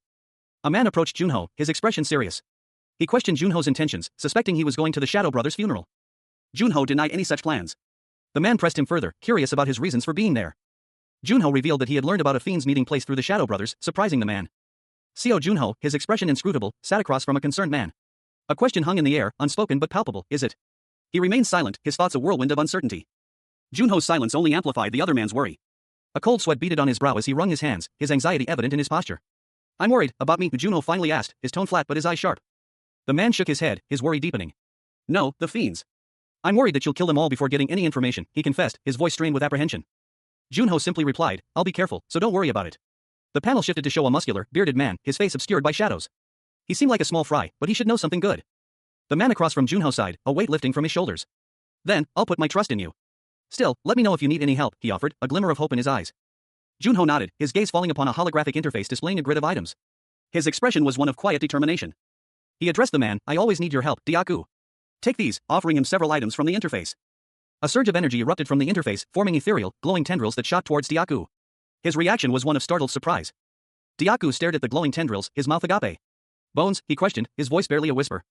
Junho explained, dragon bones from the eastern seagate. Use half of it as you see fit, and give the rest to Quan Noya to make a sword for me. The final panel showed Quan Noya, a blacksmith, silhouetted against a fiery forge, ready to begin work. Seo Junho, dressed in casual attire, stood before a seated, older man in a suit. He informed the man that he would contact someone. And then inquired if there was anything else to relay. Junho left the room, the older man instructing him to convey specific details to the contact, emphasizing the importance of matching previous specifications. And adding that the recipient would remember everything the day after tomorrow. Junho, however, suggested a different message, retire if you can't even remember that. Junho arrived at his luxurious apartment, collapsing onto his bed, exhausted. His gaze falling upon a glowing ring on his wrist. He then sent a text message to his secretary Cha, requesting a plane ticket to Las Vegas for the following day. Junho, a satisfied smirk on his face, relaxed as he waited for a response. Seo Junho, the hero who sacrificed himself 25 years prior to defeat the Frost Queen, awoke in his bed. He lay there, casually, as a holographic inventory interface materialized before him. He murmured, let's see. His inventory displayed the Flute of Tidal Breath, a ritual item that once brought peace to the world. The interface detailed its abilities, King's Army, King's Expanse, and King's Purity.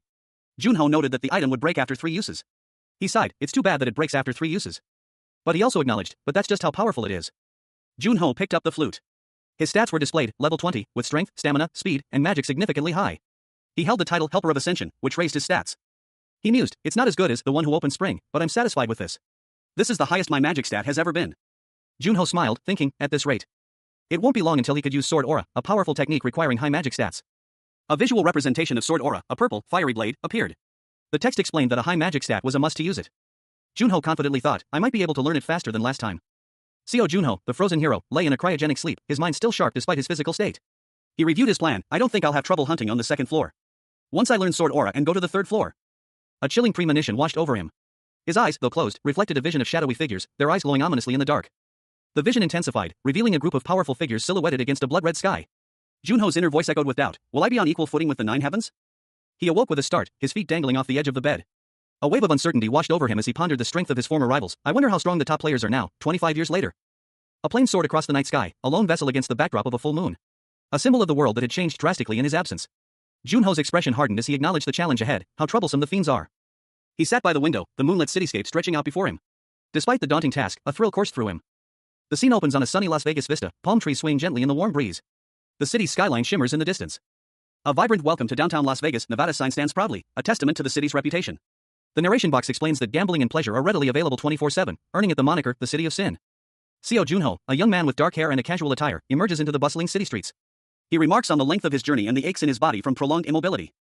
His thoughts turn to his missing companion, Skaya, lamenting the absence of her teleportation abilities that would have shortened his travel time considerably.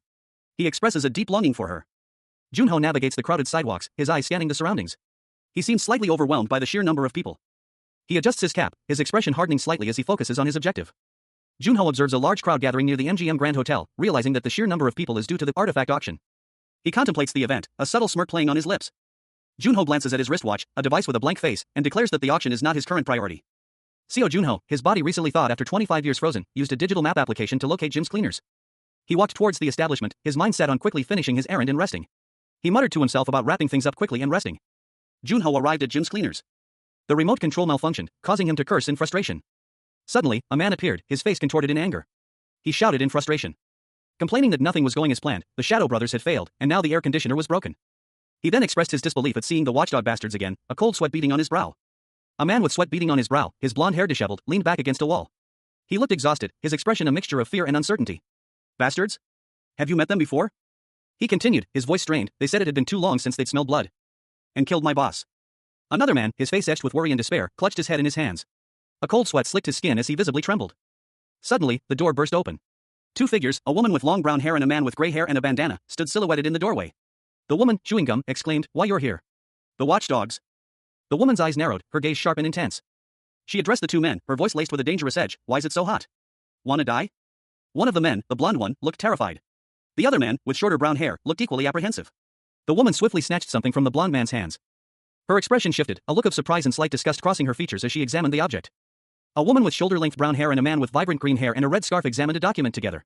The woman, her expression a mixture of surprise and concern, pointed out a significant change in their assignment. The man, incredulous, reacted with disbelief to the news that they were not proceeding to the second floor as planned. The woman urged him to see for himself, offering further proof of the unexpected change. He scrutinized the document again, his expression unreadable, a silent contemplation of the implications. The woman suggested lodging a formal complaint to their superior about the unexpected change in their assignment. The man, however, remained silent, his gaze fixed on the document. While the woman expressed her frustration, emphasizing that the order wasn't even from their direct superior. A tall, imposing figure in a long coat appeared in the doorway, silhouetted against the bright light behind him. His presence commanded immediate attention. The scene shifted to a close-up of a man's intense gaze, his eyes narrowed in anticipation as he observed the newcomer. The imposing figure extended a hand towards the green-haired man, a gesture that seemed both commanding and slightly menacing. The green-haired man looked up, his expression a mixture of apprehension and uncertainty as he met the newcomer's gaze. The green-haired man crumpled the document in his hands, his reaction suggesting a sudden change of plans or a decision made under duress. A shadowy figure in a black coat handed a document to a young man with vibrant green hair, styled in a short, choppy cut. The young man, adorned with a red bandana and bracelets, received the papers with a neutral expression. The young man carefully examined the document, his eyes scanning the text. Suddenly, the paper burst into flames, engulfing the young man's hand in a fiery inferno. A look of shock and surprise spread across his face as he recoiled from the intense heat. The shadowy figure, his face still obscured, watched the scene unfold with a stoic expression. He then asked, "Were there any other orders?" The young man's face was now consumed by flames, his features barely visible. His intense heat was palpable. He stammered, "And no." The shadowy figure, seemingly unfazed by the young man's fiery outburst, simply stated, "Let's go." Elsewhere, an older man with graying hair was suddenly thrown backward, crashing to the floor. He coughed, a pained expression on his face as he struggled to catch his breath. Ha! Two men, one older with gray hair and the other younger with blonde hair, sat on the floor, seemingly recovering from an altercation. The younger man anxiously asked if the other was all right, wondering if their attackers were the watchdogs. The older man, clearly agitated, retorted that while the watchdogs were indeed frightening, their leader seemed like a decent person. His outburst escalated into a furious accusation, "Are you blind?" The younger man, taken aback, questioned why the older man was so angry. The older man, visibly stressed, responded that he would only explain once, so the younger man should listen carefully. He began to explain that the 9 strongest players in the world were known as the 9 Heavens, and that the watchdogs' leader, Arma, was one of them, and also an executive of the Nazad Hallow Association. A wide shot depicted a city engulfed in flames. A figure in a dark coat stood on a rooftop, silhouetted against the inferno, observing the destruction. The younger man, his face etched with shock, gasped, "The one who caused the massacre in Turkey 6 months ago, Skeleton Mage Arma." The older man, now visibly shaken, muttered that it was unbelievable. He continued, explaining that rumors suggested the watchdogs originally had 5 members. But Arma had eliminated 2 of them, reducing them to skeletons. The older man's eyes widened in horror as he processed this information. A sudden noise startled the younger man.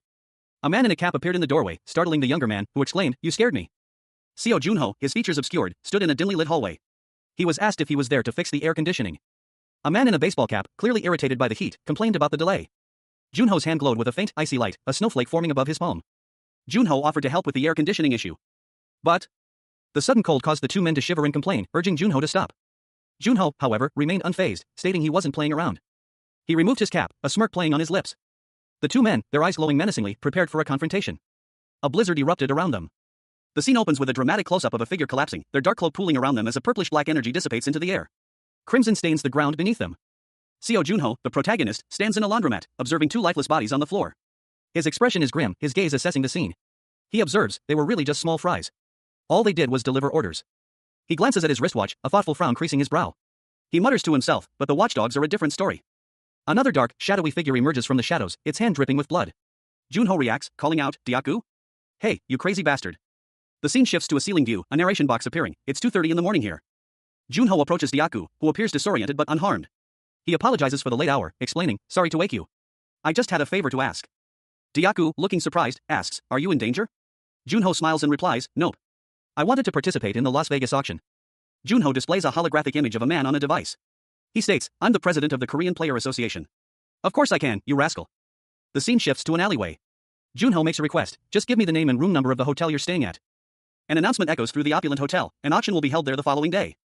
The camera pans across the hotel lobby, showcasing its lavish interior and the various guests milling about. Seo Junho, the protagonist, arrives at the hotel. He casually observes the surroundings, explaining that he is merely familiarizing himself with the layout. Junho reflects that he shouldn't need the expensive suit Diaku sent him, as he's only here to scout the location. He received a luxurious suit made from the silk of a queen silkworm, a gift deemed unnecessarily extravagant by Junho. Junho heads towards the casino, muttering that attending the auction in his casual attire would damage his image. He notes that the venue is a casino. He passes through the security gates, noting that he has been to similar casinos before. As Junho proceeds, he is suddenly stopped by several guards. One of the guards recognizes him, exclaiming in surprise, "Huh? Aren't you player Seo Junho?" Seo Junho, recently thawed from a 25-year freeze, found himself in a world drastically altered. He encountered Ha Inho, introducing himself as a member of the Dakiti Guild, a name unfamiliar to Junho. A man whose confident demeanor and sunglasses hinted at a life lived on the edge. Accompanied by a woman also wearing sunglasses, Inho's recollection of Junho and his companion, Gong Jua, sparked a recognition. A realization that solidified as he apologized for his initial lack of recognition. Junho, slightly surprised but understanding, inquired about Inho's presence in Las Vegas. Inho explained that he was participating in an artifact auction, but was sightseeing while waiting for the event at the MGM Grand Hotel. Inho's team was hired as security guards for the auction. Their patrol brought them to a casino, where Junho attempted to enter, only to trigger the alarm system. Inho, offering assistance, explained that the alarm was due to changes in the casino's security system, a consequence of the world's transformation after the Frost Queen's defeat. Casinos had suffered significant financial losses due to players exploiting their abilities to cheat at games. A sharply dressed man with blonde hair and sunglasses, exuding an air of confidence, addressed someone off-panel. He announced that the hotel had made a decision to create a casino for players. The scene shifted to the interior of the casino, opulent and bustling. A narration box explained that players were free to use their skills as they pleased, because the dealers were also players. A young man with dark hair questioned the blonde man, pointing out the advantage this would give higher-level players. The blonde man, adjusting his sunglasses, smirked slightly. He countered that a player's level didn't necessarily determine their gaming skills. At a nearby table, a woman with long orange hair let out a frustrated cry. Her face was partially obscured by her hands. The blonde man explained that Princess, whose real name was Gong Yuanim, hadn't won a single game yet. Gong Yuanim herself exclaimed that it was a scam. With a furious yell, the fiery-haired woman slammed her hands on the poker table, scattering chips across the felt. Her opponent, a man with neatly combed brown hair, watched in stunned silence as the chips flew.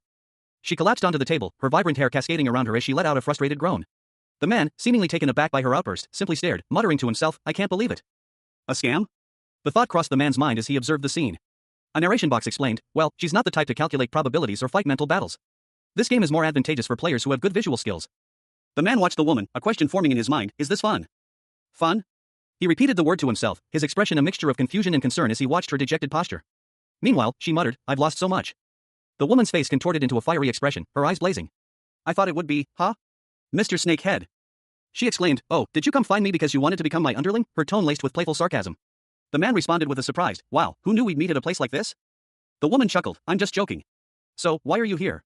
she asked, her smile softening. He replied, I came here for the auction, but I wanted to look around. Player Inho brought me here. He continued, if anything happens, just let me know. I'm the captain of the security guards at the hotel. She responded, sure, thank you. Is she allowed to gamble while working? Seo Junho, recently thawed after 25 years frozen, found himself in a high-stakes casino game. 3 golden bells sat before him, a small marble resting nearby. He questioned the difficulty of this new challenge. A woman with vibrant orange hair, observing the game, confirmed his suspicions. The dealer, a masked figure with impossibly fast hands, was a formidable opponent. She mentioned that he had been on the second floor before becoming a dealer.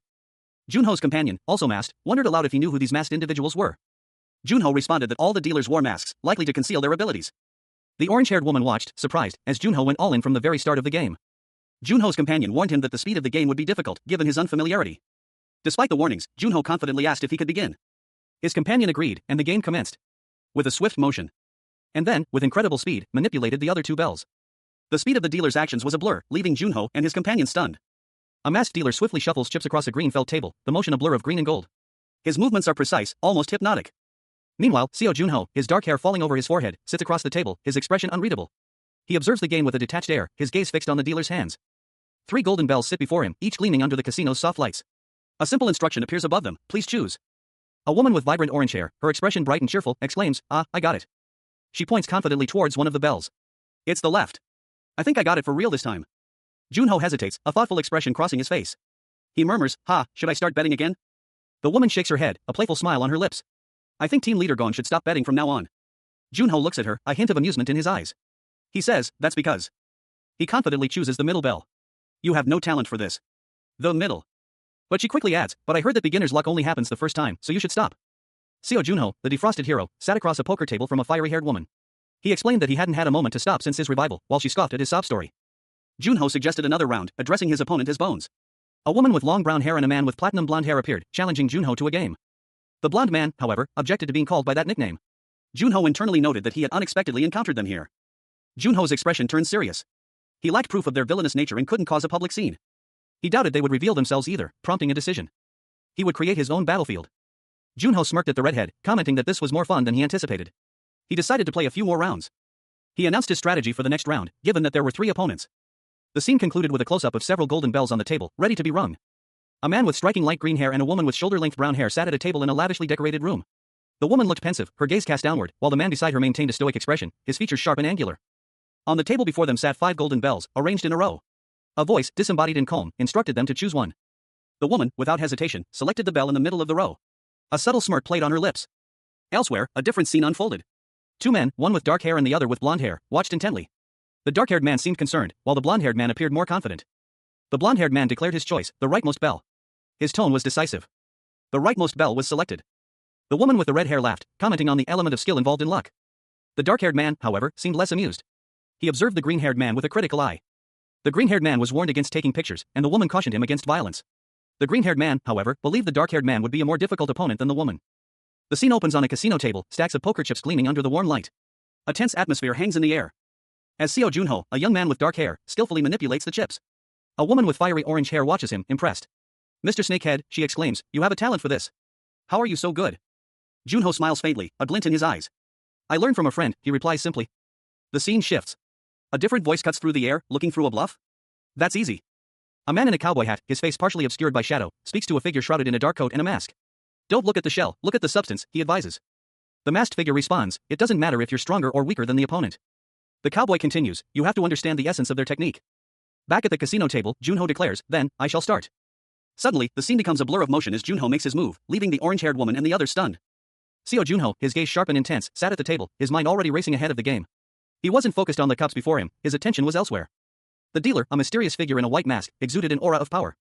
Flames danced around him as he manipulated the bells, a display of his phantom skill. Junho, observing his companion, Gon, whispered his deduction, the second bell from the left held the key. Gon, his expression unreadable, simply confirmed Junho's assessment with a quiet, that's correct. The masked dealer announced a change, requesting the players to remain seated. Gon, addressing his team, proposed to show them an interesting artifact, taking advantage of the waiting time. With a swift movement, Gon produced a small, glowing blue object, revealing a mysterious compass. Team leader Gon's revelation left the others speechless. A compass? What could it possibly mean? Seo Junho, along with a woman blowing a bubble and a man with green hair, sat around a poker table. President Shim Diatgu had given the man with green hair a magical compass, explaining that if filled with magic, it could locate a specific type of person. Junho, clearly skeptical, questioned what this meant. The compass, a swirling vortex of blue energy, began to spin erratically. A woman with orange hair, observing the compass, commented that there was no reason for it to be acting up like this. The woman's eyes widened as she realized what the compass was indicating. The compass, held by the green-haired man, spun wildly, its needle pointing directly towards Junho and his companions. He questioned if the compass was pointing to them. The woman with orange hair looked concerned, wondering why the compass was acting up. Junho, seemingly unfazed, announced his intention to use the restroom. Junho excused himself to go to the bathroom, prompting the woman with orange hair to follow suit, expressing her curiosity. The green-haired man also decided to use the restroom. The woman asked if it would take long. The green-haired man curtly replied that it would not. Junho assured them he would be back in 5 minutes. He left the casino, stepping out into the night, and began to run, a blue energy trail following him. Seo Junho, the frozen hero, found himself in a dark alleyway, the remnants of a struggle scattered around him. He was disoriented, his memory hazy. A man in a sharp suit appeared, his gaze sharp and assessing. He muttered to himself, unconvinced by his surroundings, this was not the bathroom he expected. The man's suspicion grew. He realized the artifact in Junho's possession was attracting fiends, and Junho had likely been lured there. The man, seemingly the antagonist, observed Junho from a distance, his eyes fixated on the glowing artifact in Junho's hand. Suddenly, the artifact shattered, releasing a burst of energy. The antagonist was taken aback. He mused that no ordinary artifact would break so easily, unless it was a single-use item. This realization led him to a chilling conclusion. A flash of light, a sword materialized, and Junho appeared, ready for battle. Junho confronted the antagonist, his expression grim. He questioned the man's motives, suspecting a trap. The antagonist, unfazed, calmly admitted to luring Junho to this location. Junho, however, was not entirely surprised. He had sensed something similar at the casino earlier, but he acknowledged the antagonist's sharp instincts. A man with striking, icy white hair and piercing eyes, dressed in a sharp purple suit, held a sleek, futuristic sword. The weapon shimmered with an ethereal, turquoise glow, its form seemingly projected onto his open palm. He looked thoughtful, a question hanging in the air. Do you know about us? Seo Junho, his dark hair neatly styled, responded with a smirk. His expression was one of casual confidence, almost bored. Dunno. Your schedule for tomorrow, perhaps? The man's eyes narrowed, a dangerous glint appearing in their depths. His expression hardened, and a sinister smile played on his lips. Then there's no need for us to keep talking. A sudden burst of energy erupted, a blinding flash of light and motion. The scene blurred into streaks of turquoise and white, indicating incredible speed. The man lunged forward with surprising speed, his sword ablur. Junho reacted instantly, meeting the attack with a swift countermove. Their blades clashed in a flurry of sparks and motion. The speed of their movements was almost impossible to follow. Junho's eyes widened in surprise as he found himself struggling to keep up. He's fast. The man, however, seemed unfazed. He continued his relentless assault, his movements precise and deadly. That's not just physical ability. The man paused, his eyes narrowed in assessment as he watched Junho's movements. Is he an acceleration skill user? The man smirked, his eyes gleaming with cold determination. Just give up and die quietly. You won't be able to dodge the next attack anyways. Seo Junho, his face etched with grim determination, stood amidst the remnants of a recent battle. A palpable tension hung in the air. His eyes, narrowed in concentration, scanned his surroundings, a silent assessment of the battlefield playing out behind his intense gaze. Meanwhile, another figure, a man with vibrant green hair, watched Junho from a distance. He muttered to himself, that bastard, he realized that I can't follow his movements with my eyes. The green-haired man's assessment continued, not bad. The two places that can kill you instantly when attacked are your head and your heart. And out of those two, the head is more open. So he'll fake going for my head to strike at his heart. Suddenly, a blinding flash of light erupted as Junho moved with impossible speed, leaving a trail of blue energy in his wake. The green-haired man barely registered the attack before being thrown back, exclaiming, a smokescreen? But Junho's counterattack was swift and precise. No matter what tricks you use, my knife is already aimed at your heart. A figure with vibrant green hair, clad in a crimson jacket, roared with fury, his eyes blazing with an intense, almost supernatural light. A swirling vortex of purple energy crackled around him, hinting at the immense power he wielded. The raw energy threatening to overwhelm his surroundings. Unfortunately, his outburst was cut short. He cried out in pain as a glacial blade pierced his arm, the icy energy searing through his flesh. His expression twisted in agony. A stark contrast to the furious energy he had just displayed. He staggered back, clutching his wounded arm. His assailant, a man with short, dark hair, smirked. If you know my level of skill, he said, does it matter if you slow down a bit? He tapped his temple thoughtfully. Considering your personality, I predicted that you'd aim at my heart even if my head was wide open. With a swift, precise movement, the dark-haired man launched a devastating attack, his blade a blur of motion as it sliced through the air, striking his opponent. Seo Junho, his body still bearing the chill of his long slumber, moved with practiced precision. He deflected an icy blast aimed at his companion with a swift, precise movement of his blade. The icy energy sparking as it grazed his weapon. His opponent, a man in a sharp crimson suit, grunted in pain, the force of the blow clearly impacting him. Junho's counterattack was swift and brutal. He followed up his initial parry.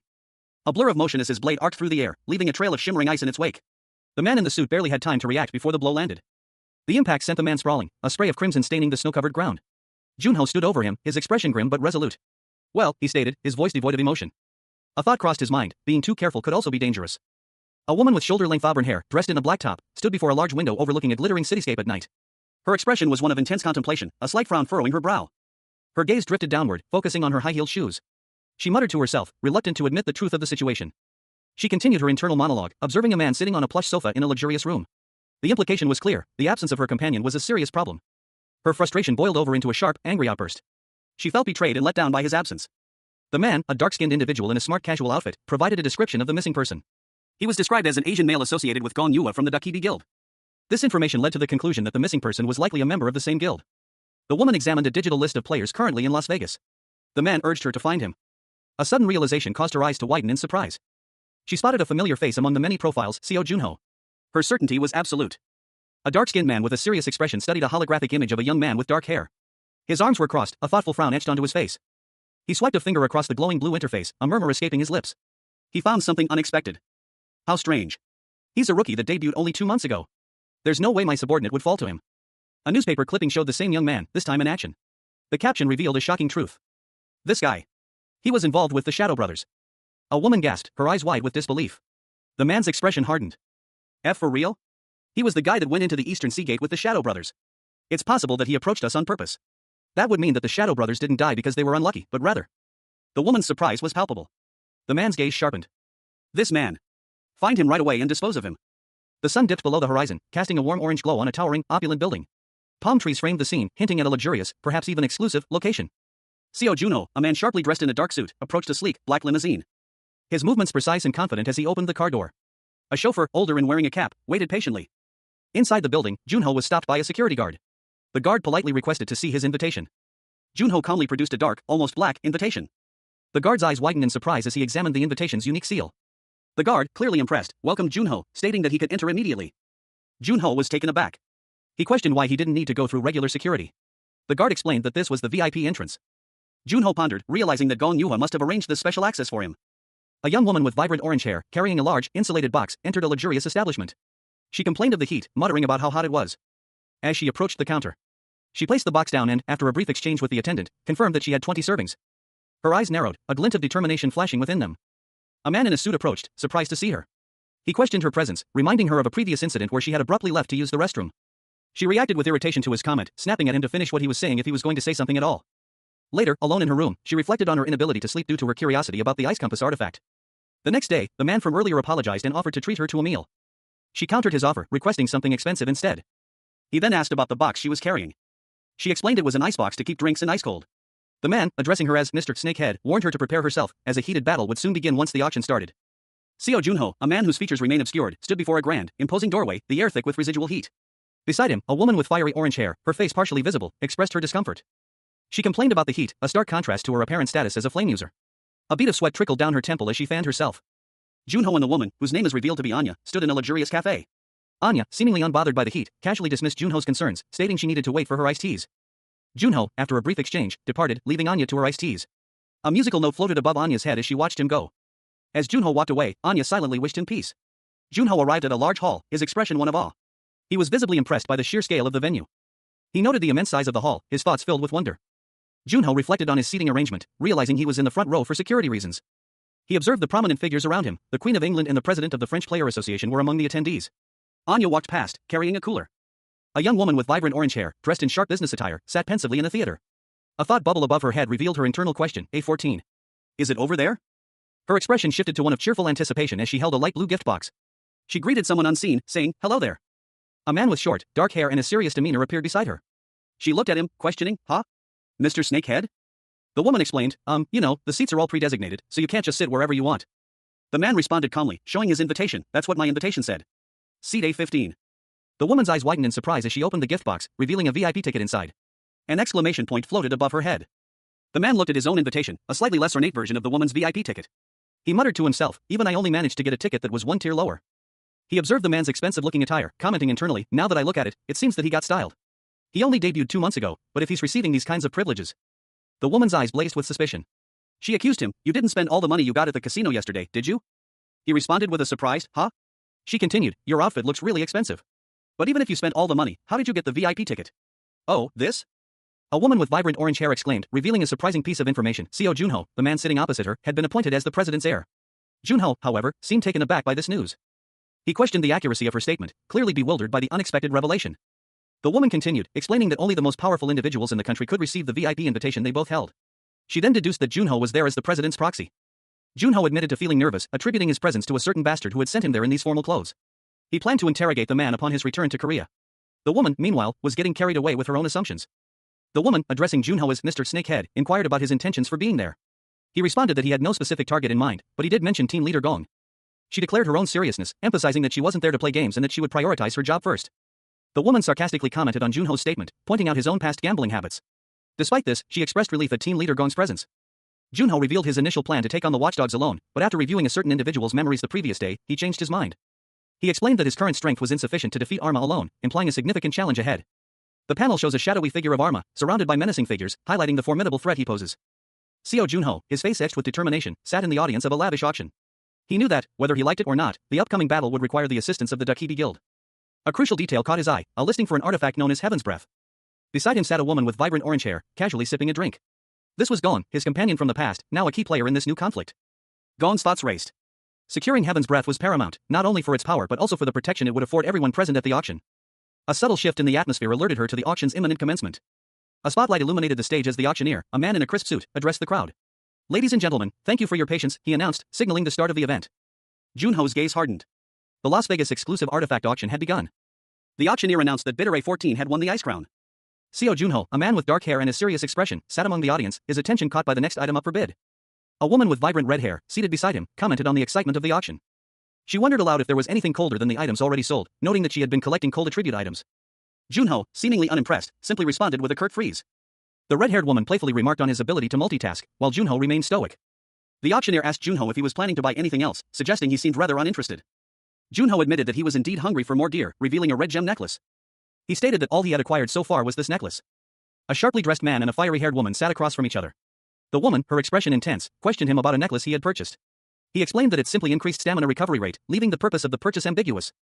A slight frown furrowing his brow as he considered her question. The man, seemingly uncomfortable, suggested she should have asked if he had a girlfriend first before inquiring about the necklace's purpose. But the woman, with a sly smile, retorted that his mother would be the recipient, then. The woman's smile faltered as she revealed, with a pained expression, that her mother had passed away. A surge of emotional energy emanated from her, causing her to visibly recoil in grief. The man, witnessing her distress, offered a quick apology. He explained that the necklace was merely a gift for his nephew, attempting to defuse the tense situation. The scene shifted to an auction.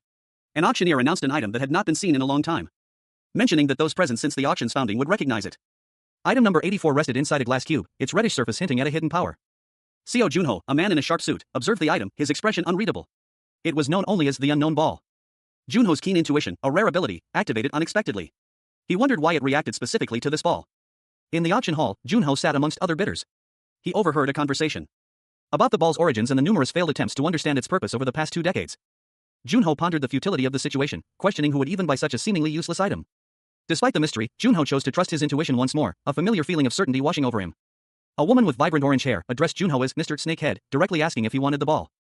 The auctioneer announced that item 84 had sold for $60,000. Junho confirmed that he felt a pull towards the ball, while the woman beside him looked on in confusion. A man with a mustache, dressed in a suit, stood at a podium, addressing a large audience. He announced, "Now, for today's main event." In the audience, a man and a woman watched expectantly. The woman gasped, "Oh my," as the man adjusted his glasses. The spotlight illuminated an empty space on stage. A voiceover explained, "Discovered in an ancient dungeon on the 2nd floor, it's the top-grade magic core." A glowing orb, encased in a glass display case, appeared on stage. The caption read, "Heaven's Breath." A woman with bright orange hair, sitting in the audience, whispered, "Wow, it's so pretty." The orb pulsed with light. A voiceover commented, "The rumors about it being able to power a city don't seem to be exaggerating." The woman with orange hair turned to a man with dark hair sitting beside her. She asked, "How much do you think a magic core like that would go for?" The man replied, "Probably an amount that'll exceed your imagination. But if you want an exact answer, that'll depend on how much the country leaders call." The dark-haired man listened intently, a thoughtful expression on his face. He simply stated, "I see." An auction was underway, the digital display showing a steadily climbing price. A man in a suit stood at a podium, his expression calm despite the escalating numbers. Meanwhile, a woman with fiery orange hair and intense red eyes watched from the shadows, a grim determination etched on her face. She was clearly not there as a mere spectator. Her thoughts confirming her suspicions, this was a carefully orchestrated heist. She knew they had come to steal the expensive item up for bid. The price continued to rise, reaching $450 million, then $470 million. And still climbing, surpassing $500 million, then $550 million. The tension in the room was palpable. Suddenly, the auctioneer announced that they had reached $600 million. A blur of motion followed, as a powerful force erupted, shattering the podium and sending the auctioneer flying through the air. The auctioneer crashed to the ground, his eyes wide with shock and fear as he struggled to comprehend what had just happened. A powerful, unseen force continuing its assault, leaving a trail of destruction in its wake. A muffled cry of pain echoed through the room as the unseen force continued its relentless attack. A scene of chaos unfolded. A man in a suit cried out in terror, his pleas for help echoing amidst the pandemonium. As destruction rained down around him, a figure emerged from the dust, a man with blonde hair and sunglasses, exhaling a sigh of relief. He raised a hand, and a beam of green energy shot out, forming a protective barrier around the area.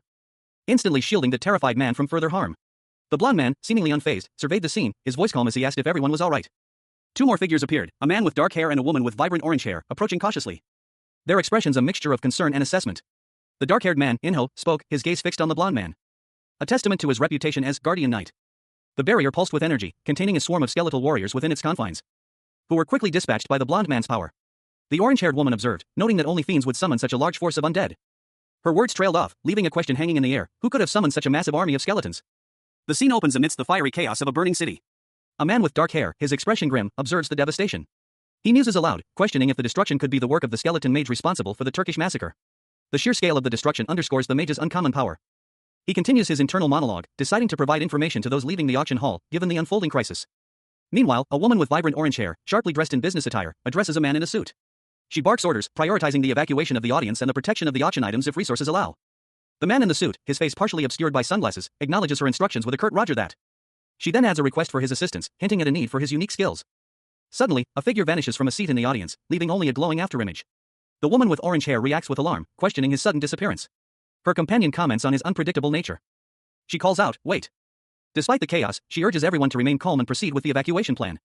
The man in sunglasses reassures a visibly panicked older man that a barrier is in place, ensuring their safety for the moment. However, this sense of security is short-lived. Skeletal figures, emanating a green energy, begin to break through the barrier, their menacing presence signaling an imminent threat. A furious, older man with gray hair, dressed in a sharp suit, roared, demanding to be let out immediately. His face was contorted in a mask of anger, his eyes wide with frustration as ghostly green figures flickered behind him. The scene shifted to a chaotic hallway, packed with people desperately trying to escape. A voice shouted for everyone to move and not push, the tension palpable in the air. A young man tumbled through the doorway, landing hard on the floor. He muttered about the mess, his expression one of clear annoyance. A young woman with vibrant red hair pulled back into a high ponytail stood defiantly, a fiery orange energy crackling in her clenched fist. She let out a breathy hoo, her eyes narrowed in concentration. She unleashed a fiery blast of energy, the force of which sent shockwaves through the building, shattering stone and debris outwards in a spectacular explosion. The sheer power of the attack was breathtaking. The red-haired woman smirked, calculating how long it would take for the others to escape through the small opening she had created. She then instructed them to head to her location. A man in a suit, witnessing the destruction, exclaimed in disbelief at the princess's actions, pointing out the unnecessary damage to the building. He argued that such destruction was unacceptable, given the lives at stake, but the princess retorted that it was a necessary decision, though she would apologize later. A young woman with fiery orange hair, her expression a mixture of annoyance and something akin to guilt, muttered to herself, the words barely audible, "Make me feel bad." She stood before a man in a sharp suit, his blonde hair neatly combed, glasses perched on his nose. A swirling vortex of dark purple energy pulsed between them, emanating an ominous aura. A beam of the same energy shot out from the vortex, striking the man with surprising force. He barely registered the impact, his expression remaining stoic. The woman's eyes widened in shock as a crimson stain bloomed across her white blouse. A look of dawning horror spread across her face. A force far greater than she anticipated erupted from her, shattering the ground around her and sending the man flying backward into a gaping chasm. The dust settled, revealing only a dark silhouette against the broken earth, the extent of the damage still unclear. A powerful impact shattered the ground, sending tremors through the surrounding area, revealing a woman with fiery red hair, clad in a sharp business suit, standing over a fallen foe. Her expression was one of controlled fury. Suddenly, a green energy field crackled and shattered around her. As she looked up in surprise, a wave of energy washing over her. The red-haired woman's protective shield had been broken by the unexpected energy surge. Below her, the man she had just defeated groaned in pain. She muttered to herself, annoyed by the interruption. But this unexpected interference was frustrating. She turned to face a horde of skeletal warriors emerging from the dust. Her annoyance flared into open anger, she was ready to unleash her full power. A wave of skeletal soldiers, clad in decaying armor and wielding rusty weapons, charged forward. Their bony forms blurred as they lunged towards their target. A young woman with fiery orange hair, her eyes blazing with determination, met their assault head-on. She moved with impossible speed, a blur of motion as she weaved through the oncoming skeletons. A brilliant flash of light erupted from her hand as she unleashed a devastating energy blast. The force of the attack incinerated the skeletal horde, leaving behind only smoldering ashes and scattered bones. The last of the skeletons crumbled into dust, consumed by the intense heat. From her vantage point, the young woman gazed upon the sprawling cityscape below, a grim determination etched on her face. A city skyline smoldered under a bruised, twilight sky. Flames erupted from a distant building, casting long, ominous shadows. On a rooftop, a lone figure stood silhouetted against the inferno, their face obscured. Below, another figure, a woman with shoulder-length brown hair and goggles, stared in disbelief, muttering, "No way." The woman, her expression a mixture of awe and disbelief, continued to observe the scene. She held a high-powered sniper rifle, her posture tense. A narration box revealed a crucial detail: the being responsible for the destruction was the wielder of the Ruler of Flames, the strongest special attribute skill. She chewed thoughtfully on a piece of gum, her gaze fixed on the distant inferno. She internally mused that a direct confrontation would be unwise. A sniper, she reasoned, should act like a sniper. The scene shifted, showing a chaotic street battle. Civilians scattered in panic as a powerful energy wave ripped through the area, leaving behind a trail of destruction and debris. A blue orb of energy pulsed faintly on the ground. The woman's face, now visible, held a calculating smirk. She spoke the single word, capture. With a flick of her wrist, she summoned a dark, swirling vortex of energy. The vortex pulsed with dark energy, growing larger and more intense. The woman focused her attention, preparing to unleash its power. She held out her hand, a brilliant blue orb of energy forming within the dark vortex. She declared, "This is heaven's breath." The blue orb pulsed, emitting a series of beeps from a device integrated into the orb. The woman, holding the orb, looked slightly surprised by the beeping. A woman with shoulder-length brown hair, clad in tactical gear, stood on a rooftop overlooking a sprawling cityscape. A glowing orb hovered in her hand. She was addressed by someone unseen, asking if she had secured the item. She confidently confirmed that she had. The woman, her face partially obscured by goggles, issued a curt order, "Proceed to point B immediately." The mission was accomplished with ease, she mused, though she expressed regret at not being able to deal with Seo Junho. Suddenly, a flicker of surprise crossed her face as she looked down at the city below. A large explosion erupted in the distance. From the rooftop, she witnessed a powerful explosion in the city below. The shockwave was visible from her vantage point. Seo Junho, a man in a sharp suit, landed heavily on the ground, the impact sending tremors through the earth. His expression was one of grim determination. The woman on the rooftop reacted instantly, a predatory grin spreading across her face as she recognized Seo Junho. "Speak of the devil," she muttered, raising her rifle. She vowed to kill him quickly and efficiently. A shot rang out, a purple energy blast erupting from the rifle's muzzle, aimed directly at Seo Junho. Seo Junho, recently thawed from a 25-year cryogenic freeze, found himself pursued through the city streets. Purple energy portals, the telltale sign of his unique abilities, appeared behind him as he sprinted. Each portal a testament to his desperate attempt to evade his unseen pursuer. The energy pulsed with raw power, a stark contrast to the mundane urban landscape. A desperate maneuver that left a trail of shimmering purple energy in its wake. He was clearly outmatched, forced to rely on his instincts and abilities to survive. Junho dove for cover, the ground rushing up to meet him as he braced for impact. His breath hitched in his throat, the near miss had shaken him. A sniper shot, intended for his head, had narrowly missed its mark. Above, a woman with a rifle, her face partially obscured by sunglasses, watched with surprise. She muttered to herself, incredulous that her shot, enhanced by a teleport skill, had failed. It was a long-range shot, virtually impossible to miss. Yet Junho had somehow evaded it. The sniper, clearly frustrated, prepared to take another shot. Junho, using his shadow step ability, vanished in a burst of purple energy, reappearing a short distance away. He muttered the name of his skill under his breath. A grim determination etched on his face. He was not going to be caught so easily. This was a new world, and he was determined to survive it. And he would do whatever it took to protect his friends, still frozen in time, waiting for his return. A powerful, dark energy erupted from the ground, engulfing everything in its path. Leaving behind only a swirling vortex of shadows. A woman, her face etched with disbelief, watched in stunned silence as the energy subsided. She muttered to herself, incredulous that even the highly ranked Inho couldn't dodge her attack. The sheer speed of the disappearance was baffling. A moment later, a new thought struck her, the direction of the vanished figure was a place of great significance. A wave of icy energy suddenly washed over her. The woman was frozen mid-stride, a crystalline shell forming around her. As the icy energy consumed her completely, only her frozen form remained. From the icy shards, a figure emerged, cloaked in darkness. A man with dark hair and a serious expression. He stood silently, observing the scene. The frozen woman, now partially thawed, demanded to know his identity and intentions, but he only responded with a swift, icy attack. A woman with fiery red hair, her face partially obscured by a sniper scope, leveled her weapon. Her eyes, however, were wide with a strange mix of determination and resignation. She muttered to herself, a barely audible whisper lost in the chaos around her, "You watchdogs." Two beams of energy, bright and sharp, crossed each other in the night sky, leaving trails of shimmering particles in their wake. The woman's internal monologue echoed the fatalistic tone of her earlier words. She would disappear from the world tonight, regardless. The energy dissipated, leaving only a faint blue glow in the darkness. The scene shifted abruptly. A landscape of devastation unfolded, buildings crumbled, fires raged, and the air hung thick with smoke and the stench of destruction. Amidst the ruins, a lone skull lay half buried in the ash, its empty socket staring blankly at the inferno. The word "hot" escaped from someone nearby. A woman with vibrant, fiery red hair, her face contorted in a grimace, held out her hands, from which flames erupted. "I said it's hot," she exclaimed, her voice sharp with irritation.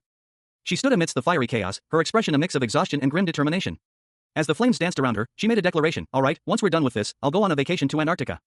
A man approached her, his face etched with worry. He called out to her, his voice strained, "Princess." Another man, his face grim, explained, "I think it disappeared during the scuffle. We're searching the area, but..." The red-haired woman looked up, her expression filled with a mixture of disbelief and dread. "But no one got close to the heaven's breath." "How?" Seo Junho, his body still recovering from his icy slumber, stirred. A faint whisper escaped his lips, barely audible above the crackling embers of the battlefield. "Team leader." A flash of crimson light erupted as a woman with fiery orange hair, seemingly Junho's companion, deflected a blow aimed at him. Her hands crackled with energy. But the force of the attack sent her sprawling. Her eyes widened in shock as she registered the sheer power of her opponent. From the dust and smoke, a terrifying figure emerged, a skeletal knight, clad in scorched armor, its presence radiating an aura of death and destruction. Surrounded by other similarly ghastly figures. The knight raised its sword, flames licking at its blade. The woman, still reeling from the previous attack, stared at the horrifying spectacle before her. "The fuck is this?" she exclaimed, her voice laced with disbelief and terror. The scene opens with a chaotic battlefield, smoke and fire billowing around a fallen figure. Seo Junho, the frozen player, lies amidst the devastation. His companions scattered around him, equally battered and bruised. The air crackles with residual magical energy, the aftermath of a fierce battle against a formidable foe. Among the fallen, several figures in distinctive armor stand out, their forms partially obscured by the smoke and flames. Their presence hinting at the scale of the conflict. A skeletal figure, cloaked and imposing, looms over the scene, a chilling aura emanating from its very being. The skeletal figure's gaze is fixed on the fallen heroes, a silent judgment hanging heavy in the air.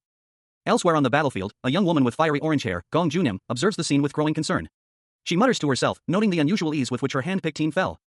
Her companion, a man in a sharp suit and sunglasses, asks what's wrong. Junim points out the strange armor worn by the enemy combatants.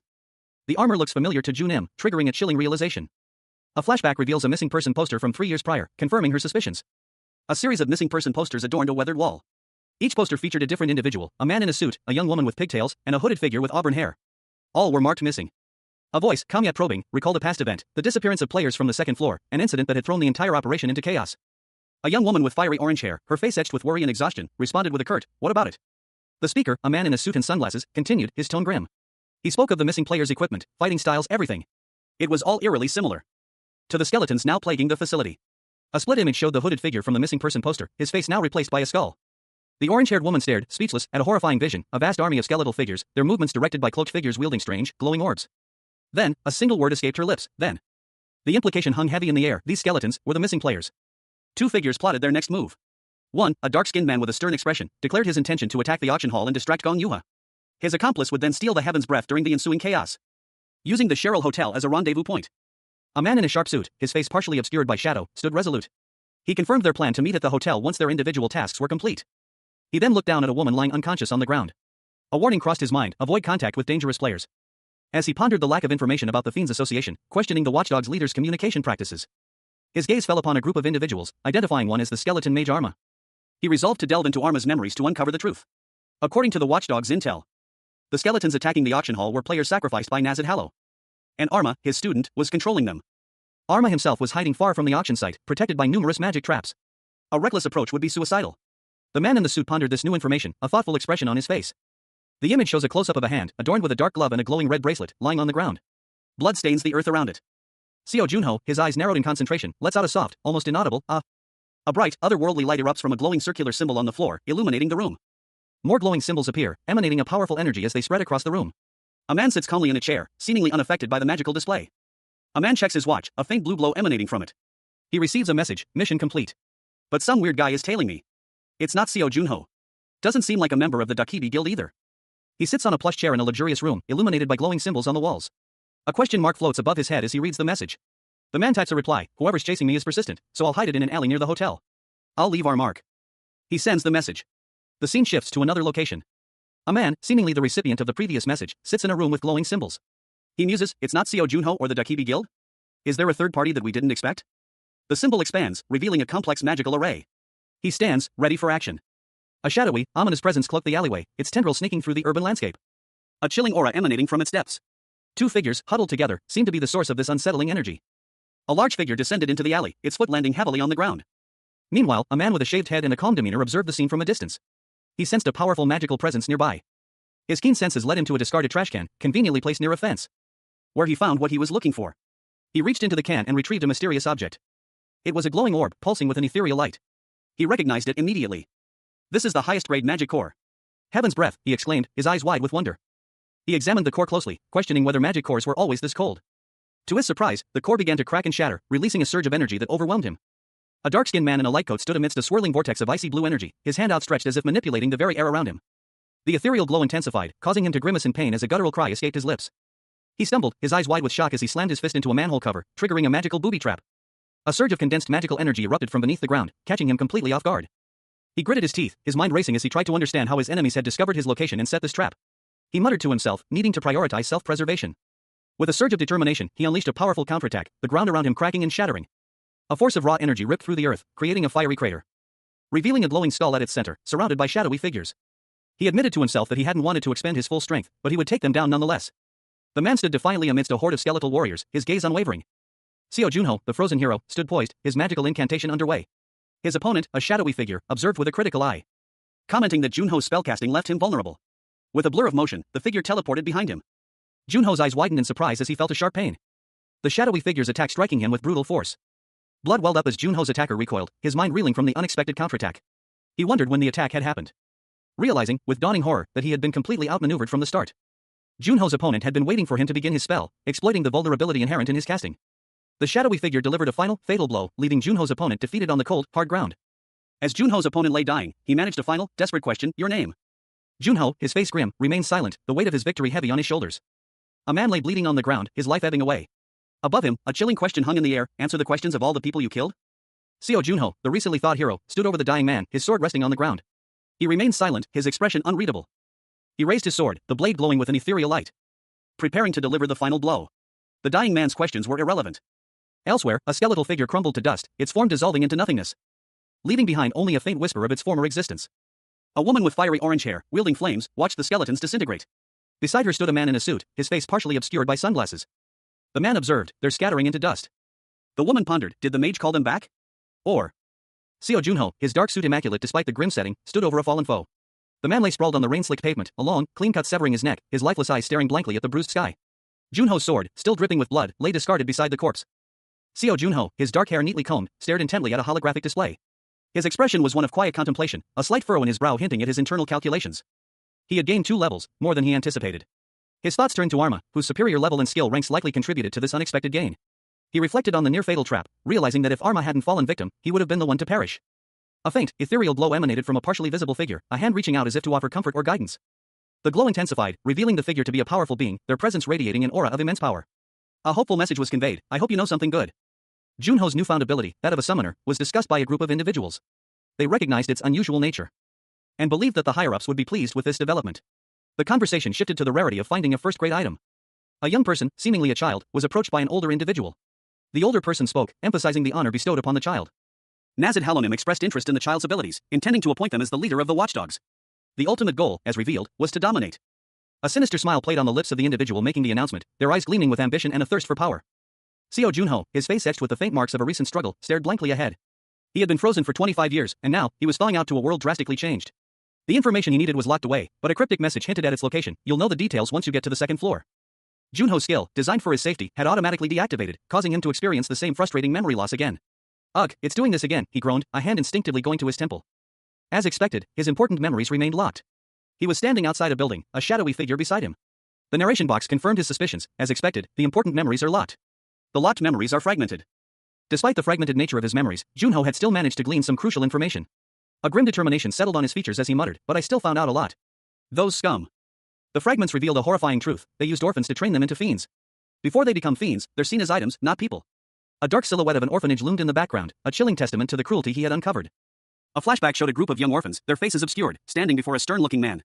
The harsh reality of their training was laid bare, if they can't keep up with the harsh training, they're thrown away without a second thought. Junho clenched his fist, his resolve hardening. He couldn't stand idly by after discovering this horrific truth. I can't just stand by after finding all this out, he vowed. The memories continued to surface, revealing a connection to Arma, the perpetrator of a massacre in Turkey. Arma, who caused the massacre in Turkey, was also from an orphanage. Junho's gaze hardened with a newfound purpose. I have to eradicate them before they create more monsters like him, he declared. His thoughts turned to Nazid Hallow, a name that held a significant weight in his fragmented memories. And this, Nazid Hallow. He suspected a connection between Nazid Hallow and the shadowy figures from his memories. Another man, his face partially obscured, appeared in the panel. Is he the person I saw in the Shadow Brothers' memories? It's possible, but I can't tell for sure because I don't know exactly how many executives the Fiend Association has. A shadowy figure in a suit loomed over a man sprawled on the ground, blood staining his coat. The victim lay lifeless, his body a stark contrast to the cold, indifferent city backdrop. A chilling threat echoed in the air, wait for me. I'll pull you from the roots and send you all to hell. The scene shifted to a modern cityscape, a luxury hotel standing tall amidst palm trees. A section of the building was visibly damaged, hinting at recent chaos. Inside, a woman with vibrant red hair, dressed in business attire, anxiously awaited news. Her face was etched with worry as she addressed 2 men in dark suits. You, still haven't found it? I'm sorry, we couldn't. The weight of failure pressed heavily upon her. She wondered if they had escaped too quickly. A sharp ache escaped her lips as she checked the time. It was 7 a.m. Did they take heaven's breath and retreat right away, she mused, a flicker of frustration in her eyes? If we fought just a little longer, I could have traced their magic back to their location. Gong Junim, a man in a suit and sunglasses, entered the room. I'm so mad. If it weren't for those fiends, I would be sleeping soundly in my hotel, he exclaimed, his irritation palpable. I think so? Geez, why do they keep sending me things, she wondered, clearly perplexed by the unexpected present. A man in a suit explained that he had asked his fans not to send him gifts unless it was for an autograph event or something similar. He then received a mysterious package, the contents of which seemed peculiar to him and a woman with orange hair. The woman, after checking the package, insisted that it was nothing out of the ordinary, but warned that opening it might be shocking. Upon opening the box, a bright blue orb pulsed with energy, causing the woman to gasp in surprise. It looked exactly like the Heaven's Breath artifact they had seen at auction. The woman's eyes widened in disbelief. Her exclamation of surprise alerted the people around her. The man in the suit was shocked to learn that the package contained the real Heaven's Breath, not a replica, and that the skeleton mage hadn't taken it. The woman excitedly confirmed that it was indeed the real deal, and there was a sticky note written in English explaining that a fan had dealt with the skeleton mage and his fiends, retrieving the Heaven's Breath from the alley behind the XX hotel. A woman with vibrant orange hair, her expression a mixture of surprise and disbelief, questioned a man with blonde hair and sunglasses. He had a cast on his arm. My fan took care of everything? She continued, expressing her disbelief. He responded calmly. The conversation continued with her expressing concern about the potential costs of the damages, but he reassured her that it was handled. I didn't even do anything. Well, it worked out, didn't it? We won't have to pay for the damages either. I don't even want to think about what would have happened if we couldn't find it. The woman, still seated, expressed gratitude, though she admitted uncertainty about the identity of her mysterious benefactor. She then requested to meet them. The man, standing, explained that he had also investigated the scene of the incident. I don't know who it was, but I'm very thankful. Can you find out who it was? I want to meet them. I was also curious, so I went to inspect the skeleton mage's ski corpse. The scene shifted to an alleyway where a figure lay prone on the ground. The man's voiceover commented on the thoroughness of the cleanup. But your fan is quite amazing. They didn't leave a single trace. The man continued his assessment of the situation, concluding that the person responsible was highly skilled. He speculated on their possible identity. It's the work of a pro. With that level of skill, they're at least a ranker, but I can't think of anyone it could be. Ah, who was it? I really want to know. The woman, seemingly lost in thought, was startled by a sudden interruption. Ha! A young man with dark hair appeared, greeting the woman. She reacted with surprise and annoyance. Hey! She responded curtly, still clearly upset. Good morning. The woman confronted Gong about his absence during a recent emergency. How could you do that? You just whooshed away during an emergency. Gong responded defensively, his expression shifting to a more relaxed one as he explained his absence. Ran away? Me? Ah, yesterday. Seo Junho, the recently thawed hero, found himself the subject of a stern reprimand. A woman with fiery orange hair, sharply dressed, accused him of being a habitual offender, reminding him of his previous escape from an interview by claiming a bathroom break. She continued, emphasizing the importance of using his strength for the protection of the people, a responsibility he seemed to have forgotten. Junho, however, was taken aback. He couldn't recall saying such a thing. He clarified that he had mentioned Specternim, not himself, prompting a slight confusion from the woman. The memory of a heavily scripted interview flooded his mind, explaining his involuntary statement. Junho reflected on the absurdity of the situation, realizing he barely remembered what he had said during the interview. The weight of his forgotten words settled upon him. The woman, understanding his predicament, urged him to prioritize the safety of the citizens in the future, reminding him not to run away from his responsibilities. Junho, accepting his mistake, vowed to keep that in mind. A relieved smile spread across the woman's face, a clear sign of her satisfaction with Junho's newfound resolve. The conversation shifted. The woman, addressing Junho as Mr. Snakehead, presented him with a note, inquiring about his knowledge of its contents. Junho, however, expressed his unfamiliarity with the note. The woman explained that the note detailed a recent incident where a skeleton mage and other fiends had been defeated, an event that had left her breathless. She mentioned that Inho, another player, had reported the incident, piquing Junho's curiosity. Junho found the lack of any trace at the scene highly improbable, expressing his disbelief. Further emphasizing his doubt given Inho's investigation yielded no results. The implication was clear, the perpetrators were incredibly powerful, at least at the level of a ranker. Seo Junho, his expression a mixture of amusement and self-satisfaction, traced a line along his chin. He had erased all traces of his magic, a skill learned from his comrade, Skaya, proving unexpectedly useful. A faint blue glow still lingering in the air where he'd worked his magic. Two figures stood nearby, their forms silhouetted against the night sky. A woman with vibrant orange hair, meticulously examining a piece of paper, mused aloud about two individuals whose writing style suggested fluency in English. She questioned the necessity of actively searching for them, suggesting that if they wished to reveal their identities, they would do so themselves. A man with dark hair listened patiently. The man agreed, finding her logic sound. The woman, holding a glowing blue crystal, added that actively searching for them would be impolite. The scene shifted to a different location. A man, presumably Junho, was asked about the reason for his visit after the auction's conclusion. He explained that he was there to collect the items he had bid on, as they were being distributed on site, and was directed to a nearby desk for item retrieval. Back with the orange-haired woman and the dark-haired man, the woman inquired about his return to Korea. He confirmed his departure, expressing a shared sentiment of sadness at their parting, prompting her to reiterate her invitation to join her guild. He politely but firmly declined once more, to which she expressed playful hurt. He predicted their next encounter would be on the second floor of the tower. He assured her it wouldn't be long before they met again. She chuckled, commenting on his confidence, which she found impressive. Seo Junho, his body finally free from the icy grip of time after 25 years, opened his hand. A single word escaped his lips, barely a whisper against the silence of his newfound freedom. All right. A woman with vibrant orange hair and a confident smirk addressed him. She proposed a deal. If Junho could reach the second floor within 6 months, she would give him a gift. The implication hung heavy in the air. Junho, his expression thoughtful, considered her offer. He wondered what would happen if he failed. His internal monologue revealed a grim understanding. Failure meant Mr. Snakehead would grant him a single wish. He noted her persistence, her unwavering focus on the guild's goals, finding it rather transparent. A mysterious, dark brown stone, nestled within an ornate box, was presented to Junho. It was identified as its stamina regeneration necklace. Junho examined the necklace, his keen intuition skill reacting strongly to its presence. He pondered the reason for this intense reaction. He noted the absence of any item information window, a detail that piqued his curiosity. He decided to use magic on the necklace to see what would happen. A faint purple energy pulsed from the stone as Junho channeled his magic. The effect was underwhelming, to say the least.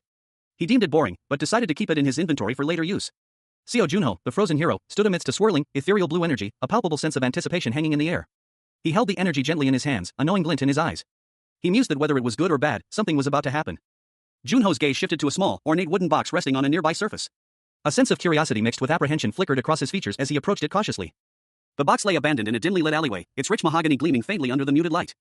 A figure, cloaked in shadow, approached it from behind, their intentions unclear. The alleyway was identified as the second-floor frontier area housing. Junho, having found the box, knelt down to examine it more closely. He carefully opened the box, a hint of a smile playing on his lips as he peered inside, revealing a delicate gold necklace with a unique pendant. A note lay nestled beside it, its message a source of both surprise and emotion for Junho. The note continued, "I hope you're healthy. I'll come up within half a year." Junho's expression softened as he read his uncle's message, a wave of bittersweet nostalgia washing over him. He whispered, "Uncle." The scene shifted to a broader view of the town, the faint glow of lights in the windows hinting at the lives unfolding within.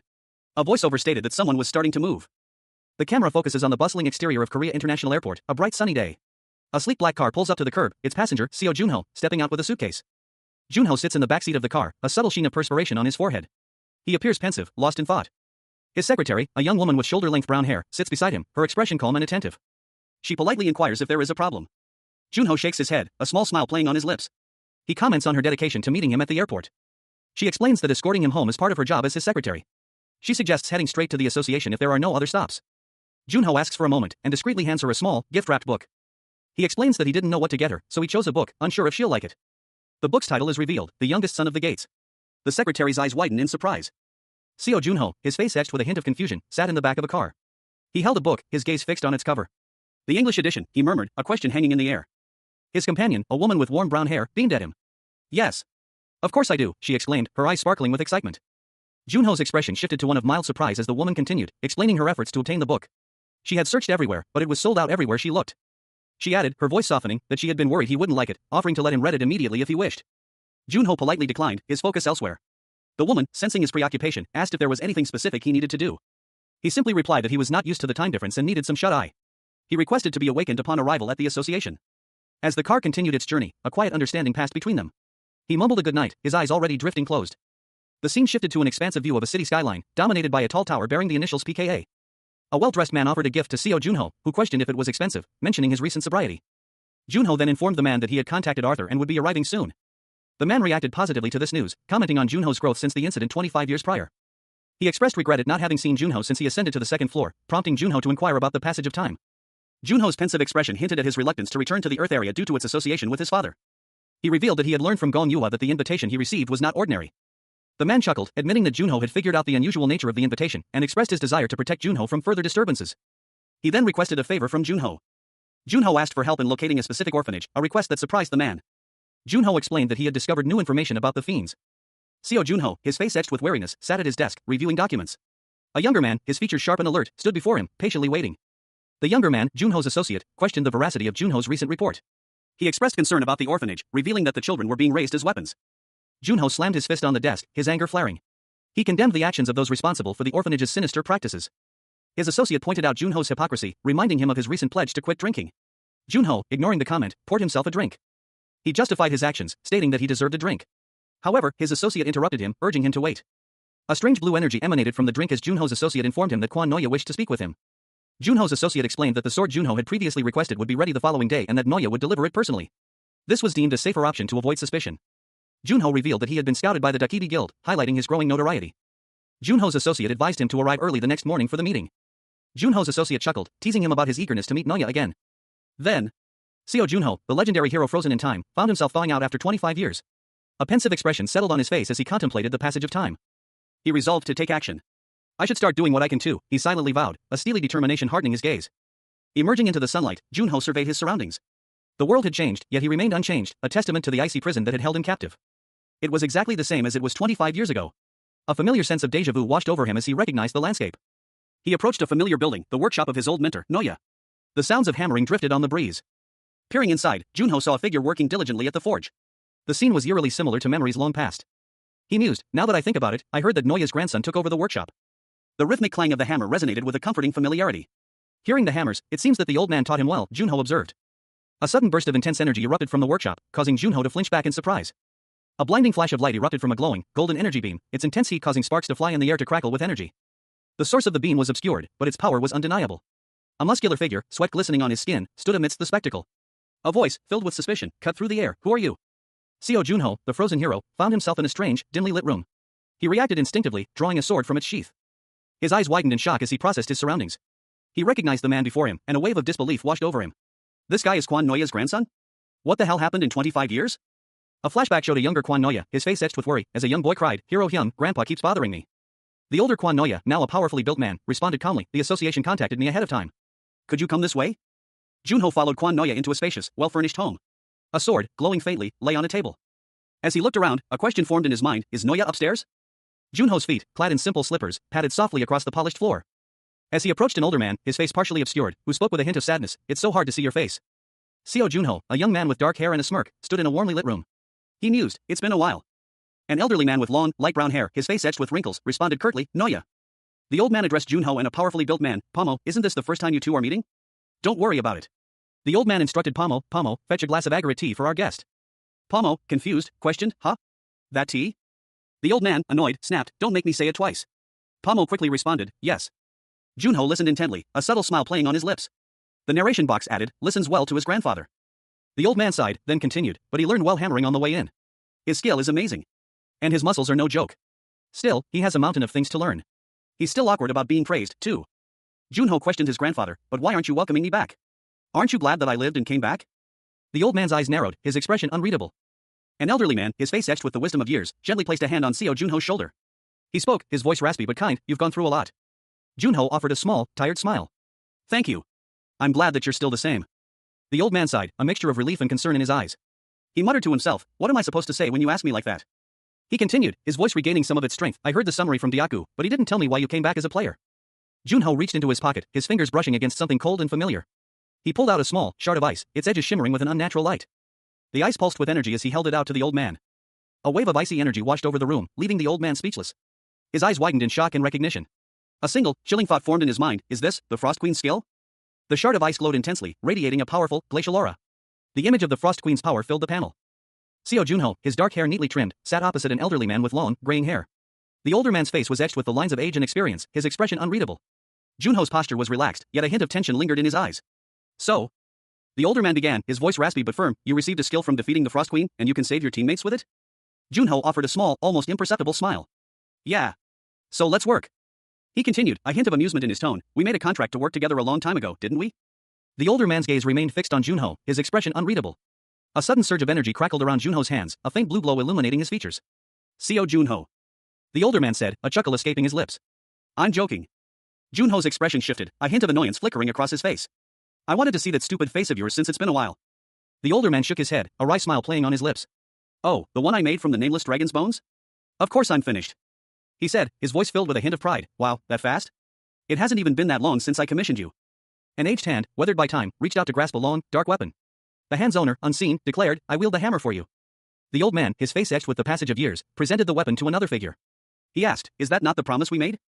Seo Junho, his expression unreadable, regarded the weapon with a thoughtful gaze. Junho, urged by the old man, briefly inspected the weapon. "Just check the weapon," the old man insisted. He then drew the weapon, revealing a gleaming, menacing blade. A sort of striking design, its dark metal contrasting sharply with crimson accents. And noted with satisfaction, "It fits my hand perfectly." Junho questioned the old man's methods, who just throws someone a couple of dragon bones and tells them to make a sword in this day and age? Noya explained, "I mixed in some new material. Check it out. The magic conductivity and durability is better." An item info box appeared, detailing the weapon stats, Black Dragon Fong, a unique item with exceptional durability and a persistent hunter ability that allows the user to roughly locate the owner of any blood on the blade. Junho concluded, "Yes, this is what a sword should be." Seo Junho, the legendary hero, examined the sword in his hand. It was unlike anything he'd used before, far superior to the association's standard issue weaponry. A testament to the advancements made in the 25 years he was frozen. His skill was immediately apparent, a wry smile played on his lips as he admired the weapon's unique design. An elderly man, his face etched with the wisdom of years, observed Junho. "You're as skilled as ever," he commented, "I like it." Junho responded, "As ever? I've gotten even better in 25 years, you rascal." The old man's expression shifted, a hint of challenge in his eyes. "Do you think my go skills are the same too?" A powerfully built man entered, carrying a tray of tea. He declared confidently, "I'm better than you now." The strong man placed the tea before Junho. "Please have some tea while you talk." Junho accepted the tea with a polite thank you. The old man warned, "It's a rare tea, don't spill any." Junho took a sip, his eyes widening in surprise. The unique flavor was unlike anything he'd ever tasted. He murmured, "What in the world is this tea?" The old man smirked. "Do you think I'd just tell you? I'll tell you if you beat me at Go." Seo Junho, his face partially visible, sat with a determined expression. He uttered a single phrase, a declaration of intent, "Let's do it." The weight of his words hung in the air, followed by a resolute affirmation, "No take-backs." The scene shifted abruptly. Go pieces scattered across a Go board, a chaotic explosion of black and white stones. The aftermath of a fierce game. An older man, his face contorted in anger, shouted, "What kind of bullshit is this?" Junho, calm amidst the storm, responded, Now, calm down. I won, so tell me. The older man, clearly disgruntled, let out a frustrated humph. He then posed a question to Junho. Kid, do you know about the second races? Junho, intrigued, questioned, monsters that walk on two legs and resemble humans? The old man explained, that's what they were in the past, but their standards of intelligence have changed since the second floor opened. The second races, as we call them now. A tall, pale elf with striking red hair stood before Seo Junho, flanked by two hulking, horned creatures. His gaze was intense, his expression unreadable. He stated that only those intelligent enough could communicate with them, causing Junho to question if this meant they could communicate with orcs as well. He expressed surprise, as the orcs he'd encountered previously only screamed nonsense. An older man, seemingly wise and experienced, interjected, explaining that some races simply lack the intelligence for communication. Junho, however, questioned the relevance of this observation, prompting the elder to explain that he had been asked about the tea. The panel showed a steaming cup of agate tea, made from leaves grown by elves. Junho wondered if obtaining this agate tea would allow him access to the second floor. The elder responded that without establishing a connection with intelligent elves, the tea would be unattainable, even for 1 billion gold. Disappointed, Junho then asked the elder to examine an item he possessed. He seemed resigned to the difficulty of his task. The item was a dark, cracked orb. The elder, upon seeing it, immediately recognized it as something significant. He felt that Junho already knew something about the orb's origins. The elder, irritated, revealed that he knew the orb was an elven artifact, prompting Junho's astonishment.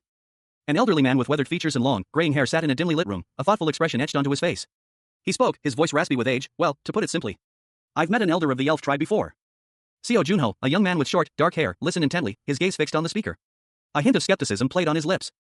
Junho questioned the elder, so you've gone to the second floor before? The elder responded, I haven't. The scene shifted to a dimly lit workshop. A group of elves stood in the shadows, their faces obscured. An older elf emerged from the doorway, a large axe in his hand. A voice narrated, he was the one that came down.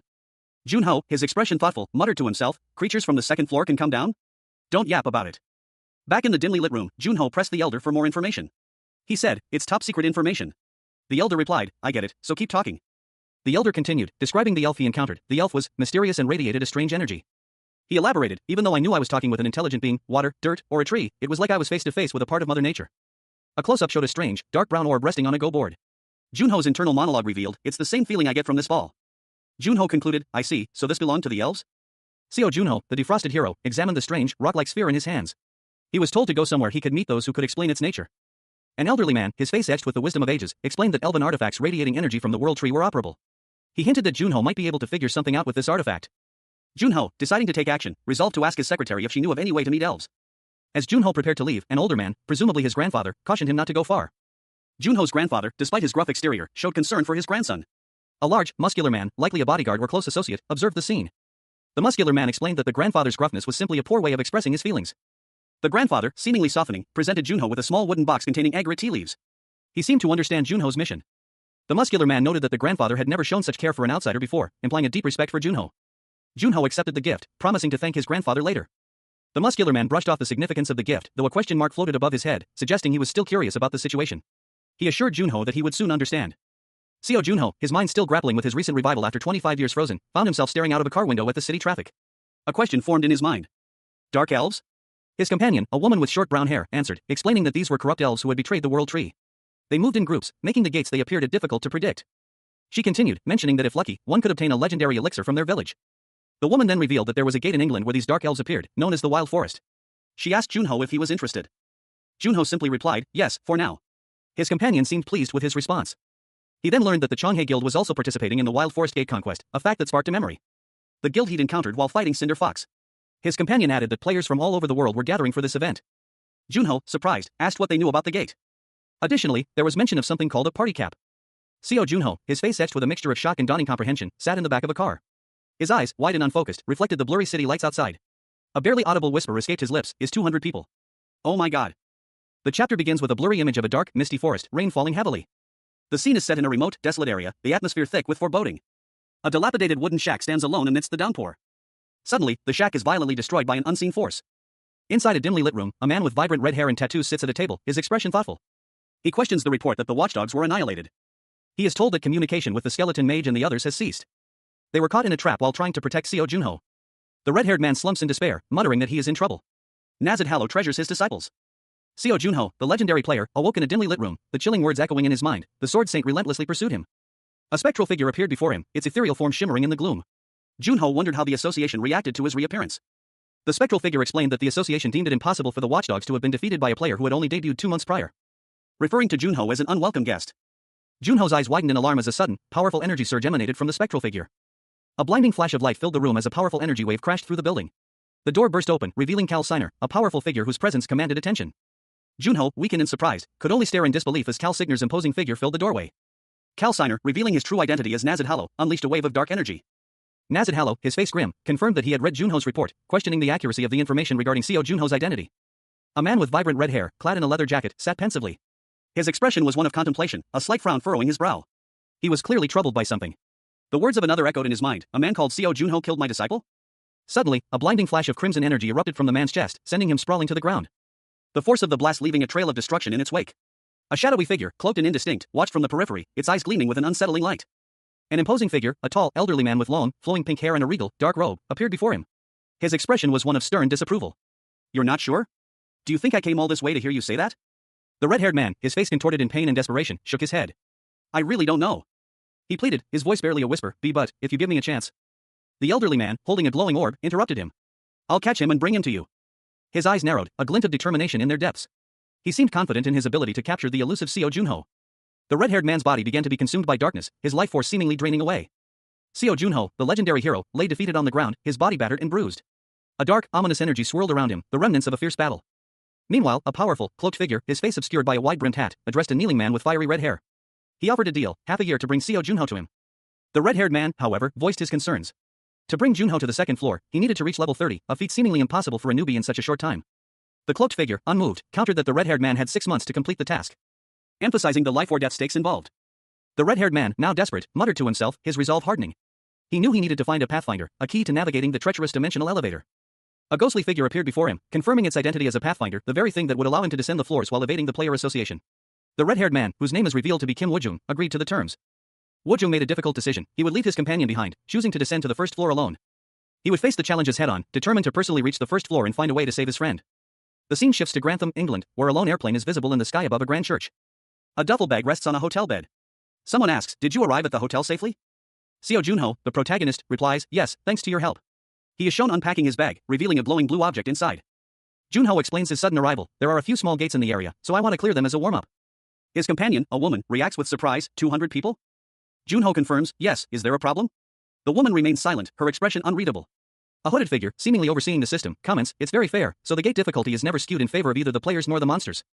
The ominous silhouette of a woman with long, flowing red hair filled the panel, her features obscured by shadow. Above her, a golden scale hung suspended, 3 figures silhouetted against its light. A narration box ominously stated that if 200 players could enter the gate, it would be extremely difficult. Seo Junho, the protagonist, appeared in the next panel, his face etched with concern. He was shown deep in thought, a hand to his chin. His internal monologue revealed his apprehension. He couldn't protect 200 people while fighting. Junho's worried expression continued as he contemplated the challenge ahead. He concluded that this gate would be harder than usual. He clenched his fist, a silent vow forming in his mind. A swirling, bright blue portal materialized in a park-like setting, drawing a large crowd of adventurers. The scene was filled with anticipation and a palpable sense of nervous energy.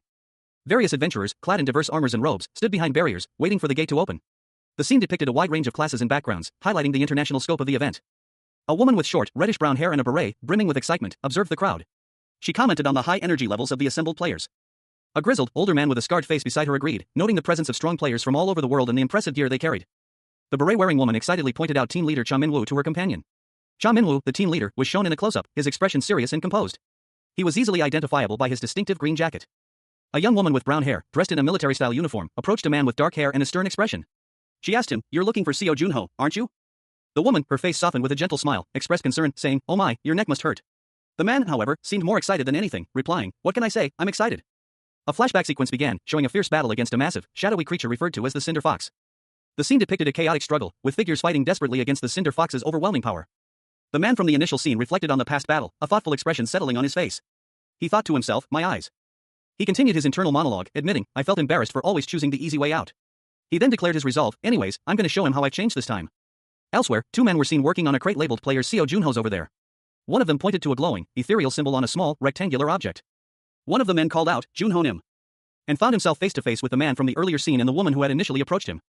The man in the dark jacket, recognizing Seo Junho, asked, "Huh? Aren't you from the time with the Cinder Fox?" So you remember." He introduced himself, "I'm Cha Minwoo of the Changhae Guild." Seo Junho, his face etched with a grateful smile, expressed his thanks to his companion. "I heard that you carried me out after the battle." "Thank you," he said, though acknowledging the passage of time since their last encounter. Junho's companion, however, had more on his mind than simple pleasantries. "Actually, besides saying hi, I came over because I have a proposal to make." Intrigued, Junho questioned the nature of this proposal. "A proposal?" he asked, his curiosity piqued. His companion confirmed, yes. Are you currently in a party? A figure, cloaked in shadow, approached Seo Junho, the recently thawed hero. The question hung in the air, unspoken yet heavy with implication. Are you currently in a party? The shadowed figure continued, their voice a low murmur. If not, won't you join the Chonghae Guild? Junho considered the offer, his expression thoughtful. The Chonghae Guild, it would be inefficient to tackle the next gate alone. His internal monologue concluded, a silent agreement forming. I have no reason to refuse. The scene shifted to the Wild Forest Gate entrance. The time, 11:02 a.m. A group of adventurers, their forms silhouetted against the ethereal glow of the gate, stood poised and ready. Among them, Seo Junho, his back to the viewer, prepared to enter. The Chonghae Guild members, a diverse group, joined Junho. Their anticipation was palpable as they prepared to face whatever lay beyond the gate. Seo Junho, his face partially obscured by shadow, stood amidst a group of figures. Their forms were indistinct, but their apprehensive postures hinted at a shared unease. A palpable tension hanging in the air as they watched something approach from the distance. The scene shifted, revealing a figure clad in crimson armor, their back to the viewer, exuding an aura of power. Then to a group of 4 individuals, their expressions a mixture of determination and apprehension, moving purposefully through a verdant forest. Among them was a young man with striking blue hair, his gaze fixed ahead. Their journey seemingly fraught with peril. The scene transitioned to a sun-dappled forest clearing, the light filtering through the dense canopy. A sense of tranquility momentarily masking the underlying tension. The camera angle shifted, focusing on the intricate details of the forest's undergrowth. The sunlight illuminating the leaves and branches. The scene then shifted again, revealing a figure emerging from the shadows. A man in a dark red cloak, his back to the viewer, moving with a quiet purpose. He paused, his gaze sweeping across the landscape. A look of confusion crossing his features. He muttered, huh? Why is everyone going off on their own? He questioned, are we not going to have a strategy meeting with the other guilds? His companion responded, explaining that there's no need for a meeting after entering the gate, prompting Junho to question, terminal? Seo Junho, the protagonist, examined a glowing blue staff. He realized its function, it created a magical communication network, explaining why his companions had dispersed immediately upon entering this new floor. Junho's companions, Choi Jinpyo and Seo Mairi, were shown. Mairi playfully accused Junho of being a time traveler from the past, prompting Junho to gently scold her for being rude. Junho introduced Choi Jinpyo as their party healer. And explained that Jinpyo was also filming their actions to provide feedback later. Mairi, whose name translates to future, was introduced as the spoiler. Mairi, confident in her abilities, declared that she would simply demonstrate her skills to Junho. Mairi offered to read Junho's fortune. Mairi's eyes glowed intensely as she began her reading. Junho felt a sense of unease as Mairi's gaze seemed to pierce him. Mairi's prediction left Junho awestruck. A young woman's legs were gently grasped by a cloaked figure. The woman looked up, her eyes wide with awe as she exclaimed, "You're amazing." The cloaked figure, Seo Junho, remained stoic, his expression unreadable. He was told, "You'll take out 10 dark elves by yourself. Do you have a skill that lets you see the future?" A young woman with orange hair, Mairi, smiled brightly. She explained to Junho and a man beside her, yes, she can see the close future of whatever she looks at. But it has a long cooldown after she uses it, and she has to tell the target what she saw. Junho's face was partially obscured by shadow, his thoughts heavy. He muttered to himself, if I don't, there's a huge penalty. Foresight was a rare skill that only about 10 people in the world had when I was Spectre. Junho's gaze hardened with determination. He thought, then maybe she can tell me about my friends. For reference. Mairi, however, cautioned, my skill is only a sneak peek. I can't see far into the future, and it's not always completely accurate. Mairi continued, explaining, the future is always changing. But if we have Mairi, we can move more safely, because you can see what lies ahead and prepare for it. The man beside Mairi agreed, exactly. Lastly, I have a physical reinforcement skill, and Seo Junho is good with weapons, right? Our party balance is great, I have a good feeling about this. Junho nodded. He declared, then, let's start moving. We have to make camp and set up the communication network. Seo Junho, the frozen hero, now thawed, carefully planted a device into the earth. The action activated a magical communication network, as explained by one of his companions. Another companion, a woman with auburn hair and a beret, expressed her understanding with a simple ooh. Junho's team, known as the Fang Party, reviewed their progress on a digital map. They were moving east but hadn't encountered any dark elves yet, a situation mirrored by the Blue Spear Guild. One member questioned if the dark elves were hiding out of fear. Junho, studying the map, simply responded, okay. Junho mused that not much had happened so far. He then posed a question to his team, if no party had found any dark elves, did that mean their numbers were low? Junho's suspicion grew. Something felt wrong. He explained that the number of players searching was too high for the dark elves' numbers to be low. The man in the red cloak, a member of Junho's party, agreed, noting the unusual lack of sightings despite the extensive search. The woman with the beret suggested that perhaps the dark elves had gotten scared and gone into hiding. However, the man in the red cloak dismissed this idea. Dark elves, he stated, were prideful monsters, even if ordered to hide by their leader, they wouldn't simply stand by while intruders were present. Seo Junho, along with Seo Mairi and 2 other companions, stood amidst a desolate landscape. Mairi, her red beret a splash of color against the muted tones, questioned Junho's inability to use his foresight due to a cooldown period. Junho, in turn, asked Mairi to recall the time they fought the dark elves, hoping her memories might offer a clue. Mairi pondered, unable to pinpoint the exact time, but recalling that it was nighttime. A beat of silence followed, heavy with unspoken tension. Junho, intrigued by this detail, murmured how interesting. His companion, seemingly oblivious, responded with a confused huh? He then proceeded to access a digital interface, his gloved hand moving across a grid of glowing icons, each representing a different weapon or ability. Suddenly, Junho stumbled, his body collapsing onto the ground. His companions looked on in alarm, their concern evident in their expressions. Huh? Junho, regaining his composure, explained that the dark elves were likely to launch a surprise attack under the cover of darkness. He added that finding them before nightfall was improbable. Myri, acknowledging the futility of a nighttime search, suggested they take turns resting to prepare for the inevitable confrontation. She concluded that it was going to be a busy night. As night fell, the group huddled around a small campfire. The cold air and the looming threat of a dark elf attack created a palpable sense of unease. Two figures sat by a fire, their conversation painting a grim picture of the world's state. One, a man with a confident smirk, explained how those who had succumbed to the allure of power had become corrupted after partaking of the world tree's forbidden fruit. The resulting beings were unintelligent, barely capable of communication, let alone coordinated attacks. The scene shifted to a lone figure, his face etched with concern, as he stood amidst a dark forest. Suddenly, a magical staff whirled, its green orb glowing ominously, as a fierce battle erupted. One of the men from the fireside, now clearly in danger, braced himself for an attack.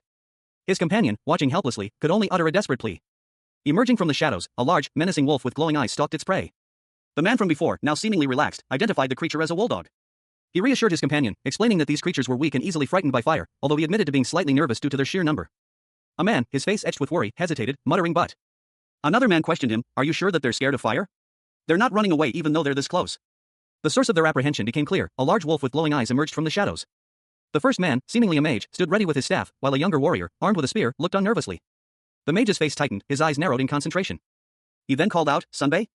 The mage instructed Sunbei, "Wake the others." Sunbei, initially confused, responded with a "huh?" But the mage's urgent shout of "Wake the others" left no room for further questions. A wave of shadowy figures emerged from the forest, their eyes glowing menacingly. As the shadowy figures attacked, a powerful blast of energy erupted from below, engulfing the wolf in a fiery explosion.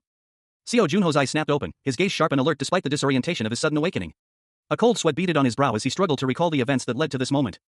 He sat up, his dark hair falling over his face as he looked around at his surroundings. The air was cold, the ground beneath him damp. He was alone, shrouded in darkness. A chilling silence broken only by the rustling of unseen creatures in the nearby undergrowth. Junho rose, his movements stiff and slow from years of frozen stillness. He was free, but where was he? Seo Junho, the frozen player, sat alone by a campfire, his silhouette stark against the night. A chilling wind whispered through the trees, carrying the scent of damp earth and distant danger. He stirred as a young woman approached, her voice soft but carrying a hint of concern. "Ah, you're awake," she asked, offering him a warm drink. She continued, "Nothing has really happened yet, so you can go back to sleep." Junho, however, was already alert, his mind racing. "How about the other parties?" he asked, his voice low. The woman, whose name was revealed to be Yuna, explained, "People on Night Watch have been posting updates every 30 minutes. It's almost time for another one." She checked her watch, a flicker of worry crossing her face. Junho frowned, studying a magical communication map. "Is there a problem with the magic communication network?" he wondered, a knot of apprehension tightening in his stomach. Yuna's expression darkened. "One of the parties hasn't posted an update yet," she said, her voice laced with concern. Junho's eyes narrowed. "They probably can't," he stated grimly, a sudden chill settling over him. His gaze sharpened, his green eyes blazing with a newfound intensity. "Because they were attacked," he said, a dangerous glint in his eyes. He finished, his voice cold and hard, "by those bastards." A surge of green energy erupted around him, the words Hunter's Night appearing on the screen, signaling a critical event. Seo Junho, the frozen hero, awoke to a world transformed. 25 years had passed since his sacrifice, and his senses, sharpened by the long slumber, now perceived the world with heightened clarity. A narration box confirmed this, all senses have been enhanced. He found himself in a dark, foreboding forest, the air thick with an unnatural green glow. Two figures emerged from the shadows, a dark elf wielding a spear and another, cloaked in darkness, accompanied by a large, menacing wolf. Junho's enhanced senses immediately picked up on the threat. He realized that unintelligent dark elves were launching a coordinated surprise attack, utilizing trained wolf dogs. A figure emerged from the darkness, his face partially obscured by shadow. He expressed excitement at the unfolding events, urging someone to wake Team Leader Cha. Team Leader Cha, a young woman with brown hair and a determined expression, appeared, her hand resting on the hilt of her glowing sword. She questioned the timing of the attack, noting the lateness of the hour. But before she could fully assess the situation, a monstrous wolf emerged from the shadows, its jaws agape in a ferocious snarl. A single word escaped her lips, "Just what?" The monstrous wolf lunged, its teeth bared, but Cha remained resolute, her eyes fixed on the approaching beast. A close-up revealed Cha's unwavering gaze, her expression a mixture of determination and apprehension as she braced herself for the attack. With a swift, precise movement, Cha deflected the wolf's attack, her sword leaving a trail of shimmering light. The speed of the action was blurred, emphasizing the intensity of the moment. The impact sent a shockwave through the air, and the dark elf, caught off guard, was sent flying backward by the force of the blow. Seo Junho, his white hair ablaze, stumbled back from a powerful blow, the force of the impact sending him sprawling amidst a fiery explosion. He braced himself against the ground. As a figure cloaked in crimson, his dark hair framing a stern face, watched him with disdain. "You look disgusting," the figure sneered, flames licking at the edges of his cloak. The crimson-cloaked figure, seemingly unfazed by the chaos, knelt beside a young woman with brown hair and a worried expression. He muttered to himself, "I shouldn't use Quan Noya's sword on small fry like these. Hurry up and wake the other party members." He rose, his dark eyes scanning the surroundings. A chilling realization washed over him as he spoke, "We're surrounded." A swift, silent movement sliced through the darkness. As a warrior, riding a large wolf, appeared from the shadows. The warrior, with long white hair and glowing red eyes, wielded a glowing blue blade. The warrior launched a blindingly fast attack. A streak of blue light flashing across the scene. And the crimson-cloaked figure met the attack head-on, his own blade clashing against the warrior's. A monstrous claw, tipped with wicked talons, slashed through the air, accompanied by a guttural screech of kayak. The creature, a grotesque humanoid with pallid skin, long white hair, and a gaping maw, lunged forward, its attack a blur of purple energy. The violet energy slicing through the air, narrowly missing its targets as it tore past two monstrous wolf-like creatures. A figure in a red cape deflected the attack with ease, their movements a blur of motion as they effortlessly evaded the deadly energy. Seo Junho, the frozen hero, now stood amidst the chaos, his eyes narrowed in concentration as he surveyed the scene. A nearby warrior stumbled, clutching at a wound. Junho's gaze fell upon a dark, clawed hand emerging from his own body. A crimson energy coursing through his veins as a new power awakened within him.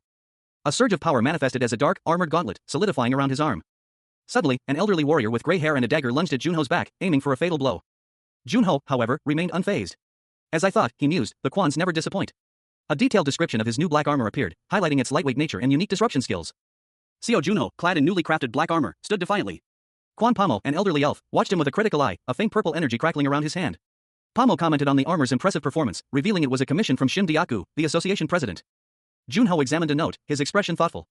He reflected on Diaku's unpredictable nature and his surprise at the use of dragon bones in the armor's construction. The note was a simple message from Quan Pommel, confirming the commission and expressing hope that Junho liked the black armor. Junho, now fully armored, stood imposingly before his companions. The scene shifted, emphasizing the armor's menacing appearance. Pommel and another elf watched him with a mixture of apprehension and awe. As Junho's sharp words cut through the air, revealing his awareness of their thoughts. Junho's plan to escape detection was revealed in his internal monologue. He would feign a chase into the forest, the only way to leave without his party noticing. Junho, with a sinister smile, challenged his companions to come forward, promising a painless death. One of the elves lunged at Junho, his blade flashing. The ensuing fight was swift and brutal. The elf's attack was met with a powerful counter from Junho, sending the elf sprawling. Seo Junho, the frozen player, stood amidst a flurry of motion, his blade a crimson streak against the azure sky. He moved with practiced precision, his attack a blur of deadly grace. The final blow cleaving through his foe, a dark elf, leaving only a bloody mess in its wake. A grim satisfaction played on Junho's lips as he surveyed the scene, only one enemy remained. He issued a curt warning, his voice sharp and urgent, run. Escape was paramount. Junho pursued his fleeing adversary through the deepening twilight, the forest floor a shadowy canvas beneath their feet. He was relentless in his pursuit. A final confrontation occurring near a gnarled, ancient tree. Junho's internal monologue revealed his assessment of the situation. The tribe chief was unlike any foe he'd faced before. The narration box provided further insight. These elves, having consumed the world tree's branches, had gained immense power at the cost of their intelligence. However, this particular elf's intellect remained completely intact, a chilling revelation. He was not only powerful but also cunning. The narration continued, detailing the chief's formidable strength. He commanded 1,000 dark elves, posing a significant threat to the other players. He also had elite bodyguards, the Dark Elves Knights. He emerged from the woods to find his companions, their expressions a mixture of surprise and relief at his return. Ah, you're back? Seo Junho, his face grim, stood amidst the aftermath of a brutal attack. He surveyed the scene, his gaze lingering on the fallen bodies of monstrous wolf-like creatures. Nearby, another figure, dressed in a sharp suit and trench coat, spoke, explaining that he had pursued one of the beasts that had fled the scene. The suited man continued, acknowledging that Junho's suspicions about a nighttime attack were correct. He apologized for his absence during the assault, explaining that he had been occupied dealing with the wolf-like creatures. Junho, though clearly weary, dismissed the apology. He stated that there was no need for apologies. His gaze fell upon the fallen wolf-like creature, and he deduced that the Changhe Guild had also been involved in the attack. A young woman with short, brown hair and a concerned expression approached Junho. She anxiously inquired about the status of the other camps. The woman, her voice laced with worry, explained that communication with the other camps had been lost. She feared they were either in the midst of battle or already annihilated. Junho, his face hardening, declared that they must act quickly to save the others. Another man, his face partially obscured by shadow, questioned Junho's statement. The scene shifts to a chaotic battlefield, engulfed in flames. A fierce battle rages between human soldiers and monstrous wolf riders. A desperate cry pierces the air. One of the wolf riders is thrown from their mount, the impact sending shockwaves through the ground. Seo Junho, his face contorted in pain, lay wounded on the ground. A desperate plea escaped his lips, Someone save me, he cried out, his voice barely a whisper against the harsh landscape. Above him, a dark figure, riding a monstrous wolf with glowing eyes, loomed menacingly. A young woman, her blonde hair a stark contrast to the grime and blood staining her armor, fought to stay conscious. I don't want to die a shitty death here. With a desperate cry, she tried to fend off the attack, but a spear hurtled towards her, piercing her defenses with brutal force, sending her sprawling to the ground, helpless against the beast's jaws. Suddenly, a figure in dark armor appeared, moving with impossible speed. He was Seo Junho, the frozen player, returned. With a swift, precise movement, he launched a devastating attack, slicing through the air and striking the monstrous wolf with deadly accuracy. Junho turned to see his companions, their faces etched with relief and awe. Did you see our SOS signal?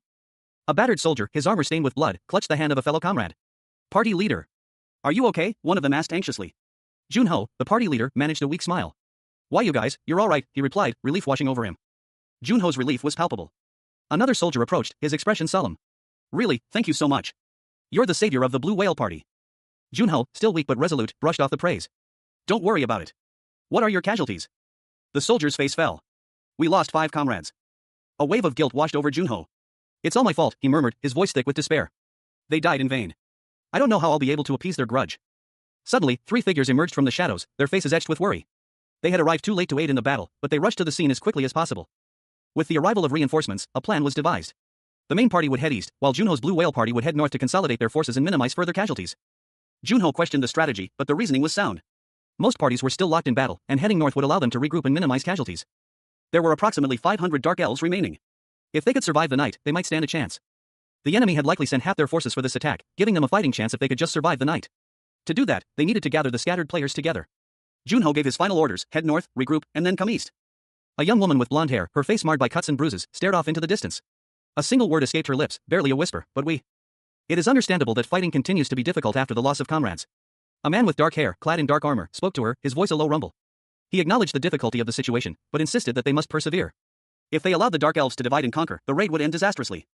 Their fallen comrades could no longer carry out their revenge or achieve their dreams. The blonde woman's gaze hardened. The man's words resonated with her, and she resolved to continue the fight for them. The raid would end, but not in defeat. From that moment on, she would fight for her fallen comrades. A grateful expression crossed her face as she thanked her rescuer for waking her. Seo Junho, the frozen player, sat slumped against the base of a colossal tree, his expression etched with exhaustion. 25 years had passed since his last battle against the Frost Queen. He had been frozen solid, along with his companions, only to awaken in a world drastically altered. A sudden, sharp pain shot through his side, he gasped, clutching at the wound. His breath hitched in his throat. His eyes narrowed, a grim realization dawning on him. Those damn dark elves. They had poisoned their arrowheads. Junho cursed, his anger flaring. Emerging from the shadows, 3 monstrous, glowing-eyed wolves advanced on him. Their snarls echoed through the forest. Junho, despite his injuries, stood defiant. As a proud member of the Bravo Party, he wouldn't go down without a fight. Pulling the trigger in a desperate attempt to survive. The resulting explosion of gunfire and chaos left Junho on the ground, wounded but still alive. A man in a suit, his face contorted in a grimace of pain and exertion, clutched at his chest as blood splattered across his shirt. He fired a pistol, the recoil jarring his already weakened body. The bullet aimed at a wolf-like creature with glowing blue eyes. The creature flinched, but the shot seemed to have little effect. A wave of energy washed over the scene, obscuring the immediate aftermath. The energy dissipated, revealing a tranquil jungle scene. A golden symbol, resembling a pair of intertwined circles, floated gently downwards.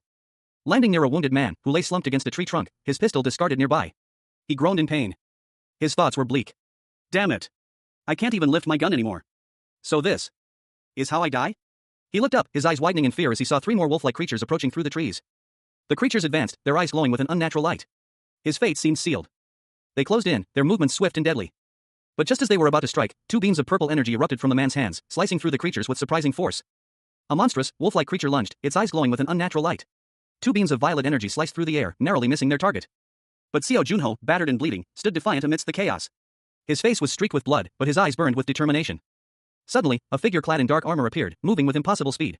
A sword flashed, cleaving through the air with deadly precision. A blur of motion that ended with the beast falling lifeless to the ground.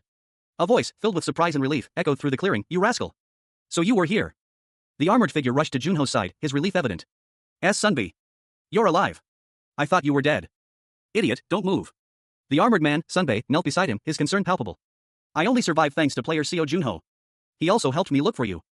Ugh, let's get you treated first. We can greet the other guild members later. Junho's gaze drifted, a troubled expression clouding his features. He thought, if it weren't for that person. The armored figure stood alone, his back to the viewer, a sense of grim determination etched onto his face. He silently reflected, we would have been annihilated tonight. The aftermath of a fierce battle unfolds in a temporary encampment nestled amidst rolling hills and lush greenery. Rows of sturdy tents, home to weary soldiers, dot the landscape under a soft, warm light.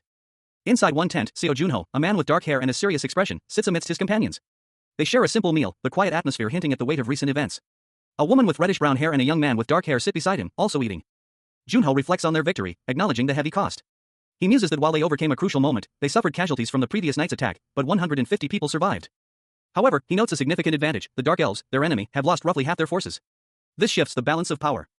An older woman with a staff and a younger man with a gun stand beside Junho. They discuss the enemy's weakened state, concluding that the Dark Elves will be forced onto the defensive, unable to launch further attacks. This gives their side the initiative to strike first. But a serious complication arises: one of their party members is in critical condition due to a poison that their healers cannot treat. A knight and a blonde man discuss the urgency of the situation. A dark-haired woman, seemingly a healer, frantically tries to help the poison man, but her efforts are insufficient. The man is barely clinging to life. A blonde woman expresses concern about the potential sacrifice of many for the sake of one person. Junho contemplates the dilemma, questioning how they can clear the gate while their companions are in such dire straits. Seo Junho, the recently thawed hero, sat with his companions, chopsticks in hand, amidst a post-battle meal. One of them, his expression thoughtful, questioned Junho's opinion on their next course of action. A question regarding the most efficient strategy for proceeding. 2 other figures, clad in armor, stood nearby, their attention fixed on Junho, awaiting his response. Junho, considering the options, calmly stated that both strategies had their advantages and disadvantages. One of the armored figures, however, voiced his preference for immediate action, believing that clearing the next floor as soon as possible was the best course of action. A sentiment he quickly clarified wasn't born from a desire to sacrifice themselves for a single person. The scene shifted to reveal a wider view of the group, including a woman with a red beret and a dark-cloaked figure.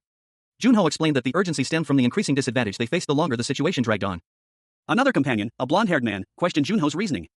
Junho, with a serious expression, succinctly explained his strategy, stating that it was based on the Dark Elves' nature and a plan to minimize casualties. He elaborated that recent events had revealed that these Dark Elves were not acting independently, but under the command of a superior being. The final panel showed a fiery explosion and a large group of Dark Elves, confirming Junho's assessment of a coordinated attack orchestrated by a powerful, unseen entity. Two soldiers, one with light brown hair and the other with gray hair, discussed the previous night's attack. The gray-haired soldier observed that the enemy's ability to control and command their forces implied a high level of intelligence and power. The brown-haired soldier agreed, noting the unusual timing of the nighttime assault. The conversation shifted to the Dark Elves' remaining forces. The brown-haired soldier inquired about the status of the Wooldogs, expressing concern about their potential threat. The gray-haired soldier responded that while taking them down would be difficult, even for trained soldiers, the situation was not as dire as it seemed.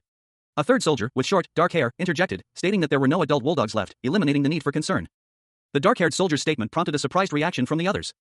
He then prompted them to recall the last time they rescued a player, reminding them of the size of the Wooldogs that had pursued him. The dark-haired soldier revealed that those Wooldogs were merely pups, a fact that significantly altered their assessment of the threat. A panel showed a dead Wooldog pup, confirming the soldier's claim. The narration explained that the Dark Elves had lost all their adult Wooldogs, forcing them to use pups in their previous attack. This meant they wouldn't be able to launch large-scale attacks like the previous night, leading to a relieved reaction from the other soldiers. The dark-haired soldier, however, cautioned against complacency. He pointed out that while the Dark Elves were weakened, they would likely resort to smaller-scale attacks, such as using poison arrows. He further predicted that these smaller attacks would continue until the Dark Elves felt confident enough to launch a larger offensive. The dark-haired soldier concluded that prolonged conflict, coupled with limited rations, poor sleep, and reduced numbers, would lead to exhaustion among their ranks, making them vulnerable to a decisive Dark Elf attack. Seo Junho, a man cloaked in a dark red cape, stood amidst a forest. His expression was serious, his gaze fixed on something unseen. He warned his companions, "They will pour into our encampment." A man with short, blonde hair and a woman with a bun listened intently. He nodded slowly, conceding, "I see. Now that I think about it, you're right." The blonde man continued, expressing remorse, "Our lives are also at risk here, so I'm sorry about before." His companion, a large, bearded man in armor, responded, "And no. I'm sorry, we were only thinking about our circumstances." Junho, observing the scene, offered a hopeful sentiment, "I hope it'll be more peaceful now." Elsewhere, Seo Mairi, a young woman with orange hair and a red beret, happily ate noodles. Junho addressed her, "Seo Mairi SSI." Junho beckoned Mairi, "Come with me for a second." He led her into a dark forest. The atmosphere shifted, becoming noticeably colder. Mairi shivered, questioning, "Why did you bring me here?" "It's cold." Mairi's eye glowed with an intense golden light, indicating the activation of her unique ability. Mairi exclaimed, "Ooh. We found their valley." She then explained their next move, "We're going east tomorrow to take out the Dark Elves." Seo Junho, his dark eyes narrowed in concentration, deflected a flurry of blows from the enemy ranks. A fierce battle raged around him, a chaotic ballet of steel and magic. His companion, a young woman with fiery orange hair peeking from under a red beret, observed the scene with a grim expression. Her golden eyes, glowing with an unnatural light, focused on a particular figure within the fray. Among them, she thought, her voice barely a whisper, there is a dark elf with a very ominous aura. She continued her assessment, her gaze shifting to the dark elf's entourage. Next to him, there are 5 dark elves with better armor than the others. She noted, a chill running down her spine. They're probably the tribe chief and the Dark Elven Knights, she concluded, piecing together the information. His companion, undeterred, pressed on, "Thank you. Please tell the others what you saw." Junho hesitated for a moment, a flicker of something unreadable in his eyes. "I was curious about something else." "I'm a little disappointed," he admitted, his tone betraying a hint of frustration. His companion, her brow furrowed in concern, responded, "All right, but," her voice trailing off. "An artifact?" Junho questioned, his gaze intense. "Yes, it is. You must be cold. You should head back to the camp first," he advised, his concern for her well-being outweighing his own curiosity. "I'm just gonna sort my thoughts for a bit," he added, a hint of weariness in his voice. Seo Junho, cloaked in a dark red cape, stood amidst a verdant forest, his expression unreadable. A young woman with short brown hair and a red beret watched him from a distance, a hint of apprehension in her eyes. A silent observer to his imposing figure. Junho's internal monologue revealed his assessment. The tribe's chief was far stronger than he had anticipated. He held a glowing blue crystal in his hand, a question forming in his mind, was the situation dire enough to warrant using his frost magic? The sun peeked over a misty, verdant landscape, casting long shadows across a dense forest.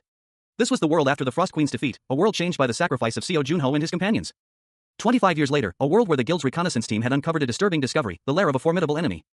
A hooded figure reported their findings to a group of assembled guild members. They also found the tribe chief, Dark Elves, and Mairi SSI mercenaries stationed nearby, he stated. He continued, the less intelligent mercenaries are wandering the perimeter, his tone suggesting a lack of concern for them. But the tribe chief and the Dark Elves around him are in a proper formation, posing a more significant threat. Another guild member, a man with sunglasses, spoke up, referencing Seo Junho's earlier strategy. It would be best to clear the gate as soon as possible, as player Seo Junho said. Preparing for action. Seo Junho, now clad in a dark red cape, stretched his arms, a confident smirk playing on his lips. He was ready. He addressed his team, "Is everyone ready?" The anticipation hung heavy in the air. Seo Junho, his face partially visible, stood alongside a taller companion, their expressions unreadable. A sense of anticipation hung in the air. A group of soldiers, their faces grim, stood ready for battle. Among them, a woman with dark hair and determined eyes watched intently. One of them declared that, excluding non-combatants, 147 of them were ready. Junho, his back to the viewer, stood among his assembled forces. He turned, his gaze resolute. The scene shifted to a dark, foreboding forest, sunlight barely piercing the dense canopy. The camera angle descended, revealing a path leading into the depths of the woods. A dark chasm opened up before them, hinting at a hidden valley below. The knight confirmed his suspicions, explaining that due to the world tree's curse, dark elves are burned by sunlight, forcing them to live in underground tunnels. Seo Junho, his face etched with a thoughtful frown, stood amidst his companions. He listened intently as someone explained that the dark elves' subterranean lairs typically have numerous surface entrances, hidden where sunlight cannot reach them. But this time, something was different. Junho gazed up at a colossal, ominous structure, a single, gaping maw in the cliff face, the only visible entrance to the dark elves' domain. One of Junho's companions, a woman with blonde hair, voiced her surprise at this unusual sight. She had never seen such a thing before. She mused that the tribe chief was quite cunning. Junho considered the implications. Having only one passageway meant they wouldn't have to split their forces, but it also meant that if they failed to eliminate all the dark elves within, they would never reach the tribe chief. With a shared look of grim determination, the group decided to proceed. They would face whatever lay ahead. Descending into the depths, they entered a dimly lit cavern, the only illumination coming from flickering torches lining the walls. The air hung heavy with the scent of damp earth and something else, something ancient and unsettling. Junho, his expression serious, moved cautiously through the throng of his companions. As they proceeded deeper into the heart of the dark elves' territory, they emerged into a vast, cavernous chamber, dominated by a throne of obsidian, where the dark elf chieftain sat in judgment over a sea of his subjects. The scene was both awe-inspiring and terrifying. Seo Junho and his companions found themselves in a vast chamber, far exceeding their initial expectations. The space was dominated by a throne-like structure, upon which sat a figure of immense power, surrounded by an army of dark elves. Junho, having expected a smaller, more confined battleground, felt a surge of apprehension. A realization dawning on him and his companions that a full frontal assault was unavoidable. The sheer number of enemies left them with no other option but to engage directly. More than 500 dark elves stood arrayed before them, their dark forms a stark contrast to the crimson throne room. The imposing figure at the head of this army was clearly the leader, radiating an aura of immense power. A chilling presence that sent shivers down their spines. This was no ordinary foe, this was a force to be reckoned with. The leader, a dark elf of imposing stature, sat upon the throne, his expression unreadable. His features were sharp and angular, his eyes glowing with an unnatural light. He seemed to exude an aura of cold authority. Meanwhile, Junho's companions, assessing the situation, began to formulate their strategy. Despite the overwhelming odds, a glimmer of determination shone in their eyes. One of them, a woman with purple hair, voiced her relief at the spaciousness of the chamber, noting that it would allow for a full frontal assault rather than a defensive stand. Her initial worry about being surrounded had dissipated. The group decided on a straightforward approach, focusing their efforts on eliminating 4 dark elves each. Their plan was simple, yet audacious, given the sheer number of enemies. As they prepared for battle, another companion, a young man with short dark hair, nervously mentioned Seo Junho's name, highlighting the weight of their leader's presence and the responsibility they all felt. A discussion arose regarding the possibility of elven elixirs, potent potions capable of saving even those on the brink of death. The prospect of such powerful healing items raised their spirits. Seo Junho, a man with a smirk playing on his lips, mused aloud about the distribution of elixirs, wondering if they were typically allocated based on contribution level. He quickly added, almost as an afterthought, that he'd just said that out loud. Meanwhile, a group of adventurers, known as the Black Cow Party, stood on a desolate, rocky outcrop, their figures silhouetted against the harsh, purple-tinged sky. Junho addressed his companions, urging them to get fired up and prepare for action. The Black Cow Party, energized by his words, seemed ready to face whatever lay ahead. Junho observed his team, a hint of satisfaction in his eyes. He internally noted that, finally, they seemed to be of some use. As the party advanced, they encountered a group of dark-skinned elves, their expressions grim. One of the elves, his eyes wide with alarm, let out a startled gasp. The elf's face contorted in a grimace of pain and fear as a powerful force seemed to overwhelm him. A wave of dark energy erupted from the elf, engulfing the surrounding area in a chaotic display of power. The energy surged outwards, revealing a massive army of shadowy figures emerging from the darkness. A sudden, overwhelming force that threatened to crush the Black Cow Party. Amidst the chaos, one member of the Black Cow Party engaged in fierce combat with an elf, their swords clashing in a flurry of sparks. Another member of the party found himself facing a similar foe. Seo Junho, along with his companions, found themselves locked in a desperate struggle against a multitude of foes. A flurry of blows and desperate parries filled the air. A fierce energy coursed through the battlefield as a powerful beam of light sliced through the chaos, leaving a trail of destruction in its wake. The beam continued its relentless path, cleaving through enemy ranks with terrifying efficiency. The sheer power of the attack was undeniable. A witness to this devastating display gasped, his eyes wide with disbelief. How is he so fast? He stammered, his voice barely a whisper. Another warrior, his body battered and bruised, watched the scene unfold with grim determination. It hasn't even been that long since he became a player. Meanwhile, Junho continued his relentless assault, his movements a blur of motion as he effortlessly dispatched his opponents one after another. He deflected a blow with practiced ease. A dark-haired woman watched him, her eyes filled with a mixture of fear and admiration. The scene shifted to reveal team leader Cha Minwoo, his expression grim as he surveyed the battlefield. He addressed a comrade, his voice low and serious. It's going to be dangerous from here. Please fall back. Seo Junho, his face etched with the weariness of a long slumber, gazed out at the world. A faint tremor ran through his body, a lingering echo of his icy prison. His companion, eyes wide with shock, mirrored Junho's astonishment at the changed landscape. A cold sweat beaded on his brow as his breath hitched in his throat. He knew that it was too much for him to stand by Junho's side. Junho, his back to the viewer, walked away from a chaotic scene, a crimson cape billowing behind him. The air crackled with unseen energy. But he still had a long way to go. He wouldn't fall behind next time. A close-up on Junho's determined face, his gaze sharp and unwavering, showed his resolve. Beside him, his companion looked on, a mixture of awe and apprehension in his eyes. Junho's voice, though calm, carried an undercurrent of steel. He was already looking forward to their next encounter. A mysterious figure emerged from the shadows, his elven features sharp and his gaze piercing. Crimson energy swirled around him. 2 more figures, clad in ornate armor, stood beside him, their presence radiating power. A low murmur escaped the lips of one of Junho's companions. A group of dark elves, clad in imposing black armor, stood poised for battle. Their swords gleamed ominously, reflecting the dim light of their surroundings. They were the infamous Dark Elven Knights. Seo Junho, the recently thawed hero, observed them from a distance. He noted their distinct appearance, different from the foes he remembered from his previous battles. You guys seem a bit different from those small fry, he muttered to himself. A surge of energy crackled around Junho as he prepared for combat. He decided to utilize his full power, drawing a powerful, glowing crimson blade. I should use a proper weapon as well, he thought, a grim smile playing on his lips. The narrative opens with a depiction of Dark Elves Knights, their golden, branch-like forms suggesting a connection to nature, even in their corrupted state. Before their corruption, they were protectors of the kingdom, their history hinting at a tragic fall from grace. The scene shifts to a powerful warrior, his hand resting on a glowing sword, a fairy-like spirit emanating from its blade. He reflects on the formidable strength of the Dark Elves Knights, noting their mastery of traditional sword techniques and their ability to harness the power of spirits. Normally, defeating them would be impossible, however. Due to the cancellation of spirit contracts, he is confident in his ability to overcome them. He boasts that he can take them all down using only their swords. He adds that he has never encountered a swordsman superior to himself. The warrior engages in battle, his movements swift and precise. He effortlessly deflects an incoming attack. Seo Junho, the frozen hero, awoke to a world drastically changed. 25 years had passed since his sacrifice against the Frost Queen, and the battle was far from over. He launched himself into action, a blur of motion against his foe. A whirlwind of power leaving a trail of destruction in its wake. His opponent, a formidable warrior clad in dark armor and a crimson hood, met his assault with equal ferocity. The clash of their weapons echoed through the desolate landscape as Junho's blade met his enemies with a deafening clang. A fierce exchange of blows, each strike carrying the weight of years of frozen time. Junho, fueled by a renewed sense of purpose, pressed his advantage, his movements precise and deadly. Their blades clashed again, sending a shower of sparks and debris into the air. The narration box stated that they swung with bone-shattering power. Junho's opponent, his face etched with grim determination, recognized the danger. He knew that a single misstep could be fatal. If I get hit even once, I'll die, he thought. But Junho, a grin spreading across his face, felt a thrill course through him. It's been a while since I've been this excited, he thought. He prepared for the final blow, his movements a symphony of controlled power. Seo Junho, his dark hair slightly askew, launched a powerful kick imbued with purple energy, the force of the blow sending his opponent sprawling across the dusty ground. The impact of the attack leaving a visible trail of destruction in its wake. A grotesque, scarred elf, his face contorted in pain, crashed to the ground. Junho's attack was swift and decisive, leaving the elf momentarily incapacitated. A guttural sound of pain echoed through the desolate battlefield. The injured elf, his face a mask of agony, struggled to his feet. But Junho was relentless, swiftly delivering a crushing blow that sent the elf sprawling once more. Junho stood over his fallen foe, his crimson blade gleaming faintly. He muttered, "We can't have that." With a final, decisive strike, Junho ended the elf's life, the dark energy of his blade consuming the fallen warrior.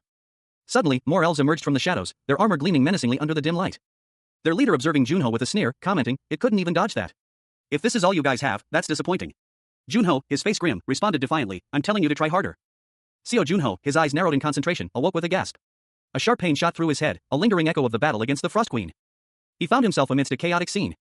His companions, battered but still fighting valiantly, were surrounded by a horde of enemies. They've held out for long enough, Junho thought, assessing the dire situation. An elf, his face twisted in a cruel grin, nocked an arrow, aiming for one of Junho's allies. The arrow found its mark. A woman cried out in pain as the arrow pierced her armor. Junho reacted instantly, his shield intercepting another arrow meant for his wounded comrade. "Someone's injured," he shouted, his voice filled with urgency. Panic threatened to overwhelm the group. "Is there a healer?" "We need support," one of them cried out. A young man with glasses, seemingly a mage, responded, "Please wait a moment." He began to channel his magic, a green glow emanating from his hands as he focused on healing the injured. The mage continued his work, tending to the wounded while another ally lay unconscious on the ground. Junho's face hardened with grim determination. "Damn it, there's too many of them," he muttered, surveying the overwhelming number of enemies. The sheer number of remaining foes filled him with a sense of dread. Just how many of them are left, he wondered, his heart pounding in his chest. Seo Junho, a seasoned warrior and a wizened mage, scrutinized the battlefield. The mage noted the disparity between a single person killing 4 elves versus 100 people killing 400, suggesting a significant difference in scale. Junho, however, pointed out that the enemy elves were fighting in rotations to conserve their energy. The mage grimly observed that despite having killed around 100 elves, the battle felt far from over. He worried that their current pace would lead to exhaustion before they could achieve victory. He stressed the need to maintain a relentless offensive, preventing the elves from rotating their forces and sustaining their stamina. The mage, visibly strained, reacted with a pained grunt as the relentless battle took its toll. Meanwhile, Junho observed a group of dark elves approaching, their movements unusual and unsettling. He questioned their strange behavior. One of the dark elves let out a pained cry as they were attacked. The sound was sharp and sudden. The elf was swiftly struck down by Junho and the mage, their combined attack proving too powerful. The mage, however, noticed something amiss. He suspected the elves were planning something. As more dark elves approached, Junho questioned their sudden advance. A powerful beam of energy erupted from one of the elves, striking the ground with immense force. The mage recognized them as Dark Elven Knights. 2 dark elves clashed fiercely, their swords a blur of motion as they exchanged blows. A powerful energy crackled around them, the air thick with the intensity of their combat. One elf, his face contorted in a silent scream, stumbled back, a searing pain evident in his eyes. He was clearly overwhelmed by his opponent's power. Observing the scene from a distance, an older man watched with a mixture of shock and concern. "They're swinging their swords indiscriminately? How dash," he muttered, his face etched with disbelief. Suddenly, a figure in a dark red cloak burst into the fray, moving with impossible speed. A powerful shockwave erupted from the impact of their attack. The dark elves were sent flying, their bodies crashing to the ground. The man watching gasped, recognizing the newcomer. Junho, he whispered, a glimmer of hope in his eyes. Two other men, a mage and a soldier, watched Junho's actions with growing understanding. I see, he lured the dark elves to the middle of the battlefield and is using them to destroy their formation, the mage explained, his voice filled with awe. The soldier nodded in agreement. He's trying to help us, he's not just setting the table, he's practically spoon-feeding them to us, he exclaimed, a mixture of relief and amazement on his face. The older man, still slightly shaken, urged them to act. Get it together. There's no pride when it comes to life and death, he shouted, his voice sharp with urgency. The soldier, energized by the older man's words, steeled his resolve. Now's the chance. We'll do our utmost to destroy their lines, he declared, his eyes burning with determination. With renewed vigor, the three men launched a coordinated assault against the remaining dark elves. The battle raged on, but this time, they had the upper hand. Seo Junho, his face etched with the weariness of a long slumber, muttered to himself. He had helped his companions, but this final blow should be enough to end the immediate threat. A surge of energy coursed through him as he launched a powerful attack, a blinding flash of light erupting from his fist. The force of the blow sent his opponent sprawling, a crimson stain blooming on the enemy's armor. The defeated foe, a grotesque elf-like creature, glared up at Junho with furious resentment. Don't look at me like that, he snarled. And with a final, swift movement, he delivered the killing blow. The scene shifted to a grand throne room, where a powerful, horned figure sat upon a dark throne. This was the new ruler of the ninth floor. His gaze was cold and calculating, his expression betraying nothing of his inner thoughts. Meanwhile, Junho and another warrior stood facing each other, their swords drawn. I can't just stand by anymore, Junho declared, his voice filled with a newfound resolve. The other warrior, his face contorted in rage, responded, but now we are no more than mere beasts. Seo Junho, his dark hair contrasting sharply with his crimson cloak, stood defiant against a towering, armored figure. The fallen foe lay at his feet, a testament to the battle's ferocity. Junho's breath hitched in his throat as he registered the words of his fallen opponent, their days of glory were over, and they were falling at the hands of humans. The scene shifted, revealing a trail of destruction in the wake of Junho's relentless assault. A sense of grim determination filled the air as he moved forward, his past victories a distant memory. Junho found himself surrounded by a multitude of enemies. He grimaced, muttering to himself that this was his first time fighting against such a large group. The sheer number of them felt overwhelming, he likened them to cockroaches. A voice boomed, silencing Junho's internal monologue. A tall, imposing figure with pale skin, long white hair, and antlers emerged from the shadows. This was an elf, but not one of nature's guardians. He commanded Junho not to speak of the cursed ones in his presence. Junho, unfazed, retorted that the elf's hatred of cockroaches was strange, considering elves were guardians of nature. He then added a pointed observation, perhaps the elf's prejudice stemmed from being a dark elf himself. The elf pressed his advantage, noting that Junho's resemblance to the cursed ones was undeniable, implying that his prejudice was a form of internalized racism. Junho, clearly agitated by the elf's words, declared that he would speak no more. The elf, towering over Junho, commanded him to raise his sword. The tension between them crackled, palpable and heavy. Junho, his expression hardening, raised his sword, a glint of defiance in his eyes. He challenged the elf, daring him to attack. A towering figure filled the panel, his dark skin stark against the crimson backdrop. His long, white hair cascaded down his shoulders, framing a face of sharp angles and intense, golden eyes. Two massive, antler-like horns of dark wood sprouted from his head, adding to his imposing presence. The imposing figure's gaze was fixed on something unseen, his expression one of disdain. A speech bubble emerged from his mouth, containing a single, dismissive thought, tisk, arrogant human. Seo Junho, clad in a dark, flowing cape, stood poised before a formidable opponent, a towering figure in flowing beige robes, wielding what appeared to be a staff of immense power. The imposing figure revealed itself to be an elf, his features sharp and angular, his skin a dark gray, and his long, white hair cascading down his back. He held two swords, their blades shimmering with an ethereal glow. Junho's eyes narrowed, a flicker of recognition crossed his face as he muttered to himself, that stance. It was the unique swordsmanship of the elves, a technique that borrowed the power of nature itself, a fact that was confirmed by the narration box. The elf raised his hands, and a surge of green energy erupted from his blades, forming a swirling vortex of leaves and light. He shouted a word, Genya Manus. But only elves who could use the power of spirits could use this technique, corrupted dark elves could not. The elf's attack struck Junho with immense force, sending him flying backward in a burst of fiery energy. The elf scoffed, a sound like dry leaves rustling, as he watched Junho's body crash to the ground. Junho, however, quickly recovered, leaping to his feet and preparing for another attack. He moved with surprising speed and agility, dodging the elf's next strike. Seo Junho, his dark attire hinting at the battles he's endured, stood poised, a crimson blade shimmering in his hand. He muttered, I see. This is an original technique that he made.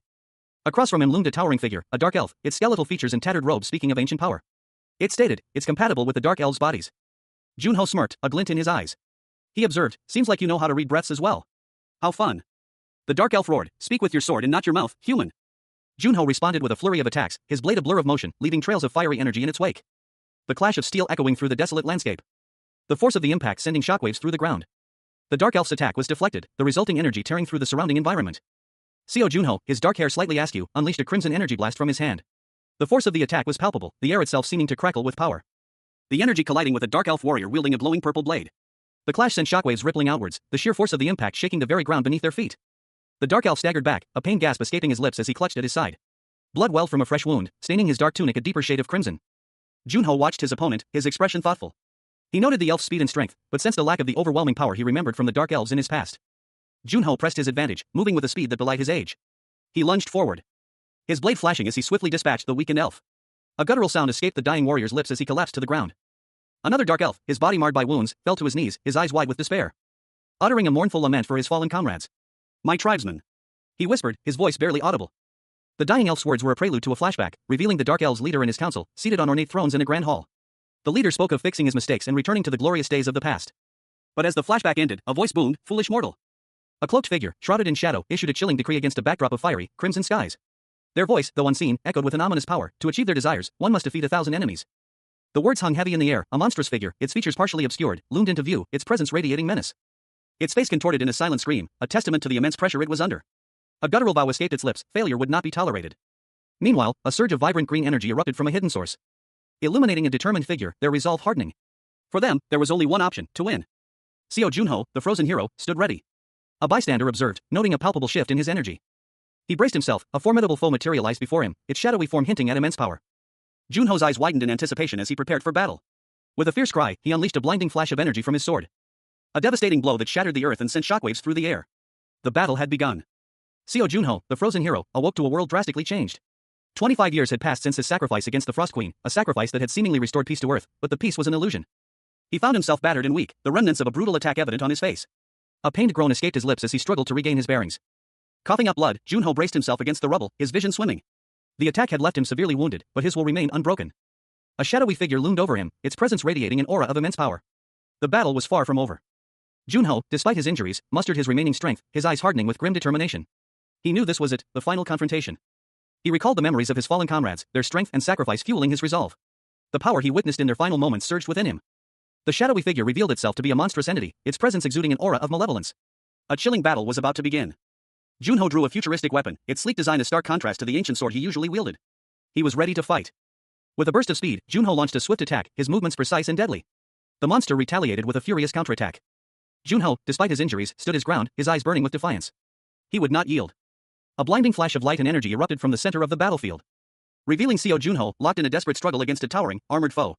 The air crackled with raw power as their weapons clashed. Junho stumbled back, his breath ragged. He barely managed to maintain his footing. "I'm barely holding on thanks to Black Dragon Fong," he thought grimly, his face contorted in pain. But even as he clung to life, Junho's gaze fell upon the onlookers. But too many people are watching, he realized, a fresh wave of determination washing over him as he prepared for another attack. With a surge of adrenaline, Junho unleashed a devastating counterattack. A crimson wave of energy coursing from his blade, slicing through the air, sending his opponent reeling back in a shower of sparks and debris, leaving him battered and broken against the crumbling stone wall. Seo Junho, the legendary hero, lay defeated on the desolate battlefield, his body battered and bruised. He groaned in pain, his ribs cracked from the impact. "Damn it, my ribs broke," he muttered, the words barely audible above the wind. A towering figure emerged from the dust cloud, a sinister presence radiating from its imposing form. Junho could only stare, his eyes wide with a mixture of fear and disbelief. Junho struggled to his feet, his body screaming in protest. "Come on. I have to get up," he thought, gritting his teeth against the pain. The monstrous figure loomed closer, its presence a palpable threat. Its eyes glowed with malevolent intent. With a surge of adrenaline, Junho unleashed a powerful attack, a red energy erupting from his body. The chains of energy slamming into the monster with earth-shattering force, sending the creature reeling backward. The impact sent shockwaves through the ground. Despite his injuries, Junho's companions rushed to his aid. "Protect Seo Junho," one of them shouted, their voices filled with determination. Another ally, a powerful mage, raised her staff, her eyes blazing with fierce energy. "Don't hold back," she urged, bolstering their resolve. Seo Junho, his face marred by cuts and blood, lay wounded amidst the rubble. His dark armor, once pristine, was now stained crimson. The aftermath of battle was evident all around him. A man with silver hair and glasses, seemingly a healer, hovered over Junho, his hands glowing with faint green energy. "It's going to take at least 30 minutes, he stated, assessing the extent of Junho's injuries. Another figure, a stocky man in armor, offered his assistance. "I'll help. My healing skill is low, but it's better than nothing." His words were a testament to his willingness to aid his comrade, despite his limitations. Junho, his eyes narrowed, looked up at the healer. "Even though we were in the back line, we saw everything." His tone was heavy with unspoken implications.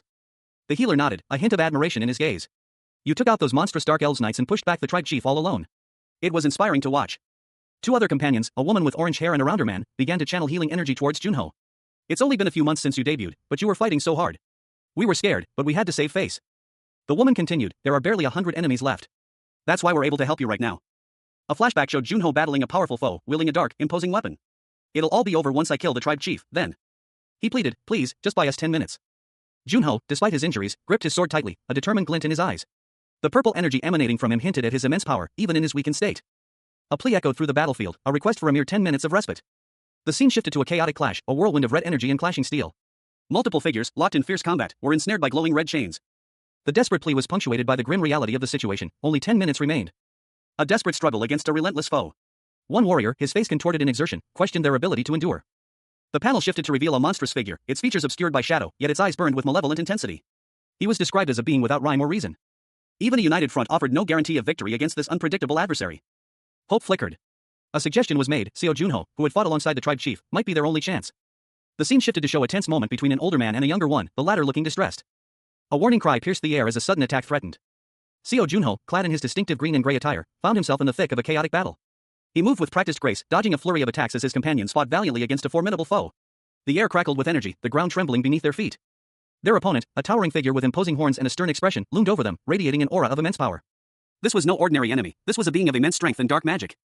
One of Junho's allies, a man in red armor, stumbled, his sword falling from his grasp. He cried out in pain and apology, his voice filled with desperation. Another companion, a stern-faced man in dark clothing, urged him to regain his composure. Explaining the dire stakes of their battle. Even death was a preferable outcome to failure, he declared, his resolve unwavering. The red-armored warrior, his face etched with determination, rallied his strength. He roared at his comrades to regroup, their mission far from over. They would hunt down their foe, no matter the cost. But the monstrous figure's terrifying visage filled the next panel, a chilling reminder of the immense power they faced. The creature sneered, its words dripping with contempt. It called them pathetic insects, a stark contrast to the fierce determination burning in the eyes of the heroes. The battle raged on. The heroes, despite their injuries and the overwhelming power of their enemy, fought with unwavering courage. They launched a coordinated attack. While another bravely pressed their attack, their determination unshaken. The clash of steel echoed across the battlefield as Junho and his allies continued their desperate struggle against the monstrous foe. Green energy surged from their weapons, a testament to their unwavering resolve. The fight was far from over. A fiery projectile streaks across the battlefield, leaving a trail of incandescent sparks in its wake. A monstrous, shadowy wolf-like creature lunges forward, its movements blurring with speed. A weary warrior, amidst the chaos, questions the relentless onslaught. Why do they keep coming? Amidst the fray, a battle-worn commander barks orders, his voice strained with urgency: move the injured to the backlines. Keep going. A towering, demonic figure, with horns and a fierce gaze, unleashes a cruel taunt: hurry up and die. Seo Junho, the frozen hero, now battles anew, a flicker of unease crossing his mind. Why am I getting nervous? What? A chilling question echoes in his thoughts: am I afraid of? A scene of devastation unfolds before him, his comrades are struggling against a powerful, purple energy blast. Junho's face, marred by cuts and bruises, is grim, his eyes, however, burn with a fierce determination. He is confronted by a towering, demonic figure, its features sharp and menacing. A soldier informs his companions, his voice laced with desperation: there's only about 3 minutes left. A wave of green energy erupted from Seo Junho's blade, a powerful arc of light slicing through the air. The attack continuing its relentless path, leaving a trail of destruction in its wake. Junho, along with his companions, stood their ground, bracing for the impact. But the force of the blow was immense. Junho found himself locked in a desperate struggle against a hulking foe, his sword clashing against the monster's massive claws. Meanwhile, another battle raged nearby. A man in a chef's uniform, his face contorted in a furious grimace, fought back against a pair of menacing figures, blood splattering across his pristine white coat. A desperate, bloody struggle that left a trail of destruction in its wake. Junho, battered and bruised, found himself on the ground, his breath ragged. He realized his mistake. I was stupid to think that it was almost over, he thought, a cold sweat beading on his brow. His companions confirmed his grim assessment: he's a one-star boss monster. A terrifying figure emerged from the shadows, a towering demon with crimson eyes and long, white hair, wielding a wickedly sharp blade. It doesn't matter if we kill hundreds of dark elves if we can't kill him, one of Junho's allies shouted, their voice filled with despair. The demon's power was overwhelming. One of Junho's companions fell, clutching at their throat, their lifeblood staining the ground. Another companion collapsed, groaning in pain as they fell to their knees. The demon, unfazed by their suffering, addressed the remaining survivors with chilling indifference: hey, cockroach. Are you done struggling? Seo Junho, his face partially obscured by shadow, stood amidst a fiery battlefield. A voice, laced with impatience, echoed in his mind: why aren't you answering? He turned to face a towering, demonic figure, its features obscured by a grotesque mask. The question hung in the air: a challenge. I asked you if you're done. Junho, his armor battered but his resolve unbroken, offered a weary but grateful response: you've all worked hard, thank you. From the shadows, another voice cut through the silence: please leave him to me. He added, almost as an aside, I have to hide my abilities. The demonic figure, now alone with Junho, sneered: you insects. The battle began. A flurry of dark energy erupted from the demon's hands as it lunged at Junho, who met the attack with his own blade. The clash of steel echoed across the desolate landscape. A wave of dark energy washed over Junho, the outcome uncertain. A blinding flash of purple and green energy erupted from the ground, engulfing several figures in its chaotic glow. Leaving only one man, Junho Nim, relatively unscathed, as he roared out in alarm. The energy subsided, leaving behind a trail of dust and destruction. Revealing a massive, pulsating purple orb at the center of the devastation. A collective gasp of shock escaped the onlookers. One of Junho's companions, awestruck, questioned if this was the tribe chief's skill. Another companion rushed to Junho's side, concerned for his well-being. A grim understanding settling upon him: that bastard did this. His companions, noticing his distress, wondered aloud if he had fallen into a trap. Junho, trapped within the purple energy, silently resolved to find a way to break free from the outside. Meanwhile, another figure, clad in dark armor, appeared, gazing upon the strange purple energy screen with confusion. A towering, dark-skinned elf with antlers and long white hair glared down, his yellow eyes burning with suspicion. Were you hiding your true power? He demanded. Seo Junho, the protagonist, smirked, a hint of mischief in his eyes. He was clad in dark clothing and a crimson cape. Don't be surprised with just one technique. I have more cards up my sleeve. A flurry of snowflakes filled the air, a prelude to the coming conflict. Junho lunged forward, a blinding flash of light erupting from his blade as he clashed with the elf. The force of the impact sent shockwaves across the ground. The elf staggered back, his expression one of disbelief. A visible crack appearing on his hardened skin, as icy shards of his own magic reflected back at him, piercing his defenses with chilling precision. Junho watched, a flicker of surprise crossing his face.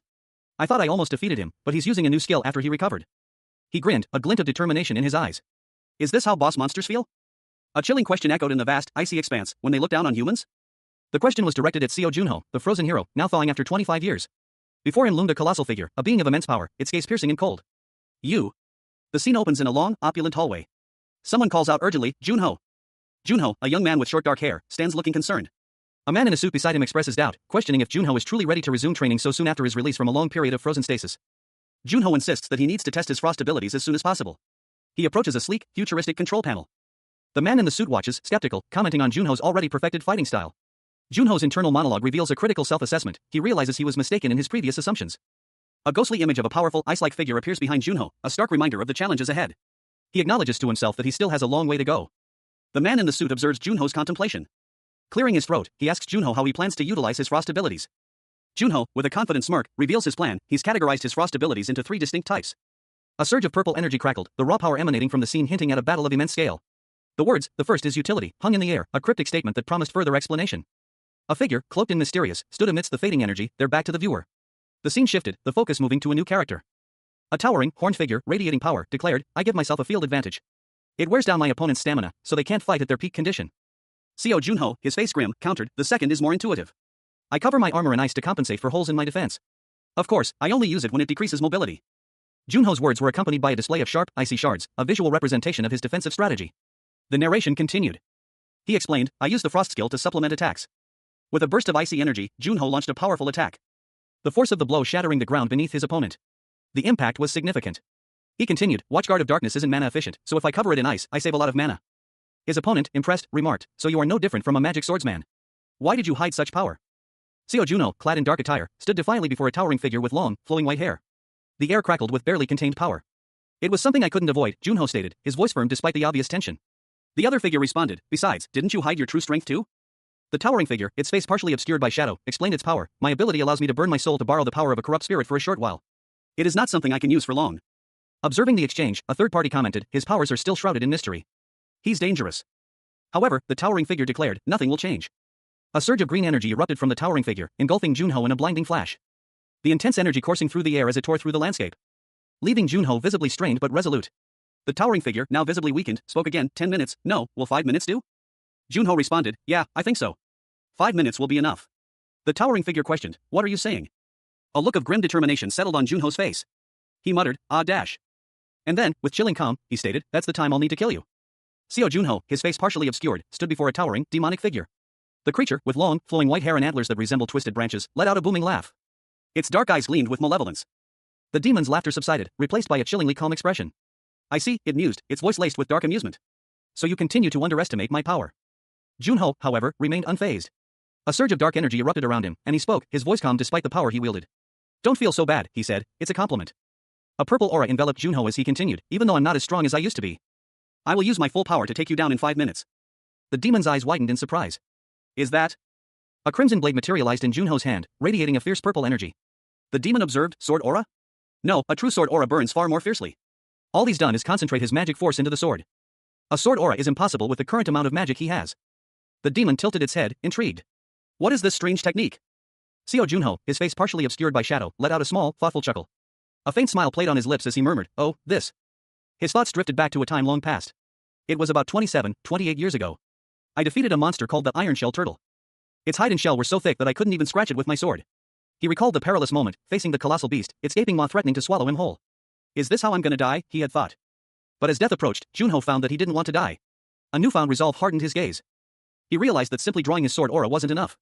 Still, it's not like I could just pull out a sword aura, so I created this technique. Junho's narration continued, my magic strengthens the sword. And it clashes with the darkness.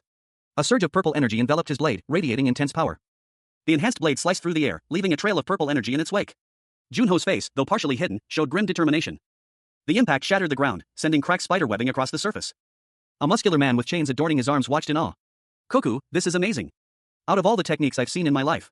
Seo Junho, his face illuminated by a soft light, smirked confidently. He boasted to an unseen companion, this one's the best, Spectre. I even gave it a cool name. He then faced his opponent, a powerful aura emanating from him. Ramadat, he declared, the name carrying a weight of significance.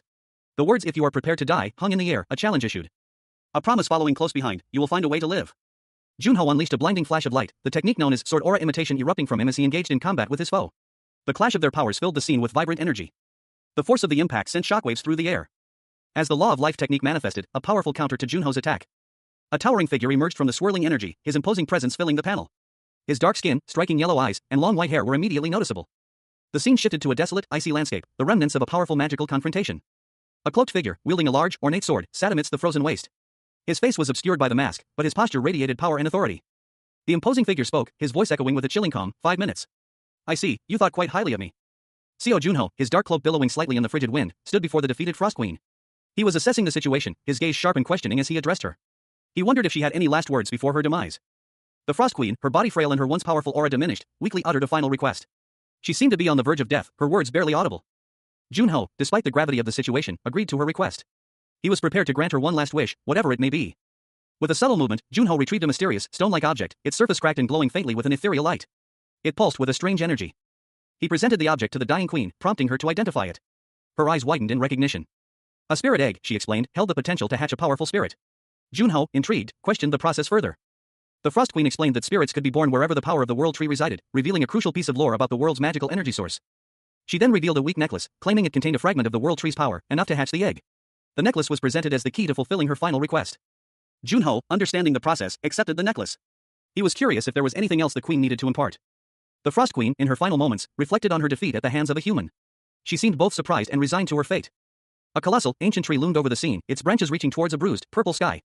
A creature of immense size and power, with horns and a weathered face, knelt before it. Its prayer a desperate plea, O great world tree, if you can still hear my prayers, I ask that you be satisfied with my head alone. And have mercy on the fools who followed me. The scene shifted to a radiant clearing, bathed in golden sunlight. 3 figures stood before a majestic, horned being, their faces alight with hope. A small blue bird perched gently on the hand of one of them. A sudden, jarring transition. Seo Junho, disoriented and bleeding, stumbled through a dark, unfamiliar alleyway. The city around him was a blur of shadowy buildings. He gasped, who are you, as a figure emerged from the darkness. Only to be violently thrown to the ground, his body impacting the cobblestones with a sickening thud. A groan escaped his lips as he struggled to regain his bearings. He looked up, his vision swimming, to see a man in a dark suit standing over him. The man's face was obscured by shadow, but his eyes burned with an unsettling intensity. The man sneered, do you know what this place is? The question hung heavy in the air, echoing the uncertainty of the situation, where is the Pathfinder? Seo Junho, the frozen player, stood amidst a purple, ethereal landscape. He had just defeated the Dark Elf Chief, a victory marked by a glowing message in the sky. He held a glowing orb, the spoils of his victory, a powerful artifact radiating an icy blue light. The scene was one of quiet triumph, the aftermath of a hard-fought battle. Junho examined the orb, a question forming in his mind. Wondering if this was truly a spirit egg, as he suspected. He recalled his past struggles, his envy of those who could easily wield such power. Now, however, he had the chance to finally make a contract with a spirit. A satisfied smile spread across his face. He mused that spirits only contract with those who have good synergy, a fact he had heard before. Junho realized that the spirit within the egg was a darkness spirit. A darkness spirit, indeed. Seo Junho, a young man with determined eyes, grinned as he effortlessly deflected the attack of a shadowy, clawed creature. Dark energy swirled around them. The creature, identified as a darkness spirit, crumbled to dust in his grasp. Its essence was absorbed into a dark red, clawed gauntlet he wore. Junho examined the gauntlet, a thoughtful expression on his face. It's weak, he mused, but I sense the energy of the forest. And if I pour my magic into the spirit egg? He held up a dark brown, egg-shaped object, imbued with purple energy. Cracks spread across its surface.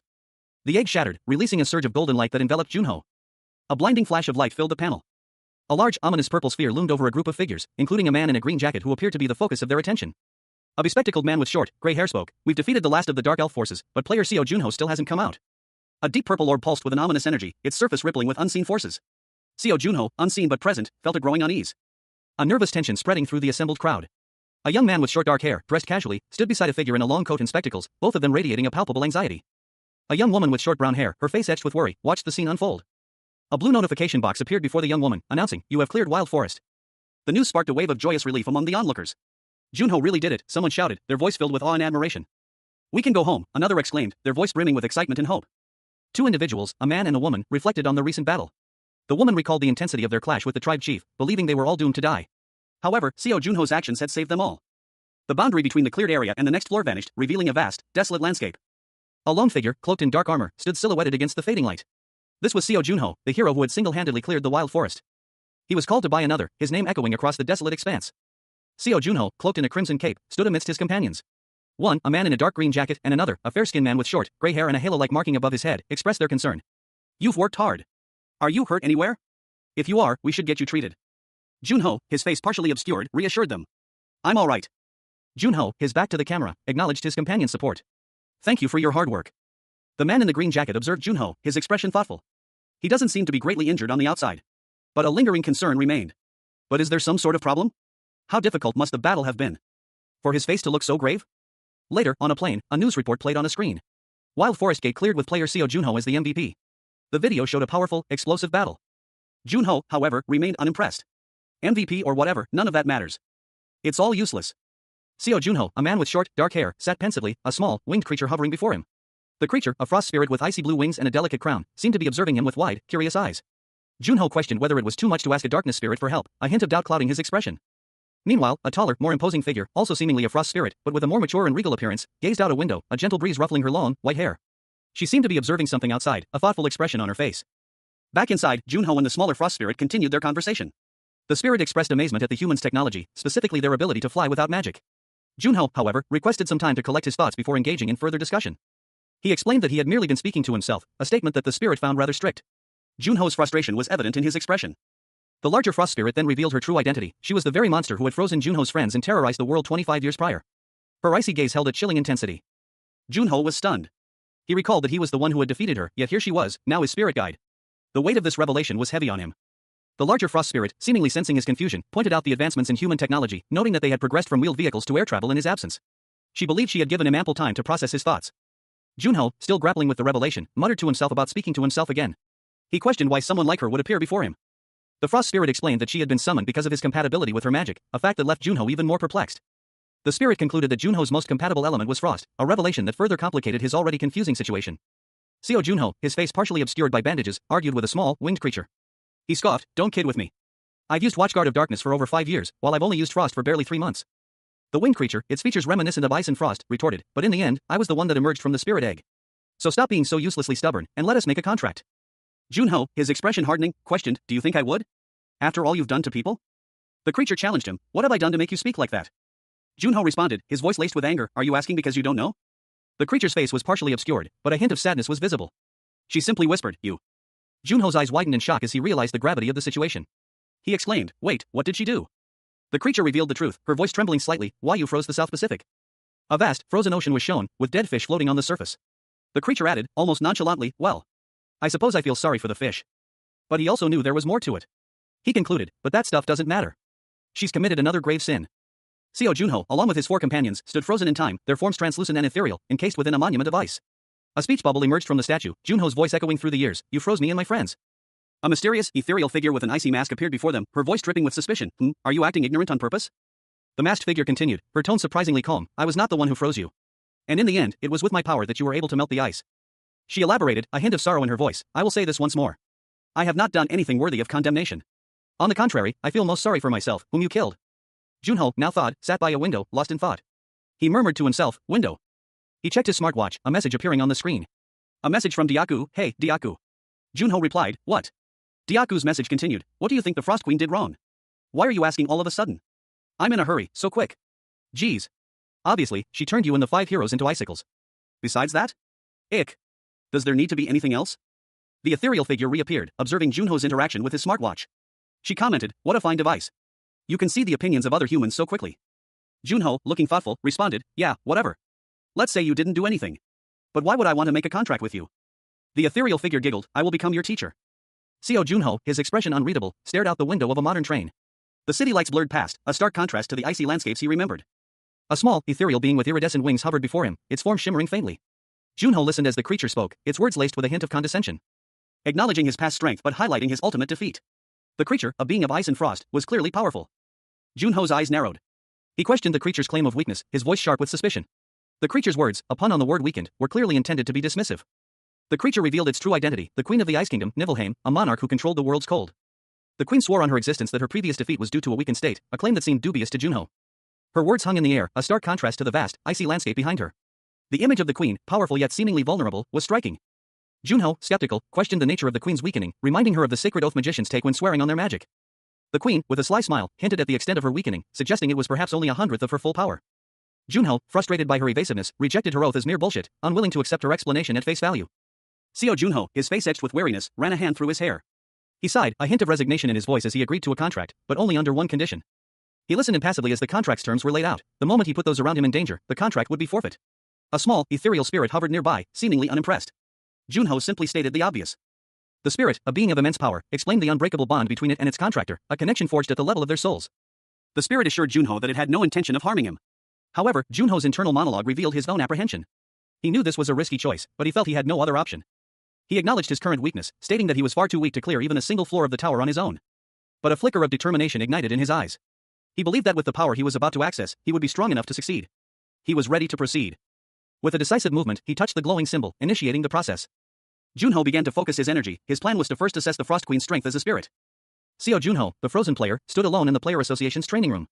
A vast, empty space stretched before him, the only other presence a small, ethereal blue light hovering in the distance. A stark contrast to the epic battles he remembered. A bored sigh escaped his lips as he muttered to himself about the lack of opponents. A small, winged fairy, seemingly made of ice, appeared beside him. She questioned his actions, her voice laced with concern. The fairy watched, her expression a mixture of curiosity and apprehension, as Junho continued to experiment with his new equipment. His magic stat exceeding 100.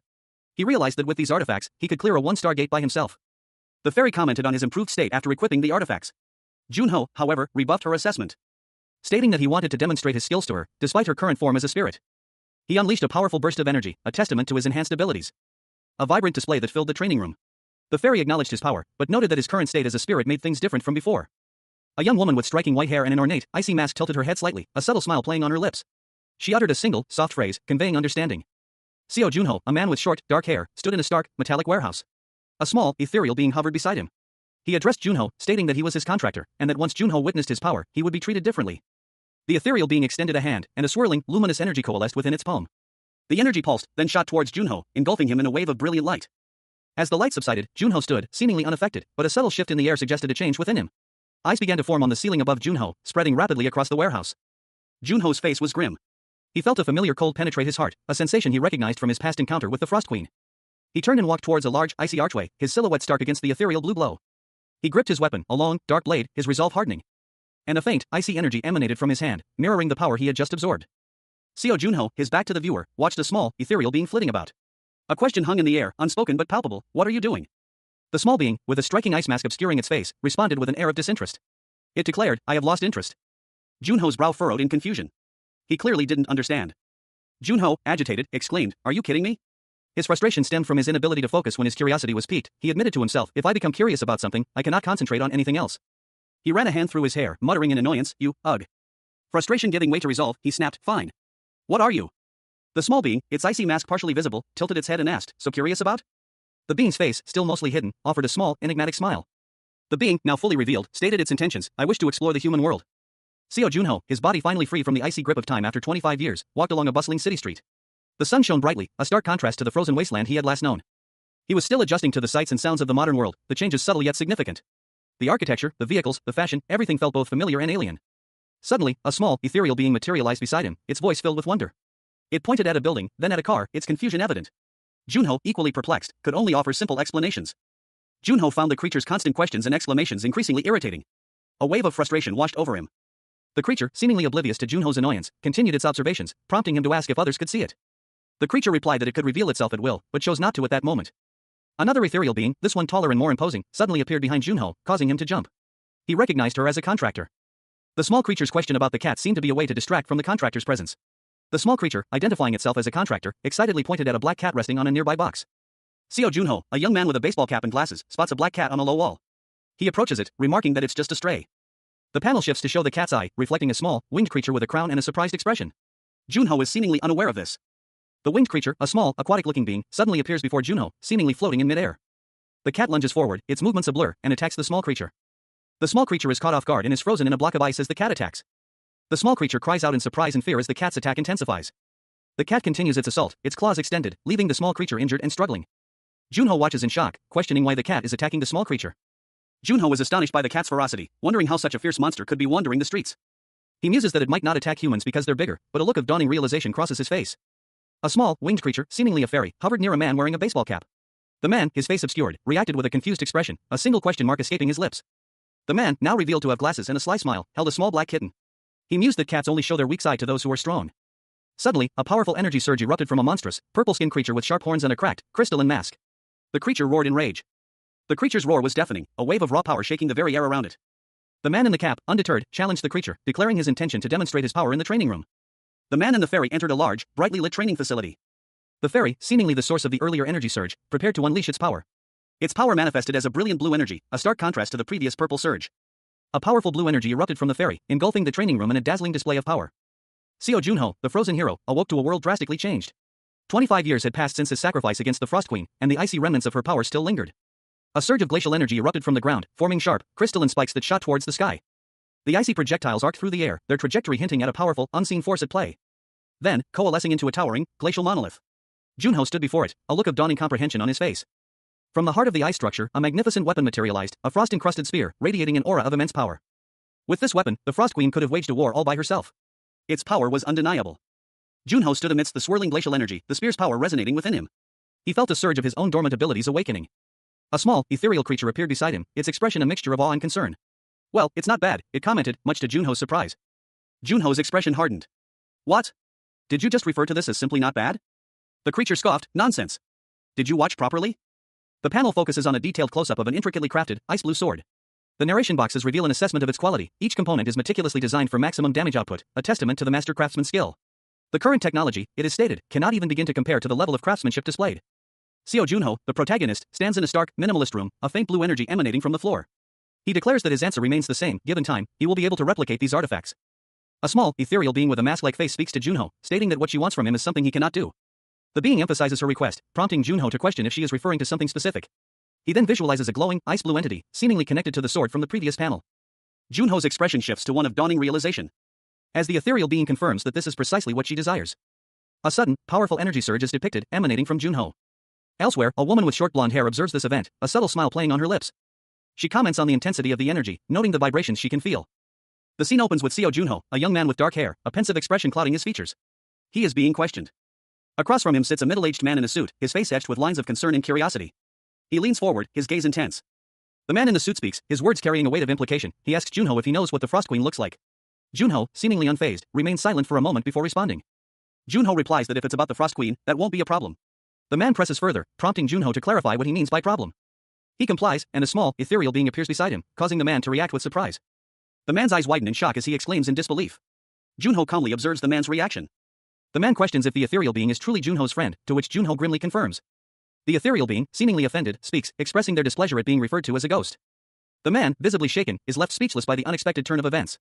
The ethereal being's boldness astounds him. Seo Junho, comfortably lounging on a sofa, addressed a small, ethereal being hovering nearby. He calmly instructed the creature to cease its interference with his friend. A warning laced with steel in his voice. The being, seemingly a powerful spirit, retorted that any further insults would not be tolerated, even if directed at Junho's friend. Diaku, a man sitting nearby, visibly startled, questioned the being's identity. His eyes widened in disbelief as the implications of the spirit's words sunk in. Diaku, still shaken, suggested they discuss the matter calmly. Junho, however, remained visibly agitated. He brusquely ordered the spirit to leave him alone, his annoyance palpable. Diaku then revealed that Junho had won a mysterious spirit egg at a Las Vegas auction. And that, with the help of a tribe chief, he had hatched it. The creature before them, it turned out, was the Frost Queen, the very being Junho and his companions had seemingly defeated years ago. Seo Junho, his dark hair neatly styled, sat on a plush sofa, a small, glowing blue spirit hovering near him. Across from him, a sharply dressed man sat at a desk, his expression unreadable. Junho nodded slowly, "Well, I understand for now." The man continued, his tone measured, "You were the one affected by her the most, and you're fine with it." Junho responded quietly, "I'm not in a place to say anything." The man shifted the conversation, "She'll be a big help in battle. She's really strong." Junho, intrigued, questioned, "Really? What's her class?" The small spirit, seemingly offended, explained, "Oh, of course I'm an arch-spirit." The man, skeptical, countered, "I don't think so." The man stated his intentions, "So I want to go into a gate that's a bit harder this time." He added, "All the gates you've gone to so far have been quite difficult though." Junho gasped, "Wait." Seo Junho, his face etched with concern, questioned if the other man was referring to a one-star gate. Junho, accompanied by a small, familiar creature, confirmed that the wild forest was also classified as a one-star gate, adding that he had significantly improved his skills since then and believed he could now clear such gates independently. The other man, seemingly unconvinced, responded non-committally. He then revealed that only 3 one-star gates remained on Earth. These were located in South America, China, and... The man gasped, visibly shocked, before asking Junho if he was alright and if he suffered from PTSD. Junho responded that he wasn't doing well, but even if he were, the person responsible for his trauma was right there. Junho declared that his next target would be King Sejong Station in Antarctica. The name of the gate, Winter Castle. A large, imposing structure, reminiscent of an ice castle, loomed against a vibrant aurora borealis. Seo Junho, the legendary hero, was informed that a press conference was scheduled for the following day at 2 p.m. Secretary Cha would pick him up. Junho, still recovering from his 25-year slumber, was offered food, but he declined. A mysterious, ethereal being, seemingly a spirit, explained that unlike humans, spirits do not require sustenance. Junho, amused by this revelation, decided to save money on food. The spirit, seizing the opportunity, initiated a conversation with Junho. She inquired about his knowledge of the dimensional elevator.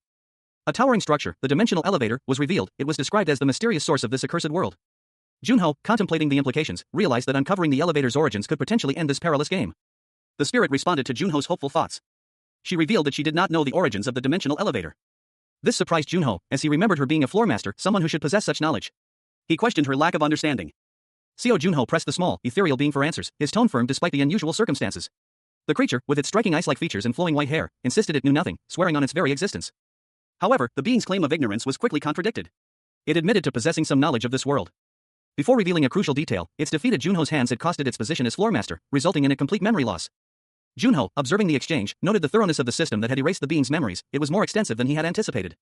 Despite the memory loss, the creature reassured Junho that its intelligence and knowledge of the land remained intact, promising to be of great use in the days to come. Junho expressed a cautious optimism, hoping the creature would prove useful. The conversation shifted to the nature of the creature's powers. Junho inquired about the source of its abilities, noting that spirits typically draw power from their contractor's mental strength. He sensed no magic emanating from the creature, prompting a further question about its power source. And a pointed reminder from the creature that a lack of knowledge is not an excuse for ignorance. The creature explained that spirits use the mental strength of their contractors to fuel their powers. If the contractor's mental state is weak, the spirit's abilities are diminished, and in extreme cases, the contract itself could be broken. Seo Junho stood before a shimmering, icy gateway, a vast expanse of frozen triangles stretching behind it. He seemed pensive, his expression unreadable, as he contemplated the cost of using a powerful, forbidden technique. A small, ethereal being with a crown of ice, resembling a fairy, floated before him, warning him that even such a powerful technique would require extensive training before it could be used in battle. She emphasized that using it without proper training would be cheating. Junho turned his back to the fairy, seemingly unconcerned by her warning. The fairy, still floating, seemed to express some surprise. He confidently declared that he would change her mind within 2 weeks. The next day, Junho was in his room, preparing for a press conference. He gestured for someone to enter. A woman, presumably his assistant, entered, holding a suit. She informed him that she had prepared his suit for the press conference. Junho, however, was still in his pajamas. He looked thoughtful as he considered his attire. His assistant expressed concern, stating that she had brought a suit because she was worried he would wear his pajamas to the press conference. Junho, with a sigh, got dressed, accepting the suit. He seemed resigned to the idea, though not entirely pleased. He left the room. Seo Junho, impeccably dressed in a sharp suit, checked his appearance one last time. A confident smirk played on his lips as he turned to his secretary, Cha. I'm all set. What do you think, Secretary Cha? Secretary Cha gave a thumbs up, her expression radiating approval and quiet confidence in her boss's readiness. The scene opens on a large, dimly lit auditorium. Rows of seats are filled with an expectant crowd, their faces mostly obscured in the shadows. A large screen at the front of the stage displays the words Seo Junho Press Conference in bright blue. Several professional cameras are positioned at the front, their lenses focused on the stage, ready to capture the event. Among the audience, a woman observes the crowd, her expression a mixture of awe and surprise. She whispers, "Wow, look at all these people. It's only been 3 months since his last press conference, but you can't even compare it to this." Nearby, a man with a serious expression comments on Seo Junho's presence. He notes that Junho had a strong aura. The next panel shows Seo Junho himself, a radiant glow emanating from him. The narration emphasizes his monstrous talent. Similar to that of Kim Woo-jung and Shin Song-hyun. Another man in the audience anticipates Junho's announcement that he will be tackling a 1-star gate alone. He is not surprised by this bold decision. Others in the audience react with shock and disbelief to the news, whispering amongst themselves that the plan is excessive. A polished black shoe, impeccably shined, stepped into the frame. The camera's bright light reflecting off its surface. 2 figures, a man and a woman, stood in the background, their faces etched with a mixture of apprehension and curiosity. The camera focused on a man in a sharp, dark suit, his posture suggesting both confidence and a hint of underlying tension. He walked with a deliberate pace, his movements precise and controlled. The woman whispered to the man beside her, her voice barely audible above the hum of anticipation.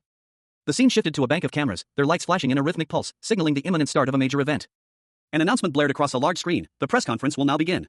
The name Seo Junho appeared in bright, bold letters, commanding attention. The screen's glow reflected in the anticipation hanging heavy in the air. A voice boomed, "Next question, please." The scene opens in a large auditorium. Seo Junho, a man in a sharp suit, sits among a crowd of people. A voice from the stage asks if he plans to enter the Cave of Trials. Junho confirms that they are currently planning to do so. 2 audience members whisper amongst themselves, their expressions a mixture of curiosity and concern. One of them notes that all new players must go through the Cave of Trials, and that even with Seo Junho's rapid improvement, not going would be a waste of an opportunity. A panoramic view of the Cave of Trials is shown. It is a gate located in the alpine regions of Tibet. As the name suggests, it puts players through different levels of trials. A diagram explains that each time a player clears a trial, they can choose to continue or stop. Unlike other gates, players can safely leave at any point. Because of the system's nature, no one knows the specific rewards received inside the gate. But considering how many players challenge the cave, there must be a good reason behind it. Junho announces that after completing the Cave of Trials, He will challenge the Winter Castle. A large auditorium, mostly empty, is shown. A single figure stands on a stage, bathed in an ethereal blue light. A speech bubble above the figure reads, Winter. The camera focuses on a man in a suit, his face etched with surprise. He exclaims, Did you say the Winter Castle? A large icy gate is shown, emanating a chilling aura. Text explains, one of the 3 uncleared gates in the world that has a brutal difficulty. The gate that terrorized Antarctica once more Frost Queen. The audience reacts with shock and disbelief. One person exclaims, That Winter Castle? A man with dark hair and a serious expression is shown. He simply replies, Yes. A helicopter flies over a city skyline at sunset. Seo Junho, the protagonist, lies on a couch, looking thoughtful. A caption reads, Of 9 levels. They sure are excited. A concerned voice asks, Will you be alright? Junho replies, Rather than the 1 Stargate, many seem to believe that it is too early for you to enter the Cave of Trials. Junho continues his internal monologue, To enter the Cave of Trials, you have to be between levels 25 and 30. But there's another thing that others don't know about. A narration box explained the mechanics of the Cave of Trials. Rewards were granted based on the player's struggle, unlike the fixed difficulty of the gate itself. The next panel showed a monstrous creature, its glowing eyes menacingly fixed on a lone figure wielding a sword. Even if a player was 1 level lower, they would receive more rewards for clearing the same level. Seo Junho, the protagonist, sat calmly in what appeared to be a high-tech control room, a small holographic projection floating before him. He observed the information with a thoughtful expression. He muttered to himself that this was good news. However, he quickly added that this advantage only applied if one had already completed the level before. Junho's face was shown in close-up, his expression serious as he explained that the Cave of Trials didn't allow players to re-enter after receiving rewards. This meant he might be allowed to re-enter. A helicopter was shown rapidly descending towards the ground. Junho exited the helicopter and stepped onto the ground, his expression determined. Seo Junho stood atop a building, gazing at the sprawling cityscape below. A determined glint shone in his eyes as he silently vowed to challenge the trials ahead once more. His motivation? To reunite with his frozen comrades, a group of powerful warriors entombed in ice for a quarter of a century. A vision of their faces flashed before his eyes, fueling his resolve. Suddenly, Junho felt a presence behind him. He turned to see a mysterious figure, cloaked in shadow, standing on the rooftop. Another figure emerged, this one younger, wearing a mask that concealed their identity. Their eyes, however, held a chilling intensity. Junho's gaze softened, a quiet determination settling upon his features. He was not only driven by the need to save his friends, he also sought to surpass his past self. Later, Junho encountered Frost, a small, ethereal being, who seemed to be a familiar companion. He asked for her help with his training. Frost, surprised by the request, questioned his intentions. Junho explained that he needed to improve his control over the Frost element. Frost revealed that Junho had previously requested her teachings. She seemed amused by his renewed determination. Junho's resolve was unshaken. He had nothing to lose, and he was ready to face whatever challenges lay ahead. Seo Junho, the resurrected hero, stood before a crystalline being, its form vaguely humanoid yet undeniably otherworldly. The creature declared that Junho would become its master. Junho's expression shifted from wary assessment to utter confusion. He questioned the creature's statement, a silent what, hanging in the air. The creature, seemingly pleased with itself, instructed Junho to lead the way, explaining that it was its duty as a monarch to teach him properly. Junho, ever pragmatic, responded that he wouldn't exactly call himself the creature's disciple or vassal, but thanked it nonetheless. The creature warned him that the training would be extremely difficult. Junho, however, eagerly anticipated the challenge. The scene shifted to a dark, imposing structure, hinting at the location of the upcoming training. A closer view revealed a grand, icy gateway, emanating an ethereal glow. The air crackled with anticipation. Inside, several frozen figures stood motionless, their forms encased in ice, suggesting the fate of Junho's companions. Junho approached the frozen statues, his gaze filled with a mixture of determination and sorrow. A lone bottle of soju sat on a dark table, surrounded by several empty shot glasses. The scene was dimly lit, suggesting a late-night setting. 2 signs stood side by side, both featuring a large red X over an image. One depicted a tablet, the other a smartphone. The text, though in Korean, clearly indicated a prohibition on electronic devices.